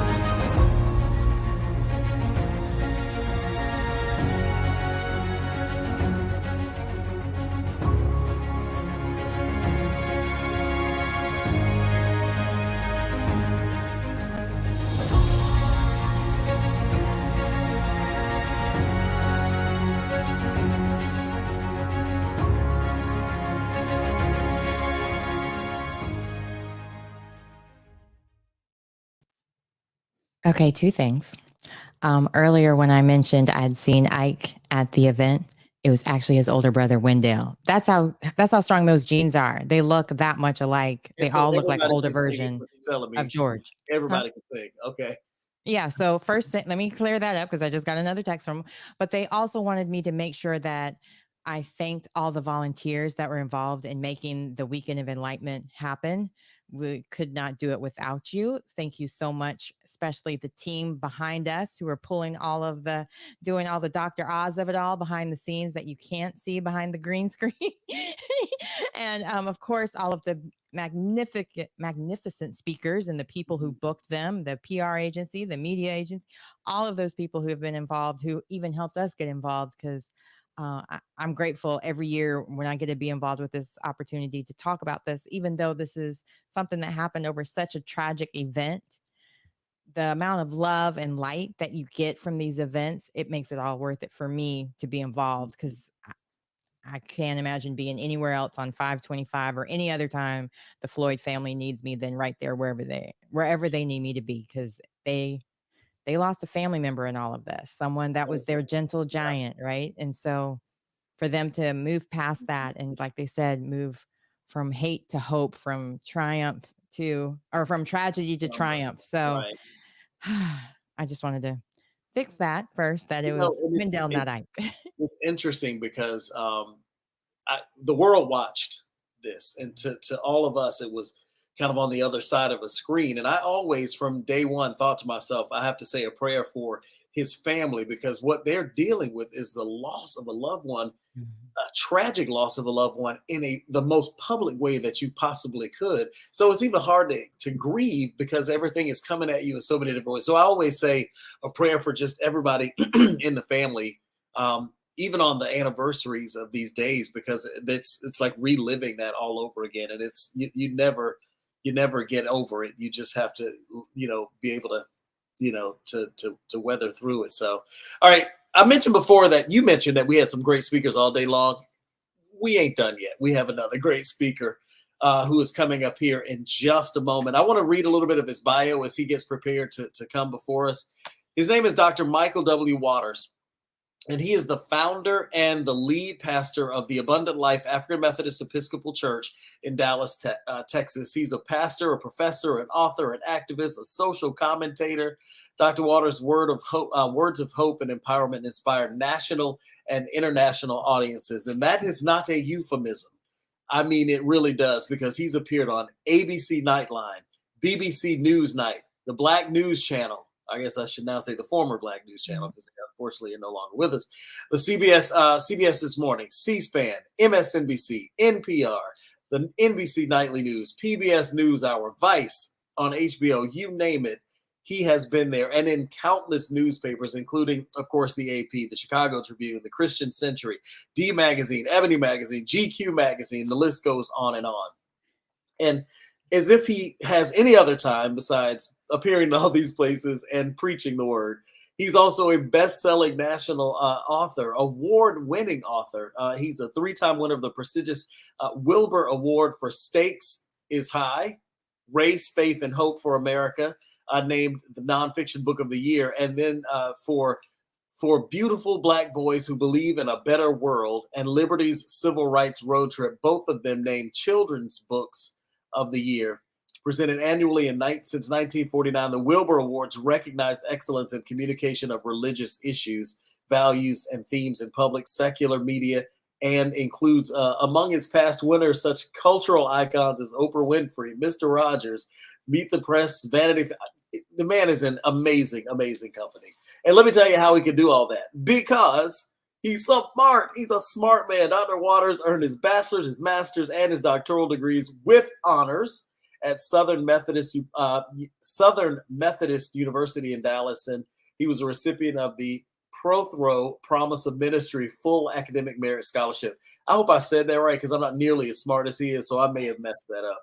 I mean, he has done some amazing things. He's received a number of commendations from the White House, special congressional recognition for service and leadership from the U.S. House of Representatives, recipient of the Texas Legislative Black Caucus's Outstanding Texan Award, and it goes on and on and on. And he is happily married to attorney Yelise Reeves Waters, and they are the proud parents of 4 amazing children. So let's stop for a moment and welcome this great man who is going to bring some wonderful words for us today, Dr. Michael W. Waters.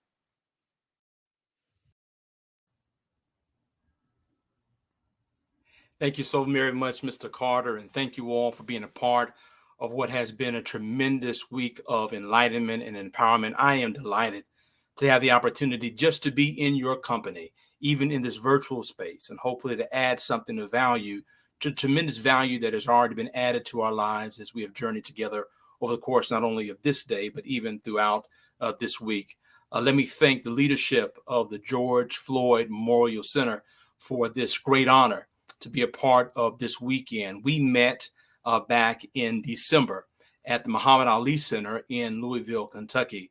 I was speaking at the time, and right before I was on to speak, one of the staff of the center pulled me aside and said that there will be members of the Floyd family joining in your presentation today. And because of the content of my sharing, indeed, it was a great honor to have them present. I want to celebrate your efforts and congratulate you on the journey thus far. But I'm also mindful that this remains a very sober moment, that every time we gather to remember, we are remembering tragedy. We're remembering the tragedy that went global, the very memory which continues to break our hearts. And so let us continue to move forward in the way of peace and justice in this nation, indeed, until all of us are free. As we begin our sharing, this has been, as you know, a tumultuous week. There's been so much happening over the course of the last several weeks, several months within our nation. And so I want to provide you a few resources that might be of interest to you, some of which have already been referenced. My remarks for this time will be entitled, America Will Be.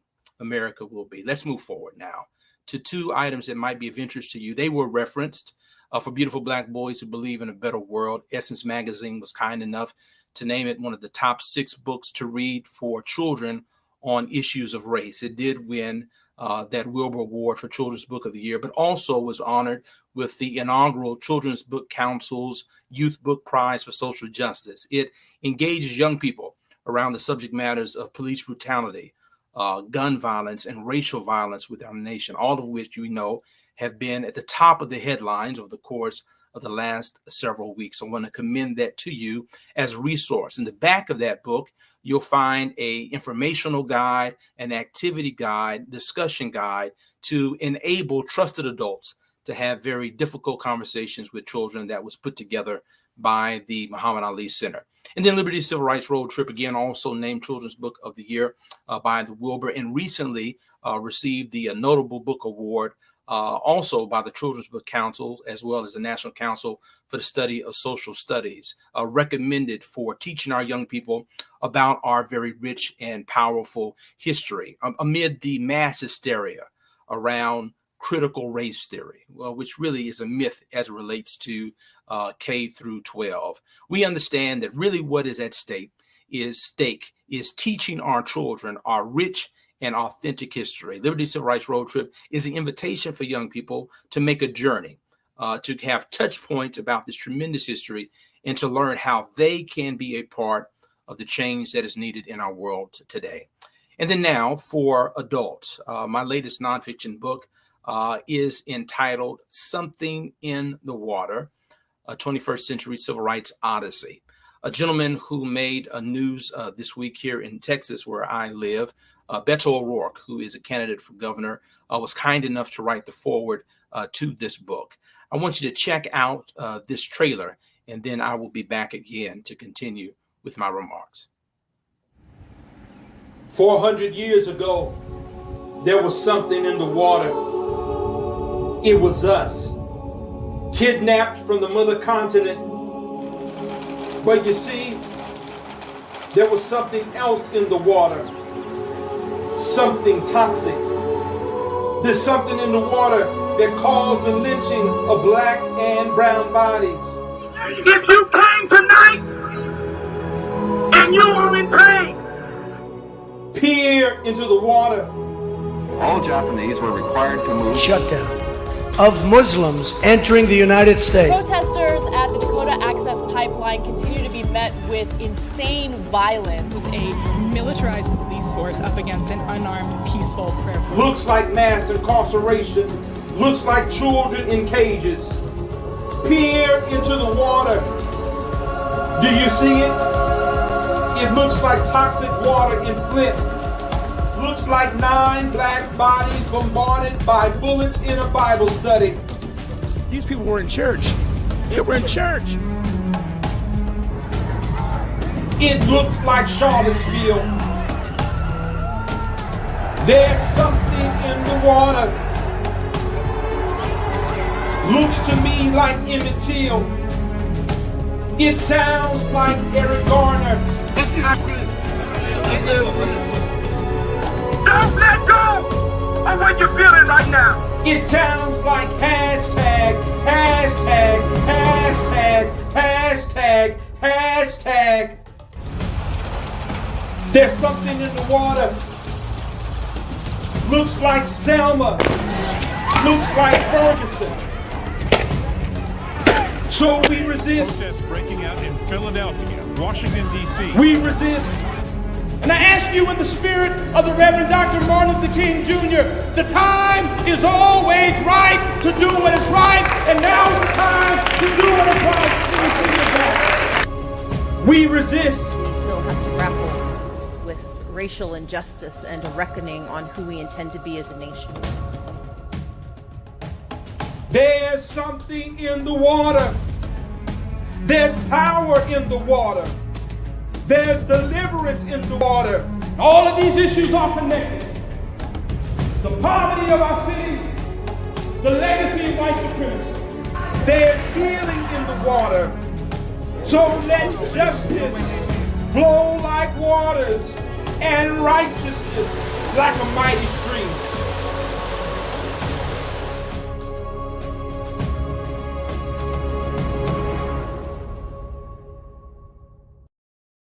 You can find all of these resources at my website, michaelwwaters.com, or anywhere that books are sold.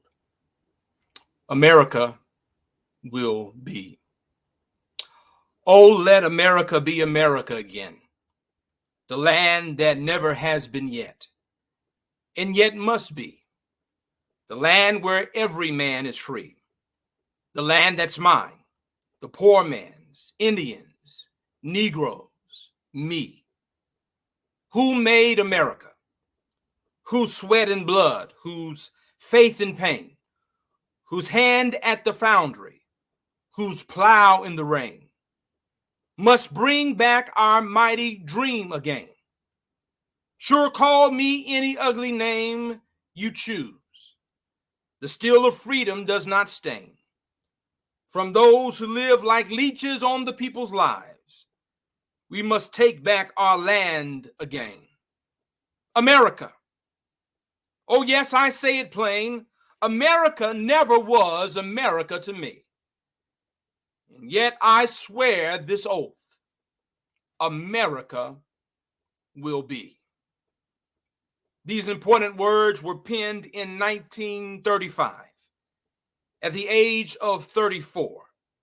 By that great poet laureate of Harlem, James Mercer Langston Hughes, the same year in which his play Mulatto, an adaptation of one of his short stories, made its premiere on Broadway. The 1930s marked a shift in Hughes's writing, where he began to focus on matters of racial injustice and social change more directly and consistently. This poem was entitled, Let America Be America Again, and was first published in Esquire magazine in 1936. As one writer noted regarding this particular offering, the poem speaks, quote, of the American dream that never existed for the lower class American, and the freedom and equality that every immigrant hoped for but never received. Besides criticizing the unfair life in America, the poem conveys a sense of hope that the American dream is soon to come, end quote. 21 years after Hughes's work first graced the pages of Esquire, a little over a month before his demise in New York City, his words were included as a part of another seminal address on the state of America. On April the 4th, 1967, a year to the date of his assassination at the age of 39, while standing upon a Memphis motel balcony, Dr. Martin Luther King Jr. included Hughes's words as he addressed the massive crowd that had gathered at the historic Riverside Church in New York's Upper West Side. Many consider this particular speech to be Dr. King's most courageous and prophetic speech, a speech that was entitled Beyond Vietnam. So prophetic, so courageous, that it caused him to fall completely out of the favor of the Johnson administration, the American civil rights community, and indeed most Americans. In fact, when King would die a year later, 75% of all Americans in one national poll disapproved of all of Dr. King's work, and 31% of respondents to another national poll stated that Dr. King himself was personal for his own murder. In that powerful speech that Dr. King delivered there at the Riverside Church, King proclaimed Hughes's refrain, stating that in 1957, when a group of us formed the Southern Christian Leadership Conference, we chose as our motto to save the soul of America. We were convinced that we cannot limit our vision to certain rights for Black people, but instead affirmed the conviction that America would never be free or saved from itself until the descendants of its slaves were loosed completely from the shackles they still wear. In a way, we were agreeing with Langston Hughes, that Black bard of Harlem, who had written earlier, "Oh yes, I say it plain. America was never America to me. And yet I swear with this oath, America will be." Friends, last month I was honored to be invited to join Dr. Bernice King, the CEO of the King Center in Atlanta, Georgia, as well as faith leaders and activists from across this country, in a public reading of Beyond Vietnam, again at the Riverside Church, that very place that Dr. King had delivered it 55 years ago. And as we delivered this speech, I was struck by the urgency of Dr. King and Langston Hughes' words. Words, though 5 decades now removed, could have easily been penned today.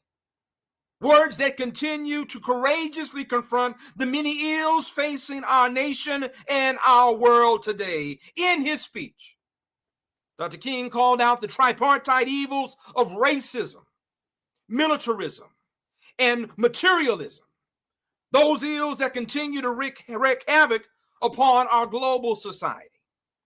The violence of structural racism that continues to shut out entire communities from receiving justice on a daily basis. The bombs that rain down continuously upon the innocent. And the corporate greed that has wrought the worst wealth disparity in our nation's history. A disparity that gets worse with each passing day. Oh yes, I say it plain. America was never America to me. Yet I swear with this oath, America will be. In his book, Democracy in Black, How Race Enslaves the American Soul, Dr. Eddie S. Glaude writes, "When we understand American democracy and white supremacy as inextricably connected, we can see how torturous our efforts have been to accommodate the value gap. For much of our history, my friends, we have attempted to reconcile the contradiction of this nation. This nation has attempted to reconcile that contradiction by excluding Black people from full participation in American life. To fully correct this contradiction, which he notes, Dr. Glaude writes, "The task at hand is not about securing the goodness of the American ideal or about perfecting the Union. It's about affording dignity and standing to all Americans, no matter the color of their skin." Now, friends, America has not yet become, and we know this to be painfully real, the place where dignity and standing is afforded to all Americans, especially today when you account for race.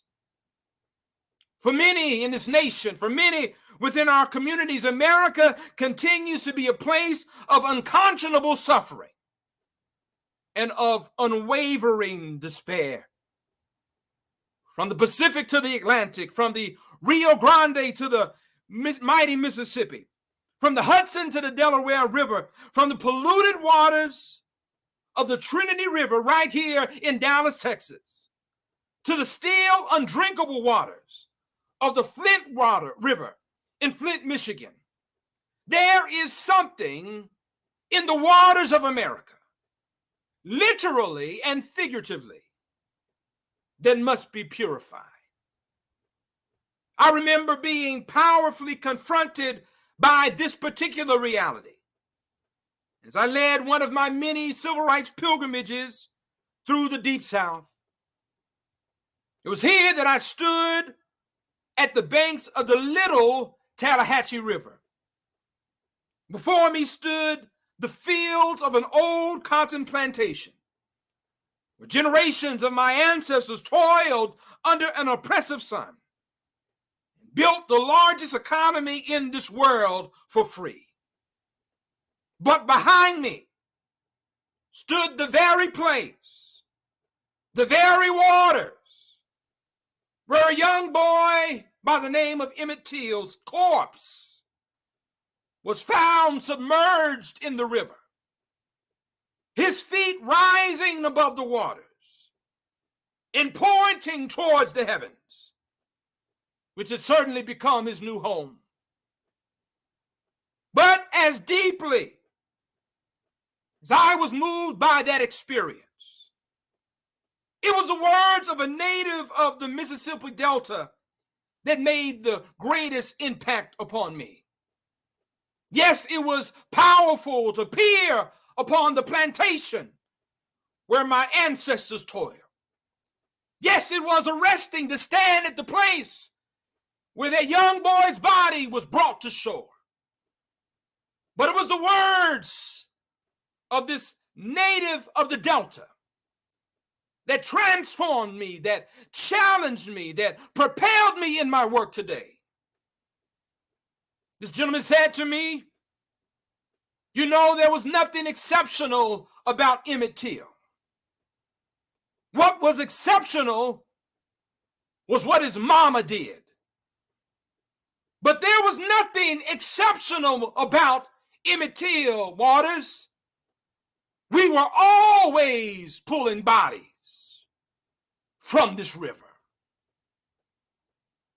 As the monumental atrocities of the winter and spring of 2020 impacted and changed us, where we witnessed Ahmaud Arbery hunted down like game as he ran for his life in Cecilia Shores, where we witnessed Breonna Taylor gunned down as she slept in her Louisville bed, where we witnessed life slowly slip from George Floyd's body as he was pinned to the ground in Minneapolis, a knee to his neck. We too, despite how painful these atrocities were, we too must be confronted by the fact today that there was nothing exceptional about Arbery, nothing exceptional about Taylor, nothing exceptional about Floyd. It's unfortunate but true that the annals of American history tell us that each year we are filled with innocent bodies that have been crushed to the earth. This land is, in fact, as you have well stated, a land of perpetual trauma. Countless others have and continue to experience the same fate as Ahmaud Arbery. Breonna Taylor, and George Floyd. No, what was exceptional was a mother who refused to accept what she had been told by the police, who promised her dead son that she would not stop fighting until she got justice for him. What was exceptional was a community that would not stop marching until the murderers were arrested. What was exceptional was a community that would not accept the lies of law enforcement that sought to criminalize a boyfriend who only sought to protect his home from unannounced intruders who were looking for drugs that were nowhere to be found.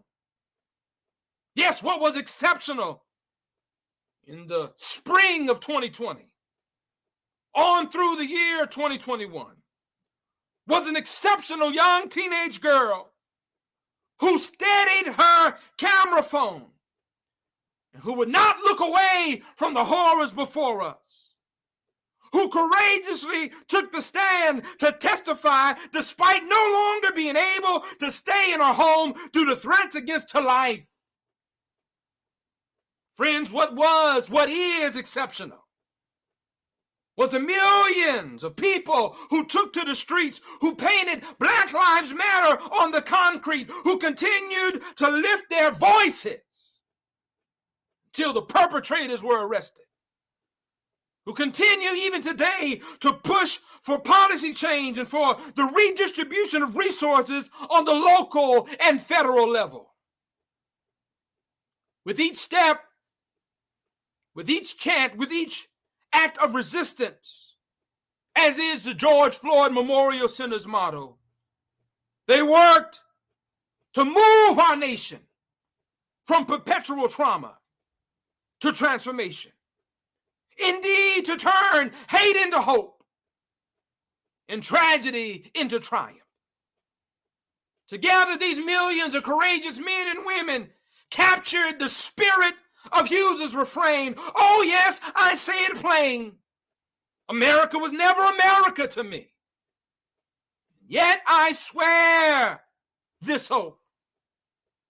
America will be. America will be a place affording dignity and standing to all Americans, no matter the color of their skin. A place where people will not be judged by the color of their skin, but by the content of their character. A place where zip codes no longer determine life expectancy. A place where there is no criminality assigned to color or persecution assigned to pigmentation. A place where all God's children will finally be free. Yet, friends, it is our lot to recognize that the events of the last several weeks have proven for us that we are far from done. Certainly, there is much work that is left to be done. We today live in a nation where funerals for 10 black people gunned down in an East Buffalo grocery store are underway. We live in a nation where the funerals for 19 children and 2 teachers have yet to begin. We live in a nation where, despite our protests and our marches, police violence continues. A nation where new lawsuits are being filed daily by those harmed by police violence in 2020 as they were protesting police violence at the same time. So you might ask, with all that remains before us, how do we not fall into a nihilistic plane? How do we maintain hope? How do we continue to fight? Well, not to have hope To stop fighting is to reject our birthright, our heritage, and our history. Certainly, we are not the first generation that has faced what appeared to be insurmountable odds. We're not the first to face the swirling waters of racism. We're not the first to face the crashing waters of violence. We're not the first to confront the leaping waters of discrimination. No, generations before us marched towards police. Police who are armed with whips and cattle prods and tear gas and riding upon mounted horses. They marched towards them. And for their efforts, they were beaten down. But what did they do? They nursed their wounds. They got up and they marched again. They declared their humanity in the face of all who thought to deny it. They were sick and tired of being sick and tired, but they were not too sick and tired to stop fighting for what was rightfully theirs. They prayed, then they marched. They prayed, then they sat in. They prayed, then they organized. They prayed, then they strategized. They prayed, got arrested, and continued to pray and sing while in jail. And they changed our nation. Certainly, they changed our world. And if we do not grow weary in well-doing, if we faint not, if we continue to show up for each other, if we continue to fight for change, one day we shall reap a harvest of peace, bushels of justice, our cup overflowing with equity and equality for all. For as Coretta Scott King so poignantly stated, struggle is a never-ending process. Freedom is never really won. You earn it and you win it in every generation. And I do believe that we will win. It was the Reverend Jesse Jackson who took the stage and stood tall in 1988 to declare, you must never stop dreaming. Face reality, yes, but don't stop with the way things are. Dream of things as they ought to be. Dream, face pain, but love, hope, faith, and dreams will help you rise above the pain. Use hope and imagination as weapons of survival and progress. But you keep on dreaming, young America. Oh, let America be America again. A land that never has been yet, and yet must be. A land where every man is free. A land that's mine. The poor man's. Indians, Negroes, me, who made America. Whose sweat and blood. Whose faith and pain. Whose hand at the poundry. Whose plow in the rain. Must bring back our mighty dream again. Sure, call me ugly. Every ugly name you choose, the steel of freedom does not stain. From those who live like leeches on the people's lives, we must take back our land again, America. Oh yes, I say it plain. America was never America to me. And yet I swear with this oath, America will be. Yes, I know that times are difficult. Yes, I know that times are hard. Yes, I know daily that tears well up on our eyes and cast down our faces. cascade down our faces. And yet we still have hope for what America can be. America can be a land of promise, a land of plenty, a land of equity, a land of peace. But it won't become that if we are committed to sitting on the sidelines. No, each and every day we stand. Each and every day we fight. Each and every day we press back against every evil that will press against us. And each and every day we bend the arc of the moral universe towards justice, knowing that it will not bend itself. America is not yet, but America will be, and America will be because it's up to you. And it's up to me. May God grant us great favor as we force this nation to live out the meaning of its creed.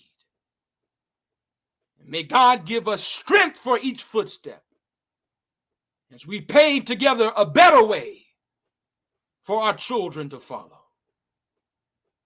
Will you now receive my prayer for America?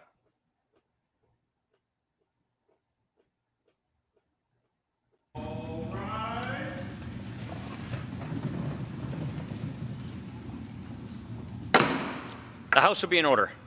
The prayer will be offered by the guest chaplain, the Reverend Dr. Michael W. Waters, Joy Tabernacle AME Church, Dallas, Texas. Immutable God, greater than all that has or ever will be conceived, hear our prayer. For ancestors at rest in the abode of angels, accosted and assaulted while present upon these shores, enduring avalanches of animus never atoned. For babies bombarded by bombs, bounties placed upon their beautiful heads at birth. For the cacophony of cries citing crimes against humanity, callous cycles of crisis with casualties colored in chalk. In your name, we shall resist evil by loving our neighbors as ourselves.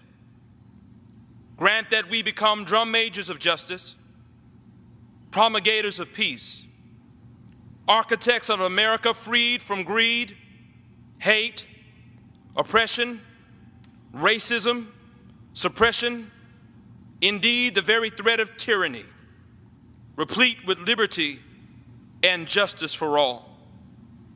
Till that great day when lions shall lie down with lambs and we study war no more, when justice flows like waters and righteousness like a mighty stream, and all God's children are finally free. Amen. The chair has examined the journal of the last day's proceedings and announces to the House his approval thereof. Pursuant to Clause 1 of Rule 1, the journal stands approved. The Pledge of Allegiance. Thank you very much for your time. I look forward to your questions and comments.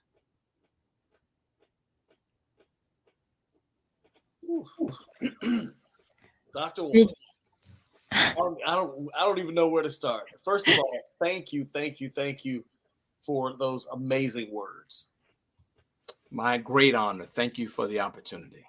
I mean, you brought the church to us today, and we're so grateful because we, like Rod went down the list of things that you've accomplished, but I think in that speech alone and the poems, you went through even more. And I was sitting here just thinking about, recently I saw a travel warning for America, and it read about how Bahamas has made one, even Canada has made one about our gun violence issue. And I'm just going to read a little bit about it because it says, exercise extreme caution when interacting with the police. Postpone plans to the U.S. due to the extreme acts of violence and crimes and indiscriminate hatred. Take precautions against growing indiscriminate violence. Avoid shopping centers, parks, religious events, festivals. The rate of firearm possessions in the U.S. is high. It's legal in many states for U.S. citizens to open carry firearms. And you're right there in Texas, where right now they're having the NRA convention. How do you every Sunday go into your church knowing that there may be one less person because of this growing number of violence? And how do you keep that hope going? Because I mean, we're not all so lucky to live in Dallas to be able to get the word straight from the fountain in that matter. So share some of that water with the rest of us, Mr. Waters. Dr. Waters, excuse me. That's a very grim reality. Thank you for the question. And the reality is those reports echo what many of our families have had to tell generations of our children about the threats, the very real threats, existential threats that we face as we daily leave our homes and sometimes as we are in our homes. What you just read really serves to me as a mirror to America. And sometimes because we live in our own echo chamber, we are blinded by a perception of American exceptionalism and unaware of the fact that the horrors that we experience on what seems like a daily basis are not known across the world. The levels of gun violence and mass shooting that we experience here in America are seen nowhere else across this globe. And so it's very sobering, but a very necessary word. Now, you asked a very important question. And so because of the community in which we serve and the people who we are connected to, these are daily threats, right? I can speak of the times I've had to rush to the hospital because there were members of our community that have been shot down in the streets. I can talk about the times that the phone has rang and it was a member who had lost a loved one, a friend, a classmate to gun violence. I think that there are truth-telling realities within our nation. One is the hospital, the other is the funeral home. The hospitals and the funeral homes are telling us on a daily basis that our brothers and sisters are being crushed to the earth unnecessarily by gun violence. And the great tragedy is that we continue, particularly right here in the state of Texas, to put profits and possession before people. In my state, which we saw unfold in horrendous way this week. At 18 years old, you can buy weapons of war. You can't drink. You can just now vote. But you can buy weapons of war.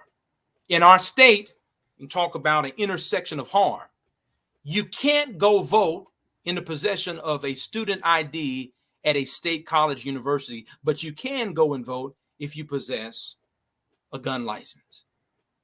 And you don't even need a gun license or a registration in our state anymore at the age of 21 to open carry a gun.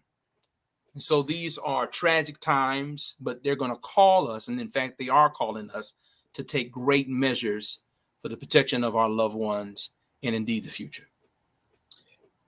Dr. Waters, I'm going to pose a question that I posed to a panelist earlier today, and I'm going to preface it by using a part of the speech that you just read from the poem, Let America Be America Again.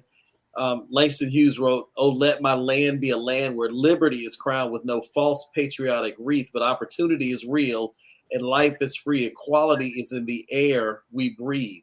So, couching this question in that, when we hear legislators talking about things like critical race theory, which sometimes I wonder if they really know what critical race theory actually is and what's rooted in and where it comes from, and then wielding the word woke as a weapon, do you ever see us becoming a place where racial reckoning does move forward, where we are a land where liberty is crowned with no false patriotic wreath? Tremendous question. And I will say, as has been said in years past, that sometimes it's darkest before the dawn. I feel that we are experiencing the birth pains of a revolution in America where we become a more equitable and peaceable space. And there are persons who know that reality, and that's why they are fighting with such maddening ferocity to try to keep things the way they are, in fact, attempt to roll them back. be reminded that the echoes that we heard not only in Charlottesville, but in recent days was the echoes of that great replacement theory, that you're not going to replace us.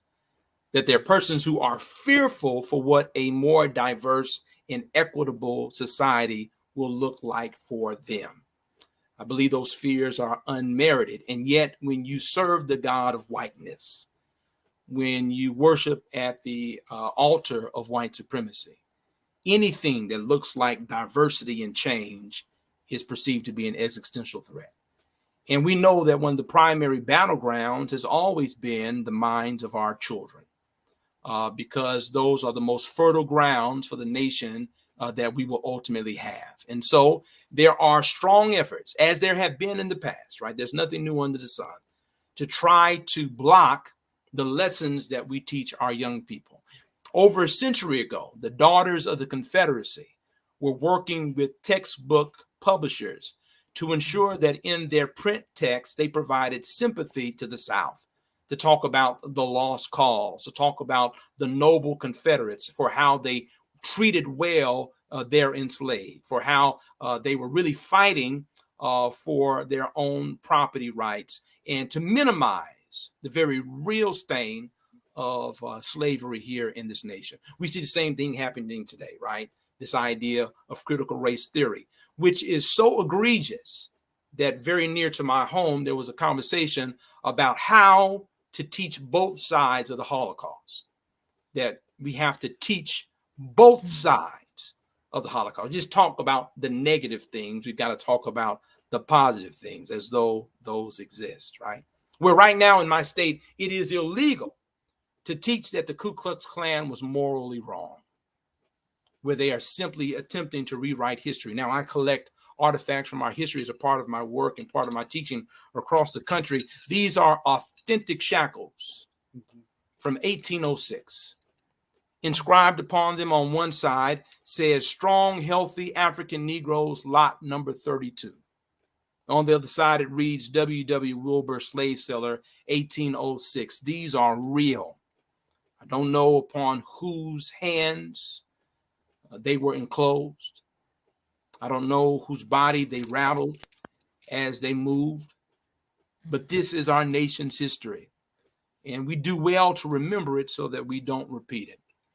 There is a battle for the minds of our children, and I do say, frankly, that if our schools will fail to teach our children the history, then it is incumbent upon us, our communities, our churches, our families, to do it ourselves. But if all of these legislators in all of the states, across this country are systematically and one by one,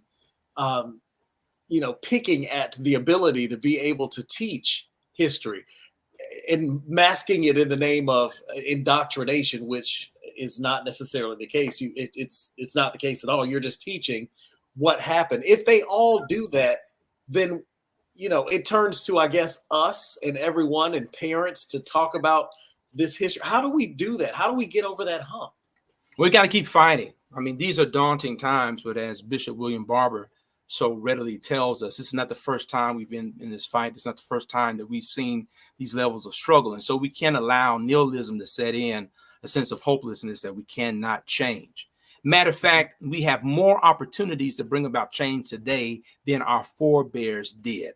The challenge, in my opinion, is that we are not as engaged or as aware of the threats that are before us. There are some who are apathetic. They don't recognize that on January the 6th of last year, we almost lost our nation.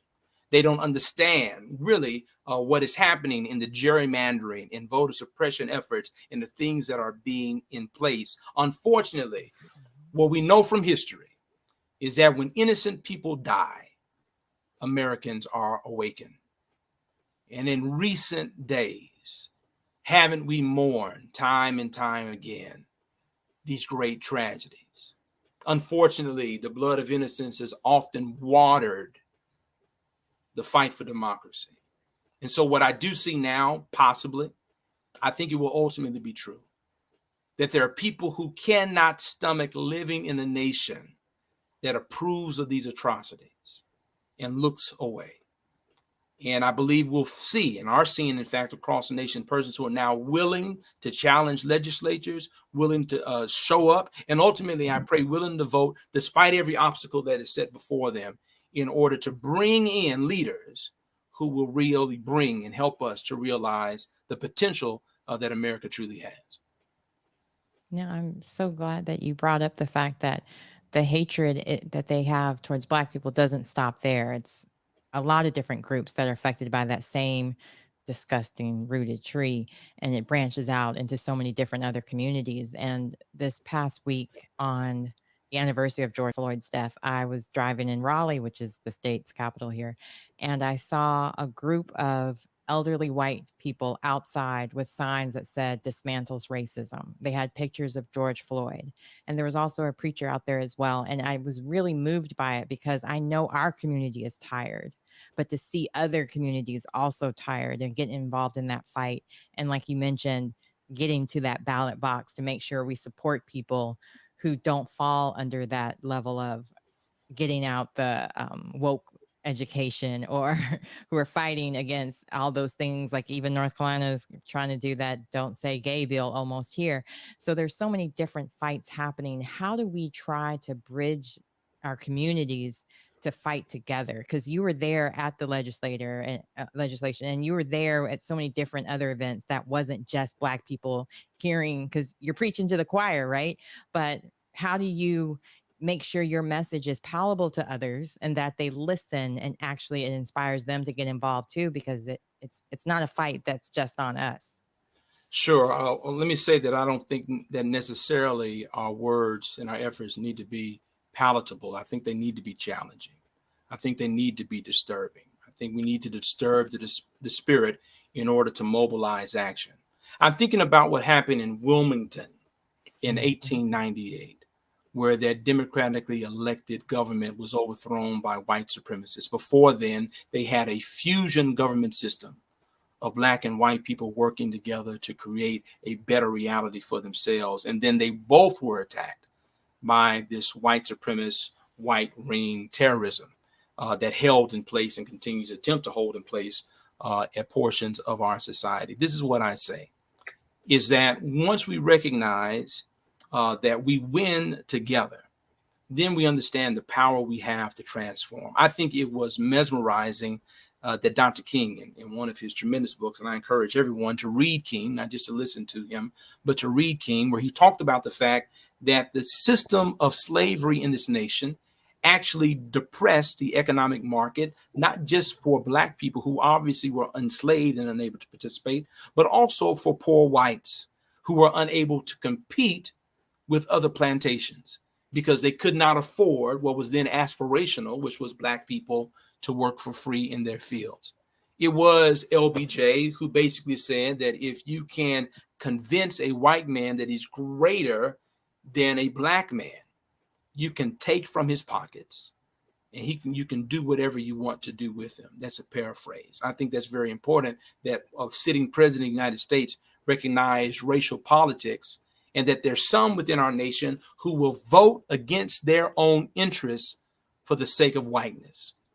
So oftentimes what I attempted to do was challenge those same people and ask them, are you happy that you reside in a community, a rural white community, that is without health care, without access to hospitals? Why do you think that's happened? Who do you think moved the jobs from your community and moved them across the globe?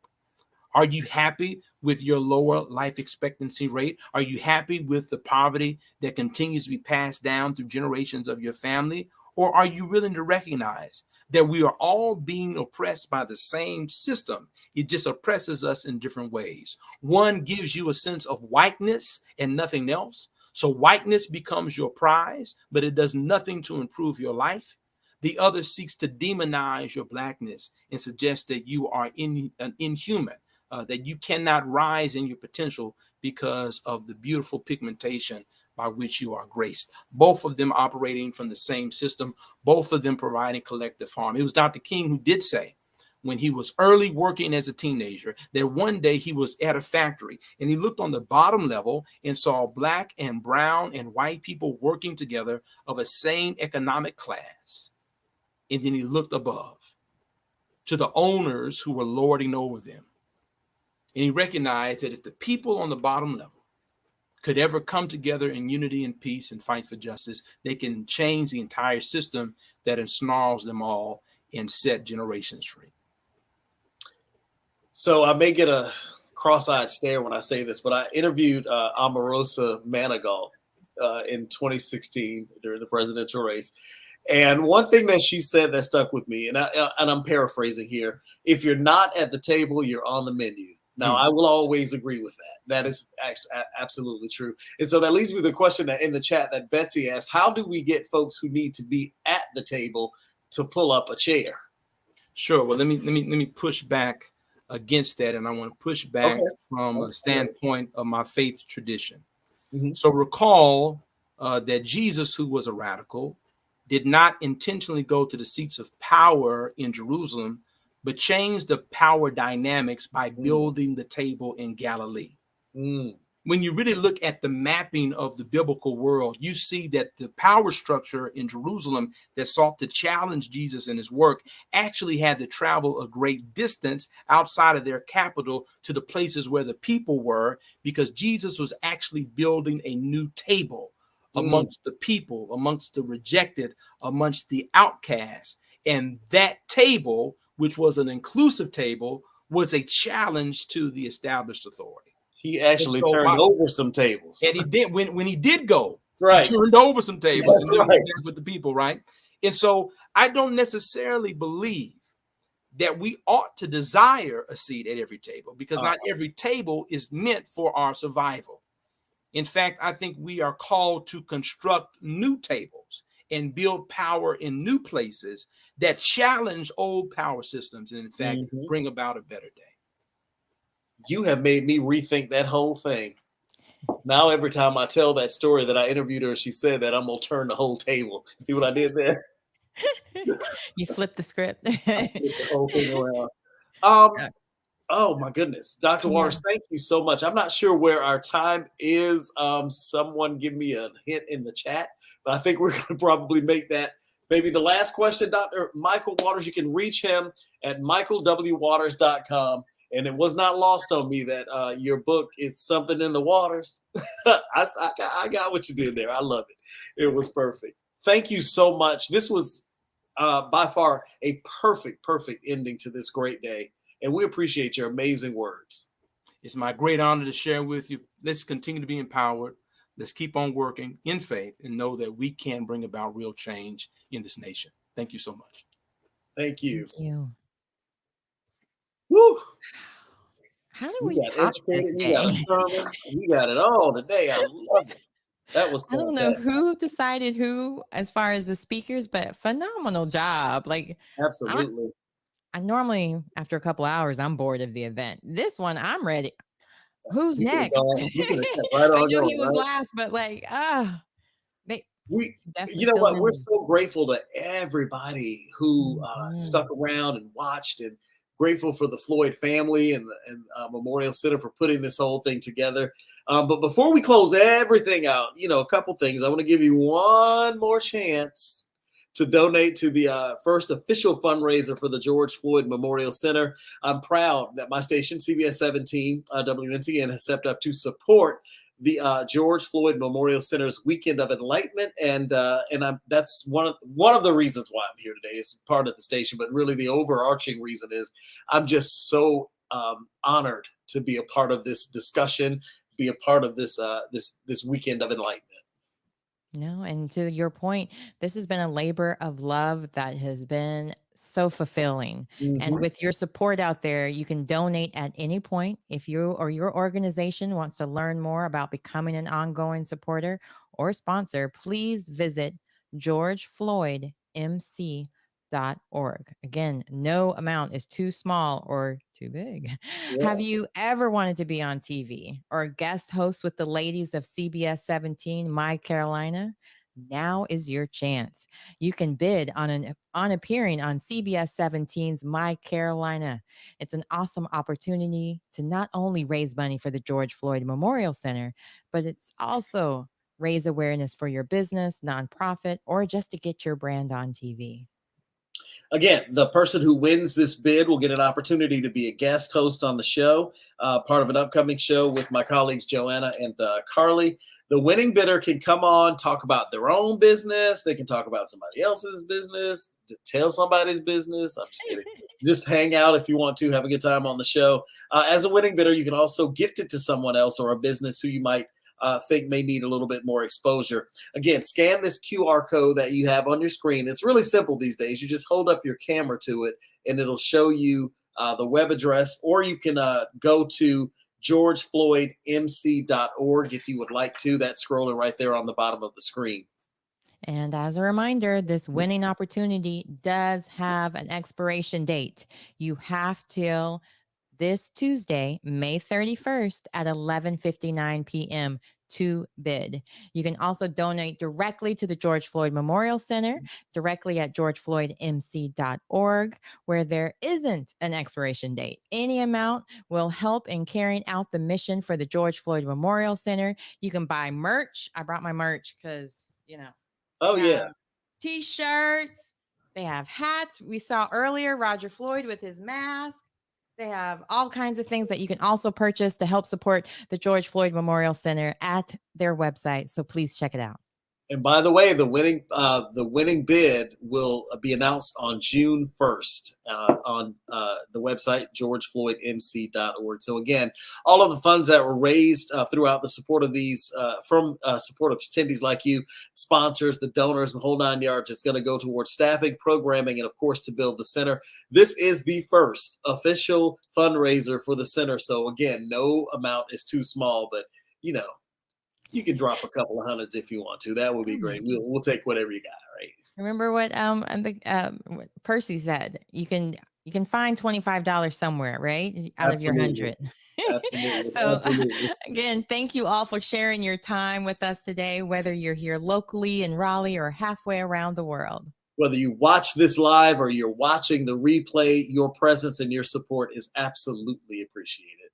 We appreciate you spending your day with us today. We know you could have spent it anywhere, and spending this time with us has been so empowering. I've been seeing the comments. We're grateful for all the great comments and thankful that you guys shared this time with us today. And make sure you share this with your friends, because sharing is caring when it comes to the George Floyd Memorial Center.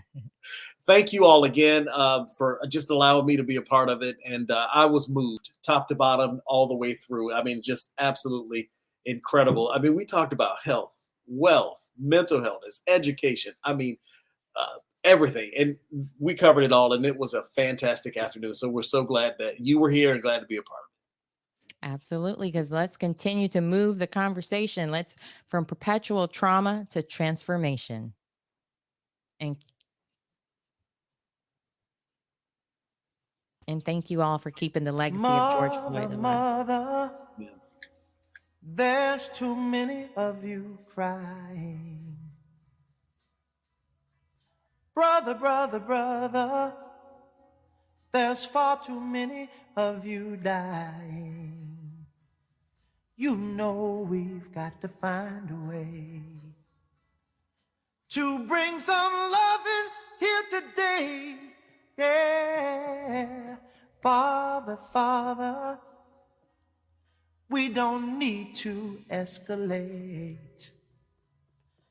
You see, war is not the answer, for only love can conquer hate. You know we've got to find a way to bring some loving here today. Oh, picket lines and picket signs. Don't punish me with brutality. Talk to me so you can see, oh, what's going on? What's going on? Yeah, what's going on? Oh, what's going on?